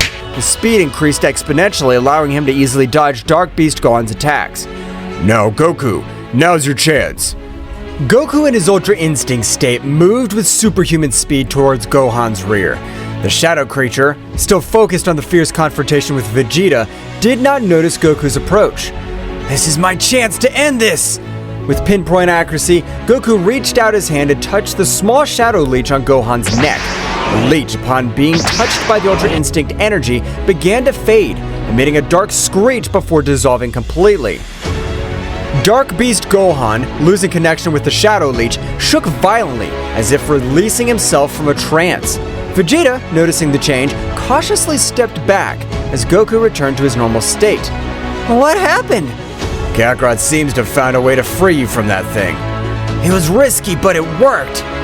Well done, Goku, but don't let your guard down. This shadow creature might have more tricks up its sleeve. The immediate threat had been neutralized. The shadow creature, watching from the shadows, moving away unnoticed by the Saiyan warriors, was not about to give up. So the shadow creature set out to return to its master. After the terrifying moment that the Z warriors had experienced, Goku and Vegeta realized that Beerus and Whis were not on Earth. They had disappeared just moments before the shadow creatures appeared on Earth. This is because Daishinkan discovered that Zeno-sama had been killed by his father and immediately summoned all the angels and gods of destruction. In the majestic realm of all, Daishinkan, the high priest, summoned all the angels and gods of destruction of the existing universes. The atmosphere in the hall was unusually tense, and concern was reflected in the faces of those present. Daishinkan, with his usual calmness, prepared to share the disturbing truth he had discovered. Angels and gods of destruction, the time has come to face a powerful truth. Zeno-sama, our beloved king of all, has been slain. Silence fell over the hall. The angels and the gods of destruction exchanged looks of disbelief and dismay. No one expected that such a tragedy could occur, especially at the hands of someone so powerful. My investigation revealed that the one responsible for this abominable act was Zeno-sama's own father. The news resounded like a somber echo in the room. Everyone present processed the shocking revelation. The omnipresent figure of Zeno-sama, the supreme deity, had been shattered by his own protagonist. Mohito, Sidra's angel, spoke in a worried voice. How is it possible that a being as powerful as Zeno-sama's father could have committed such an act? That is a question for which I still have no answers. But now we must face the consequences of this event. The stability of the multiverse is in danger. Erak, the god of destruction of Quitella, asked, "And what measures will we take in the face of this threat? What'll happen to the throne of Zeno-sama?" That is a question we must discuss and resolve. For now, the throne remains empty, and our duty is to maintain peace and balance. But before we make hasty decisions, we need to fully understand the magnitude of this situation. Beerus and Whis prepared to inform the gods of destruction and angels of all universes about what they had witnessed while on planet Earth with Goku and Vegeta. The Hall of the Realm of Everything was filled with celestial beings, each one expectant and worried about the news they were about to receive. Attention everyone! We have crucial information to share about the events that have been unfolded. Before we are summoned here, the father of Zeno-sama appeared on all the planets of the multiverse. Surprise was reflected on the faces of those present. Murmurs and whispers filled the room, as the gods of destruction and angels exchanged looks of disbelief. His visit was not simply to report the death of Zeno-sama. He announced the holding of the tournament that would determine the survival of the planets in each universe. Additional rumors filled the room, creating a constant buzz of concern. The gods of destruction and angels wanted to understand the implications of such an announcement. He informed the rules of the tournament and the intentions behind such a competition, but it's necessary that we all work together to get answers and face this threat. It is time to join forces and overcome this crisis. The fate of our universes is at stake. As the gods and angels absorbed the gravity of the situation, in every corner of the Hall of the Realm of Everything, conversations and plans were brewing to confront the mysterious tournament that threatened to upset the balance of the multiverse. Uncertainty hung in the air, but the determination of the divine beings was determined to face the unknown that lay ahead. In the Hall of Everything, Daishinkan, the High Priest, sensed the imminent arrival of extremely powerful entities heading for the different planets of the multiverse. His face reflected seriousness as he prepared to inform all the angels and gods of destruction present of the coming threat. Gods and angels of destruction, the time has come to face a new and challenging threat. Entities of great power are headed towards the planets of our universes, and their goal seems to be a direct confrontation with the strongest warriors of each world. The expressions of those present became serious. Aware of the gravity of the situation, Daishinkan continued with determination. It's crucial that we move quickly to protect the strongest warriors of each planet, regardless of which universe they belong to. The threat we face does not respect universal boundaries, and we must act with unity to preserve the balance. Vados, the Angel of Champa, raised his hand. How do you plan for us to move, Daishinkan? We each have responsibilities in our universes. I understand the complexity of this situation, but the magnitude of this threat requires immediate action. I suggest that every angel and god of destruction move to the planets threatened by this unknown force. We must prevent the strongest warriors from being defeated before we can fully understand our enemies. Sounds like a sensible plan, Daishinkan. If we all work together, we can protect our warriors and gain more information about these powerful entities. Each angel and god of destruction nodded in agreement, accepting the need to act immediately. They moved quickly to the various planets, casting aside universal barriers in a joint effort to safeguard the multiverse. May the wisdom and power of each of you guide this effort. Let us not underestimate this new threat. Our duty is to protect the existence of our universes. With those words, the angels and gods of destruction dispersed, leaving the Hall of All in preparation to face a challenge that transcended universal boundaries and demanded the collaboration of all divine beings. Uncertainty hung in the air, but determination to preserve the balance of the multiverse guided the powerful beings in their joint mission. The angels and gods of destruction quickly teleported to the threatened planets, each determined to protect the strongest warriors on the various planets. In the blink of an eye, the skies lit up with flashes of divine energy as Awamo and Ewin, Cognac and Quitella, Matanu and Geen, Wissambiris, and the other angels and gods of destruction headed toward their assigned destinations. The planet Thraxis Nocturne lay peaceful in the corner of the cosmos, its nocturnal luminosity radiating a tranquility that was about to be disturbed. In the vast space, Awamo the angel, with his small book in hand, and his god of destruction Ewin, an imposing figure with a stern gaze, detected the arrival of a shadow creature, a minion of Zeno-sama's father. The creature, shrouded in malevolent darkness, descended with malevolent determination towards Thraxis Nocturne.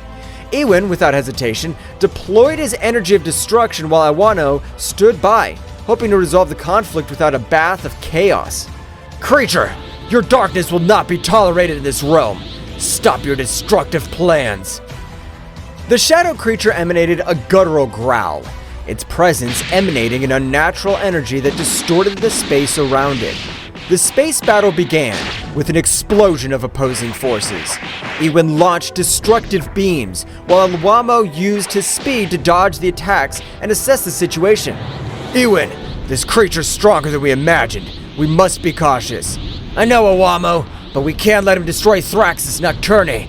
We must give our best.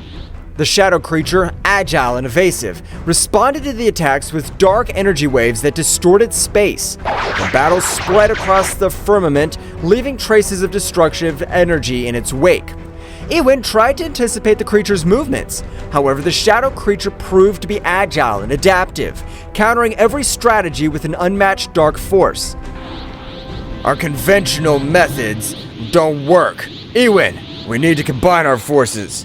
I agree, Iwamo. It's time to show them the true power of destruction. Iwamo and Iwin merged their energies, creating a flash of light that defied the surrounding darkness. The shadow creature, perceiving the threat, intensified its own energy, generating a collision of cosmic forces that shook space itself. The battle reached a fever pitch, with cosmic explosions lighting up the scene as Iwamo and Iwin struggled to contain the darkness. This struggle took place not only on the physical plane, but also on the spiritual one, where the will to protect Thraxis Nocturne was pitted against the ruthless ambition of the shadow creature. The fusion of Iwamo and Iwin unleashed a dazzling energy that eclipsed even the nocturnal luminosity of Thraxis Nocturne. The gold and violet glow enveloped the divine couple as they prepared to face the dark threat looming over the peaceful planet. It's time to show the true extent of our power, Iwamo. The shadow creature, aware of the growing threat, rushed towards them with supernatural speed. Iwamo, with his keen perception, anticipated every movement of the creature, allowing the couple to dodge its onslaughts with heavenly elegance. Keep calm, Iwin. We must synchronize our movements to counteract their darkness. Iwin nodded and unleashed a series of destructive energy blasts that lit up the space around him. However, the shadow creature responded with amazing agility, dodging every attack with meandering movements. The battle became a cosmic game of strategy and speed. The angel Iwamo and the god of destruction Iwin soon realized that in order to defeat this entity, they would need a coordinated attack that transcended the limits of their individual abilities. In a moment of perfect timing, they unleashed a gale of combined energy.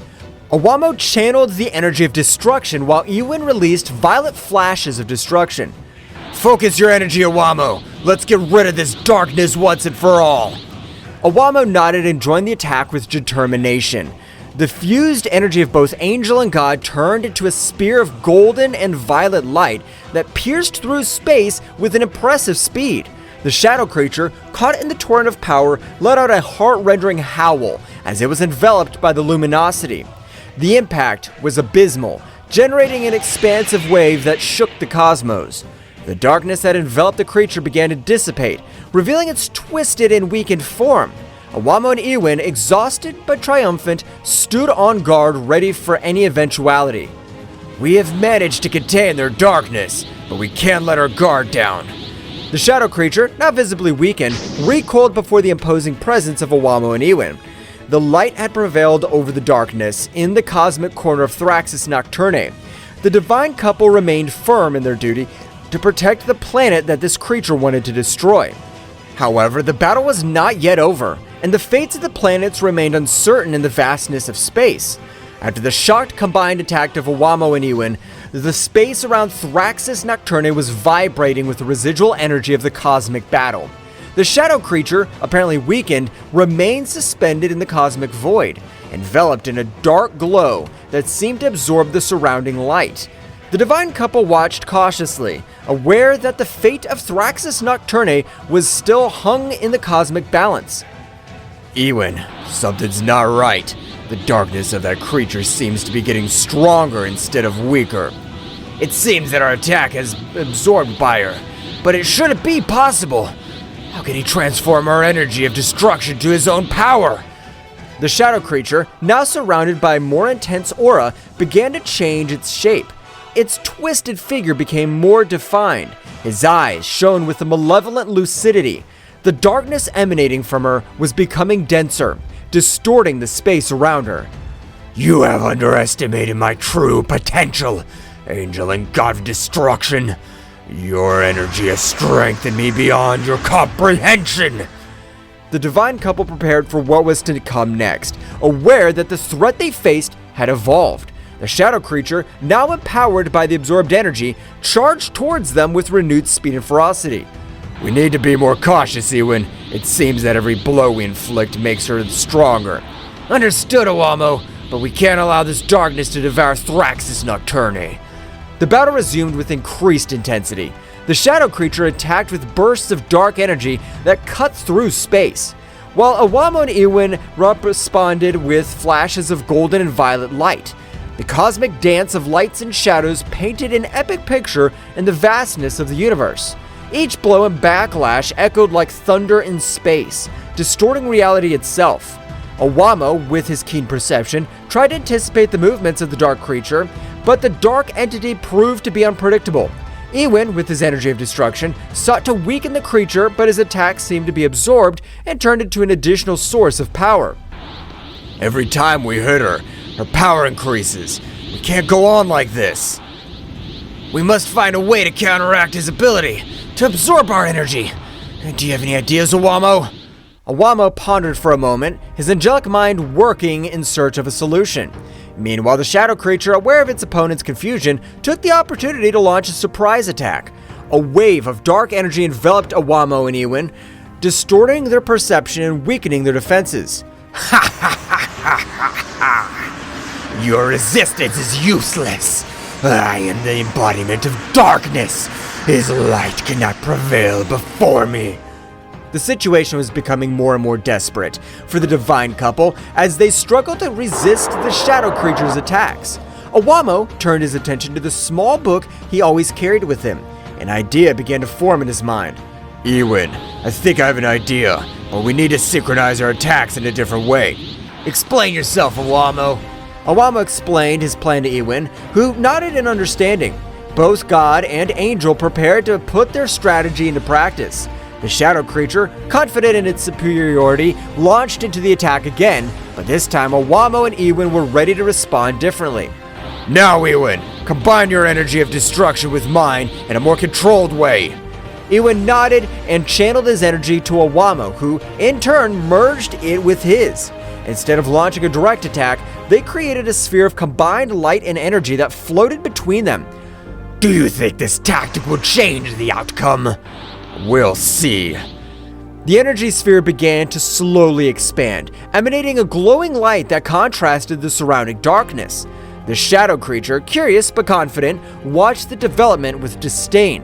The fused power is not only destructive, but it also has properties that counteract its absorption capacity. The combined energy sphere, now reaching its maximum expansion, released a wave of light and energy that enveloped the shadow creature. This time, instead of absorbing the power, the darkness that characterized her began to dissipate. What is this? My power should not be weakened. We create an energy that goes beyond destruction and creation, one that neutralizes the darkness that you're trying to absorb. The shadow creature, weakened by Owamo and Ewan's strategic counterattack, retreated as the combined energy sphere continued to exert its effect. The light emanating from the sphere began to purify the darkness surrounding the entity, revealing its original form before corruption. It seems our tactic's working, but we must make sure we contain it completely. We can't let our guard down. Let's continue with the strategy until the creature's completely neutralized.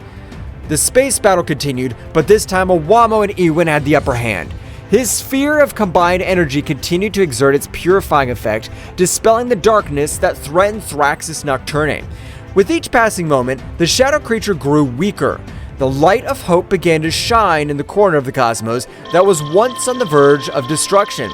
The shadow creature, weakened by Owamo and Ewan's strategy, retreated into space, its distorted form twisting as the combined energy sphere continued to purify the darkness that enveloped it. In a desperate attempt to regain his strength, the shadow creature began to explore its surroundings, looking for an opportunity to turn the situation in his favor. My power is weakened here. I need to find a place where darkness prevails. While exploring, the shadow creature noticed something that favored him. His eyes flashed with malevolent anticipation as he discovered that this world was called Thraxis Nocturne because it was a planet plunged into shadows. The dark entity smiled malevolently as he realized that this planet could provide the darkness needed to revitalize his power. Ha ha ha ha! Thraxis Nocturne, a feast of darkness awaits me! With amazing speed, the shadow creature launched itself towards the planet, traversing space with great speed.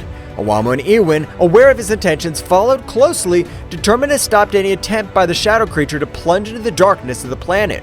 As the creature approached Thraxis Nocturne, the darkness of the planet seemed to intensify, as if responding to its presence. The planet's nighttime atmosphere shone with a faint luminosity, offering a fascinating contrast to the surrounding stars. Ewin, we must prevent the creature from being filled with dark power. If she succeeds, it'll be even more difficult to stop her. Understood, Owamo. We'll not allow the darkness of this planet to fall into the hands of that entity. The shadow creature descended on Thraxis Nocturne with a terrifying impetus. As she approached, the darkness seemed to take her in, enveloping her with a gloomy welcome. The shadow creature began to absorb the darkness of the planet, its twisted form vibrating with a new energy as it filled with the essence of Thraxis Nocturne. Ha ha ha ha ha! Yes, this darkness will strengthen me. Nothing can stop me now. Owamo and Ewin, wasting no time, headed towards the shadow creature, determined to stop its advance before it became unstoppable. The battle in the shadows of Thraxis Nocturne was about to take a very drastic turn. We cannot allow this darkness to completely corrupt this creature. We must stop her before she becomes invincible. Your previous strategy was effective, Owamo. Let's keep working together to counter his power. Deep in the shadows of Thraxis Nocturne, the intense presence of the absorbing shadow creature did not go unnoticed by the most powerful warriors on the planet. Turles, Bardock, Raditz, Frieza, and his brother Cooler felt the darkness increasing around them and, with a mixture of amazement and concern, headed toward the epicenter of the threat. Something's not right. The darkness in this place is getting denser. Whatever it is, we cannot let it threaten Thraxis Nocturne. Let's investigate. The warriors moved nimbly across the gloomy terrain, advancing towards the source of the darkness. As they got closer, the atmosphere became heavier, as if the shadow itself wanted to resist their advance. The darkness is different. I feel a strange pressure. I'm not afraid of the dark, but this is unusual. Cooler, stay alert. Understood, Frieza. Let's find out what's going on. Suddenly, a wave of dark energy erupted before them, revealing the shadow creature that was absorbing the darkness of the planet. His twisted figure and malevolent aura were as evident as the threat he posed to Thraxis Nocturne. Warriors of this planet, his darkness feeds me. Soon I will be unstoppable. We won't let you destroy Thraxis Nocturne. Get ready, creature. The warriors went on the attack, each unleashing their unique power against the dark entity. Turles unleashed his evil aura, releasing bursts of destructive energy. Bardock channeled his Saiyan fury into powerful blows, while Raditz and Cooler coordinated their attacks to create a symphony of destruction. Frieza intensifying the struggle. This creature doesn't know who he's up against. Your resistance is useless. Each blow only increases my power. The shadow creature, powered by the darkness of Thraxis Nocturne, absorbed attacks with defiant ease. Each impact seemed to strengthen rather than weaken it, plunging the warriors into the disturbing reality that they were facing an enemy that fed on its own darkness. It's not working. He's getting stronger and stronger. We need to change our strategy. We can't let it absorb all the darkness on the planet. While the warriors struggled to find an effective strategy, the shadow creature, with its distorted laughter, continued to absorb the darkness, becoming more and more powerful. The Battle of Thraxis Nocturne's survival was at its most critical, and the warriors knew that they had to find a solution before the dark entity became invincible. The dark aura released by the shadow creature enveloped the warriors of Thraxis Nocturne, gradually weakening them. The warriors struggled to stay on their feet as the entity's malevolent energy infiltrated their bodies, obscuring their vital forces. This is it. Too much. I can't let that defeat us like this. The warriors, despite their bravery, were overcome by the darkness emanating from the aura of the shadow creature. At that critical moment, when hope seemed to be fading, a heavenly light pierced the shadows. Owamo and Ewin, the angels charged with protecting Thraxus Nocturne, arrived on the battlefield. The darkness emanating from this creature is breathtaking. We cannot allow it to take over this planet. Time to show these warriors how to fight true darkness. The angel spread his wings, and together with the god of destruction, they advanced towards the shadow creature, his presence radiating a luminosity that defied the malevolent nature of the dark aura. As it approached, the dark entities sensed the arrival of divine beings and turned to face the new threat. More insignificant beings. His light will be devoured by my darkness. Don't underestimate the power of light. Darkness cannot resist the true essence of creation. Owamo extended his hand, and a purifying light enveloped the battlefield, counteracting the dark effect of the creature's aura. Ewin, on the other hand, deployed the energy of destruction, creating a perfect balance between light and darkness. The shadow creature, for the first time, felt the pressure of forces that it could not easily absorb or resist. The conflict took a turn, and the battle became more intense as the angel and god of destruction faced the dark entity with a unique combination of light and destruction. The real struggle starts now.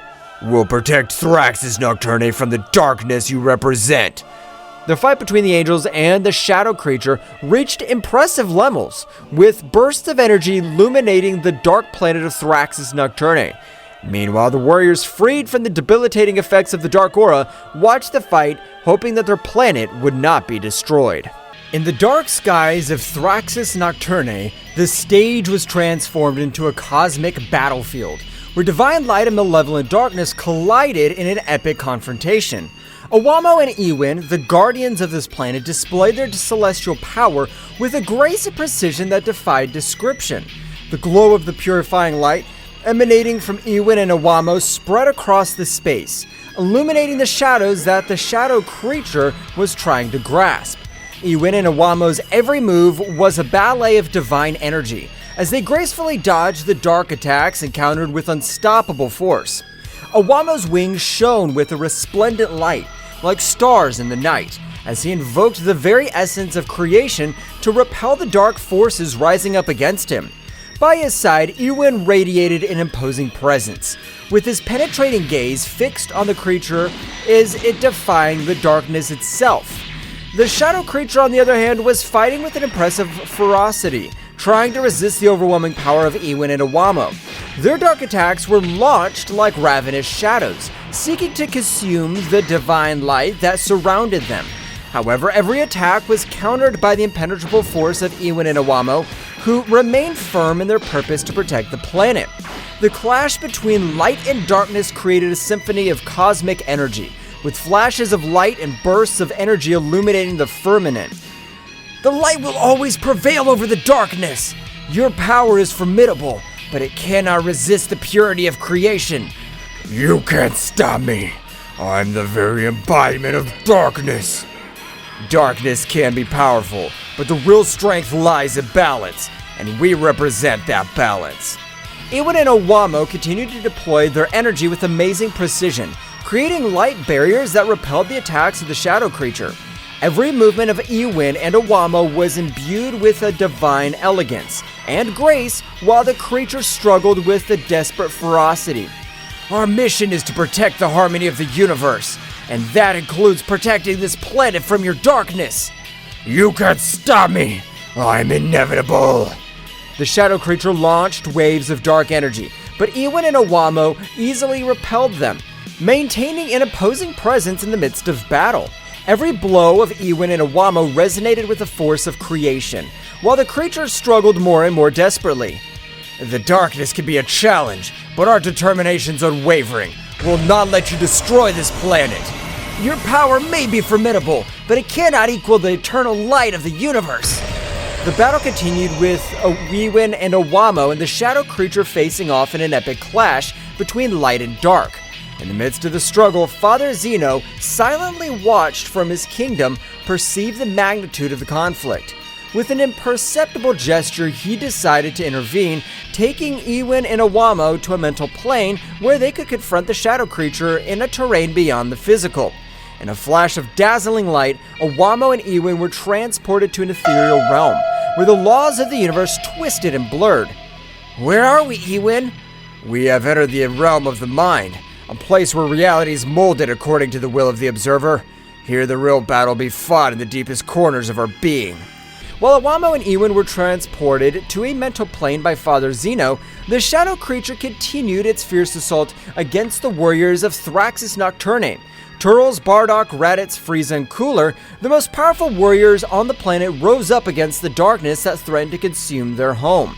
The shadow creature, imbued with a dark and malevolent aura, hovered over them with an overwhelming presence. He distorted his energy, enveloping everything around him, tearing reality itself apart, and threatening to plunge the planet into an abyss of chaos. We won't let you destroy our home, shadow monster. We, the warriors of Thraxis Nocturne, are not afraid of the dark. We have faced much greater dangers than you, creature. We will fight together to protect our world. The shadow creature launched a powerful dark attack towards the warriors, but they responded with relentless ferocity. Turles, his eyes shining with determination, unleashed a shower of destructive energy, summoning the very essence of nature to channel it in a torrent of energetic attacks. Their powerful attacks cut through the darkness with devastating precision, creating dazzling explosions that lit up the planet's night sky. Bardock, with his fiery ki and indomitable spirit, channeled his energy into a powerful attack. His fists were burning with a searing intensity as he launched a concentrated burst of energy towards the shadow creature, challenging its strength with its own. Bardock's attack resonated with the determination of an invincible warrior, willing to give everything for the protection of his world. Raditz and Cooler, united in battle, joined in a coordinated assault on the shadow creature. With fluid and coordinated movements, they launched bursts of energy from different angles, creating a barrier of attacks that surrounded their enemy. The shadow creature struggled to defend itself against the combined onslaught of the two powerful warriors, but its resistance was challenged by the determination and skill of Raditz and Cooler. Meanwhile, Frieza, with his golden form glowing with a golden aura, was preparing to unleash his full power against the shadow creature. His eyes shone with a cold and calculated determination as he focused his energy on a devastating attack. With a graceful and precise movement, Frieza unleashed a burst of golden energy that swirled with unparalleled destructive power, threatening to envelop the shadow creature in a mantle of fire and destruction. The battle escalated as the warriors of Thraxis Nocturne bravely faced the darkness that threatened their world. Every blow, every burst of energy echoed through space, creating a spectacle of destruction and determination. Meanwhile, on the mental plane, Owamo and Ewin were engaged in a metaphysical struggle against Father Zeno, an omnipotent entity whose presence radiated an aura of indescribable power. Ewin and Owamo, aware of the gravity of the situation, desperately sought the intervention of Father Zeno to counter the threat of the shadow creature. However, to their surprise, Father Zeno solemnly informed them that they could not intervene directly, since the balance of the universe had to be kept intact even in times of crisis. Owamo and Ewin, although unhappy with Father Zeno's decision, understood the importance of respecting the laws of the cosmos. With determination, they plunged even deeper into the metaphysical struggle, using all their ingenuity and power to find a solution to the crisis unfolding in Thraxis Nocturne. As a confrontation on the mental plane reached its climax, Owamo and Ewin found themselves face to face with the imposing Father Zeno. His figure radiated an indisputable authority, but also an aura of mystery that aroused restlessness in the Ewin and Owamo. Owamo, with his usual serenity, broke the tense silence that filled the ethereal space. "Father Zeno," he began in a firm but respectful tone, "could it be you that... were you the one who sent the shadow creatures to destroy the planets?" Father Zeno, with an unflappable expression, nodded slowly. "I did it for the good of the universe," he replied calmly. Although his voice resonated with a power that shook Ewin and Owamo, sometimes drastic measures must be taken to preserve the cosmic balance. Ewin, with a flash of indignation in his eyes, could not contain himself anymore. "But that doesn't justify the chaos and destruction you've unleashed!" he exclaimed. his voice echoing with unshakable determination. "There are other ways to restore balance without resorting to violence and darkness."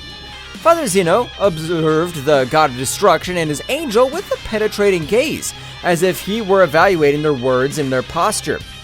"Your compassion is admirable, but sometimes it's necessary to sacrifice a few pieces to save the entire board," he said in an enigmatic tone. Owamo and Iwin exchanged determined glances. Although they respected Father Zeno's authority, they knew that they had to follow their own principles and convictions. With courage, they prepared to challenge the omnipotent being in front of them, willing to fight for what they believed was right, even if it meant facing the divinity itself. The air on the mental plane was charged with tension, as Owamo and Iwin prepared to face Father Zeno. Their divine auras collided in a show of titanic forces, as Iwin and Owamo prepared to challenge the supreme being in front of them. Owamo, with his heavenly book in hand, looked at Father Zeno with determination. "Father Zeno, although we respect your authority, we cannot allow you to continue with this destruction," he stated firmly. "We'll fight for peace and balance in the universe, even if it means standing up to you." Father Zeno, with an impenetrable calm, nodded in recognition. "Your courage is admirable, but you will not be able to stop me," he replied calmly. "The fate of the universe is in my hands, and I'll do whatever it takes to preserve its balance." Without further words, the battle began with a burst of divine energy. Owamo unleashed his celestial power, summoning rays of light that he threw against Father Zeno, while Iwin threw waves of energy with determination. However, Father Zeno showed impressive resilience, deflecting every attack with surprising ease. The fight went on for what seemed like an eternity, with Iwin and Owamo and Father Zeno trading punches and counterpunches in a cosmic dance of power and skill. Every movement was imbued with a supernatural force, while the mental plane trembled under the intensity of his conflict. However, as time passed, Owamo and Iwin began to feel the weight of their opponent. Father Zeno's power was overwhelming, and every blow Iwin and Owamo received weakened them even more. Despite their bravery and determination, it seemed that they were fighting against an impossible-to-defeat force. Owamo, panting from the effort, looked at his companion with concern. "Iwin, we can't go on like this," he admitted sincerely. "Father Zeno's too powerful for us." Iwin, though exhausted, nodded determinedly. "I know, Owamo, but we can't give up," he replied firmly. "We must keep fighting, for Thrax's Nocturne, and for all beings in the universe." With a final effort, Iwin and Owamo gathered their forces to launch a final attack against Father Zeno. However, the Supreme Being easily overcame them, deflecting his power with a contemptuous gesture. Father Zeno looked at Iwin and Owamo with a mixture of admiration and regret. "They're brave, but their struggle has come to an end," he solemnly declared. "Accept your defeat and let fate take its course." With a resigned sigh, Owamo and Iwin surrendered to Father Zeno's overwhelming strength. Although they had fought with all their heart and soul, they knew that they could not defeat the Supreme Being in front of them. Father Zeno, with a compassionate look, looked at them benevolently. "Rest now, my brave creations," he said gently. "His bravery will be remembered throughout the universe." Father Zeno, with an unflappable expression, extended his hand towards the exhausted Iwin and Owamo. In an instant, a powerful burst of cosmic energy emanated from his palm, enveloping Owamo and Iwin in a dazzling radiance. Iwin and Owamo screamed in agony as Father Zeno's energy enveloped them, feeling every fiber of their being torn apart under the relentless power of the Supreme Being. Their bodies, imbued with divine light, were slowly consumed in the maelstrom of energy, fading little by little into the aether of the cosmos. Owamo and Iwin fought with all their might to resist the cataclysm that engulfed them, but it was useless. The power of Father Zeno surpassed them in every respect, and they were soon reduced to mere shadows of their former glory. With the last gasp, Owamo and Iwin exploded, leaving body parts all over the mental space, dissipating into cosmic nothingness while their essence merged with the universe. At that precise moment, we return to the earthly plane, where the fierce battle between the most powerful warriors of Thrax's Nocturne and the shadow creature was reaching its climax. Bursts of energy and thunderous crashes echoed in the air, while Bardock, in the middle of the combat, glimpsed Owamo and Iwin, who were lying unconscious on the ground, enveloped in a halo of divine light. Surprise and dismay were reflected on the faces of the warriors, who momentarily stopped their frantic struggle upon realizing the situation. Bardock, his eyes wide open, watched in horror as Iwin and Awamo's bodies began to shake, emanating flashes of energy that increased in intensity with each passing second. A tense silence enveloped the battlefield as everyone watched the scene in disbelief. Suddenly, a heart-rending explosion echoed in the air, making the earth and sky tremble. Bardock and the other warriors were thrown back by the force of the explosion, protecting themselves as best as they could from the shockwave that was spreading around them. When the afterglow of the explosion faded, what was left was a smoking crater where Awamo and Iwin once stood. The warriors slowly stood up, stunned by what they had just witnessed, as the shadow creature, now shrouded in an even denser darkness, prepared to lash out again before the protecting warriors of Thraxus Nocturne. Bardock clenched his fist determinedly, feeling a mixture of sadness and fury burn inside him. He knew that they must continue the fight, not only for the honor of their planet, but also in memory of the brave fallen guardians. With a war cry, the warriors rushed into combat again, determined to avenge the loss of their comrades and protect their home from the darkness that threatened to consume it. After the devastating explosion that killed Awamo and Iwin, the warriors of Thraxus Nocturne gathered in a circle, still stunned by what had happened. Bardock, with a gloomy look, broke the silence with a grave tone. Damn it! What the hell just happened? Turtles, frowning, shook his head in disbelief. I don't know, but we can't let this sacrifice be in vain. We need to get this thing over with once and for all. Raditz, with his fist clenched, furiously nodded determinedly. You're right! Awamo and Iwin gave their lives to protect this planet. We cannot disappoint his sacrifice. Frieza, with his usual impassive expression, spoke in a cold and calculated tone.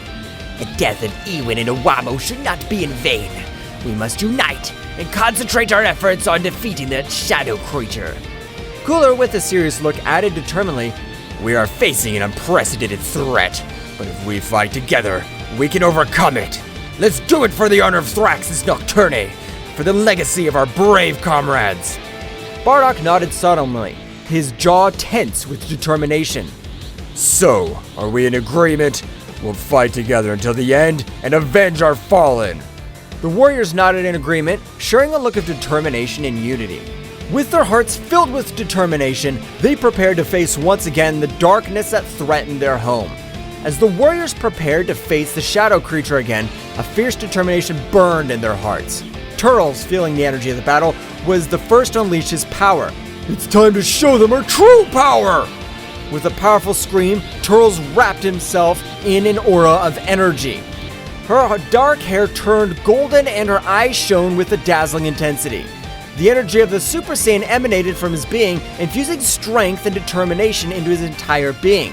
Raditz, inspired by Turtles' example, followed suit. It's my turn! With a burst of energy, Raditz's dark hair bristled, turning golden just like his brothers. His ki increased dramatically, emanating a commanding presence that filled the battlefield.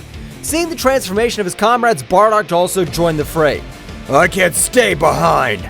With a battle cry, Bardock unleashed all his power.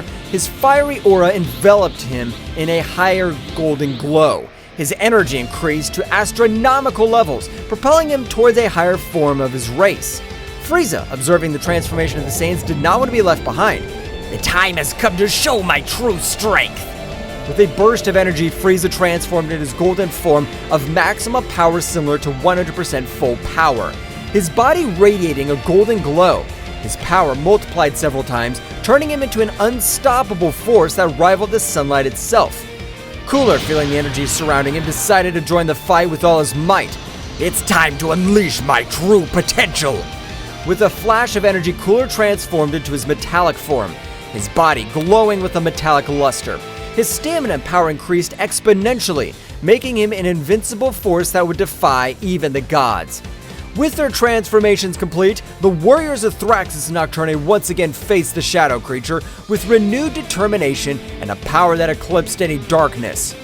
In the skies of Thraxus Nocturne, the battle continued as the transformed warriors faced off against the shadow creature, a being whose dark power threatened to devour everything in its path. With each of the warriors unleashing their full potential, The cosmos trembled under the force of their epic showdown. The golden aura of Turles, Raditz, and Bardock, combined with the imposing presence of Frieza and Cooler in their transformed forms, formed a dazzling spectacle in the night sky. Energy flickered around them, lighting up the darkness with golden and silver flashes as they prepared for the final showdown. The shadow creature, sensing his power of his adversaries, emanated a rumbling roar that echoed through the planet. His dark form seemed to twist and distort as he prepared for the final assault. It's time to end this once and for all! With a battle cry, Turles lunged forward. His speed increased by his Super Saiyan form. The shadow creature responded with an onslaught of dark energy, but Turles nimbly dodged it, moving with astonishing speed across the battlefield. Raditz and Bardock followed Turles' lead, attacking with relentless ferocity. Their blows echoed in the air, each one charged with the strength of his determination and the desire to protect his home planet. The shadow creature's attacks were swift and fierce, but the Saiyans deftly dodged them, responding with even more powerful blows. Father, let's keep the pressure on this thing. We can't let it destroy our home. I know. We're not going to allow this monster to destroy Thrax's Nocturne. Our power is more than enough to end it. That's right. You taught us to fight with courage and determination. We'll not back down before this creature is destroyed. Take this! The shadow creature dodged Bardock's attack with agility, launching its counterattack with its sharp claws. Careful, Father! Don't worry about me. I'm more than ready for this. And take this too! Raditz's attacks hit the shadow creature hard, but it quickly recovered and counterattacked with a surge of dark energy. Damn, this thing's tougher than I thought. We can't give up now. Our planet depends on us. You're right. Let's show you what we're capable of. The two Saiyans launched into the air attack once more with renewed determination. Their blows echoed in the air, each one charged with the strength of his determination and the desire to protect his home planet. The shadow creature, although resistant, was overcome by the ferocity of the Saiyans. Turles, with his golden hair flowing behind him, launched a quick series of precise punches, each one carrying with it the power of his transformation into Super Saiyan. His movements were fluid and graceful, as if he were dancing around his enemy, dodging every attack with impressive agility. There's no escape for you, monster! Your darkness can't compete with the power of the Super Saiyan! With a battle cry, Turles lashed out at the shadow creature, striking with overwhelming force. Every blow resounded in the air, shaking the battlefield with its power. The shadow creature was fighting desperately, but its attacks seemed weak compared to Turles' ferocity. Meanwhile, Raditz and Bardock were continuing their assault on the shadow creature. Their attacks were coordinated and precise, each complementing the other in a deadly dance of destruction. The shadow creature found itself increasingly cornered, unable to cope with the combined might of the Saiyans. Come on, Father. We know we can stop this thing. I know, Raditz. Let's keep pushing until there's nothing left of this creature. With renewed determination, the two Saiyans redoubled their efforts, launching a series of devastating attacks against the shadow creature. Each blow echoed in the air, carrying with it the weight of his determination and the desire to protect his home planet. Frieza and Cooler were watching the battle intently from a distance, their cold gazes evaluating every move of the Saiyans and the shadow creature. As the fight intensified, they noticed with increasing concern how the shadow creature began to gain more strength, releasing a dark energy that threatened to destabilize this situation. It seems that the things are getting more complicated than I expected. Yes, the shadow creature seems to be gaining ground. If we don't intervene soon, we could face an even more dangerous situation. With a cold determination, Frieza and Cooler exchanged a glance before heading towards the battlefield. His presence made itself felt immediately. His overbearing aura flooded the area as they prepared to face the shadow creature. Looks like we need to intervene before things get out of control. I agree. We cannot allow the shadow creature to wreak more havoc on our planet. With surprising speed, Frieza and Cooler launched into action, deploying all the power in an effort to contain the shadow creature. His attacks were precise and devastating, each blow carrying with it the weight of his determination and the desire to protect his home. However, the shadow creature was not going to be easily defeated. With a thunderous scream, he split into 4 separate beings, each one darker and more malevolent than the last. The earth trembled under their weight as they advanced towards the warriors, ready to unleash their fury on them. It seems that this creature has more tricks up its sleeves than we thought. It doesn't matter. We have our own tricks. Well, guys, this is all for today's chapter. I hope you liked it and it was to your liking. Now, don't forget to leave your powerful like Supreme God level, comment, and subscribe. Now, without further ado, see you in a new video. Until next time.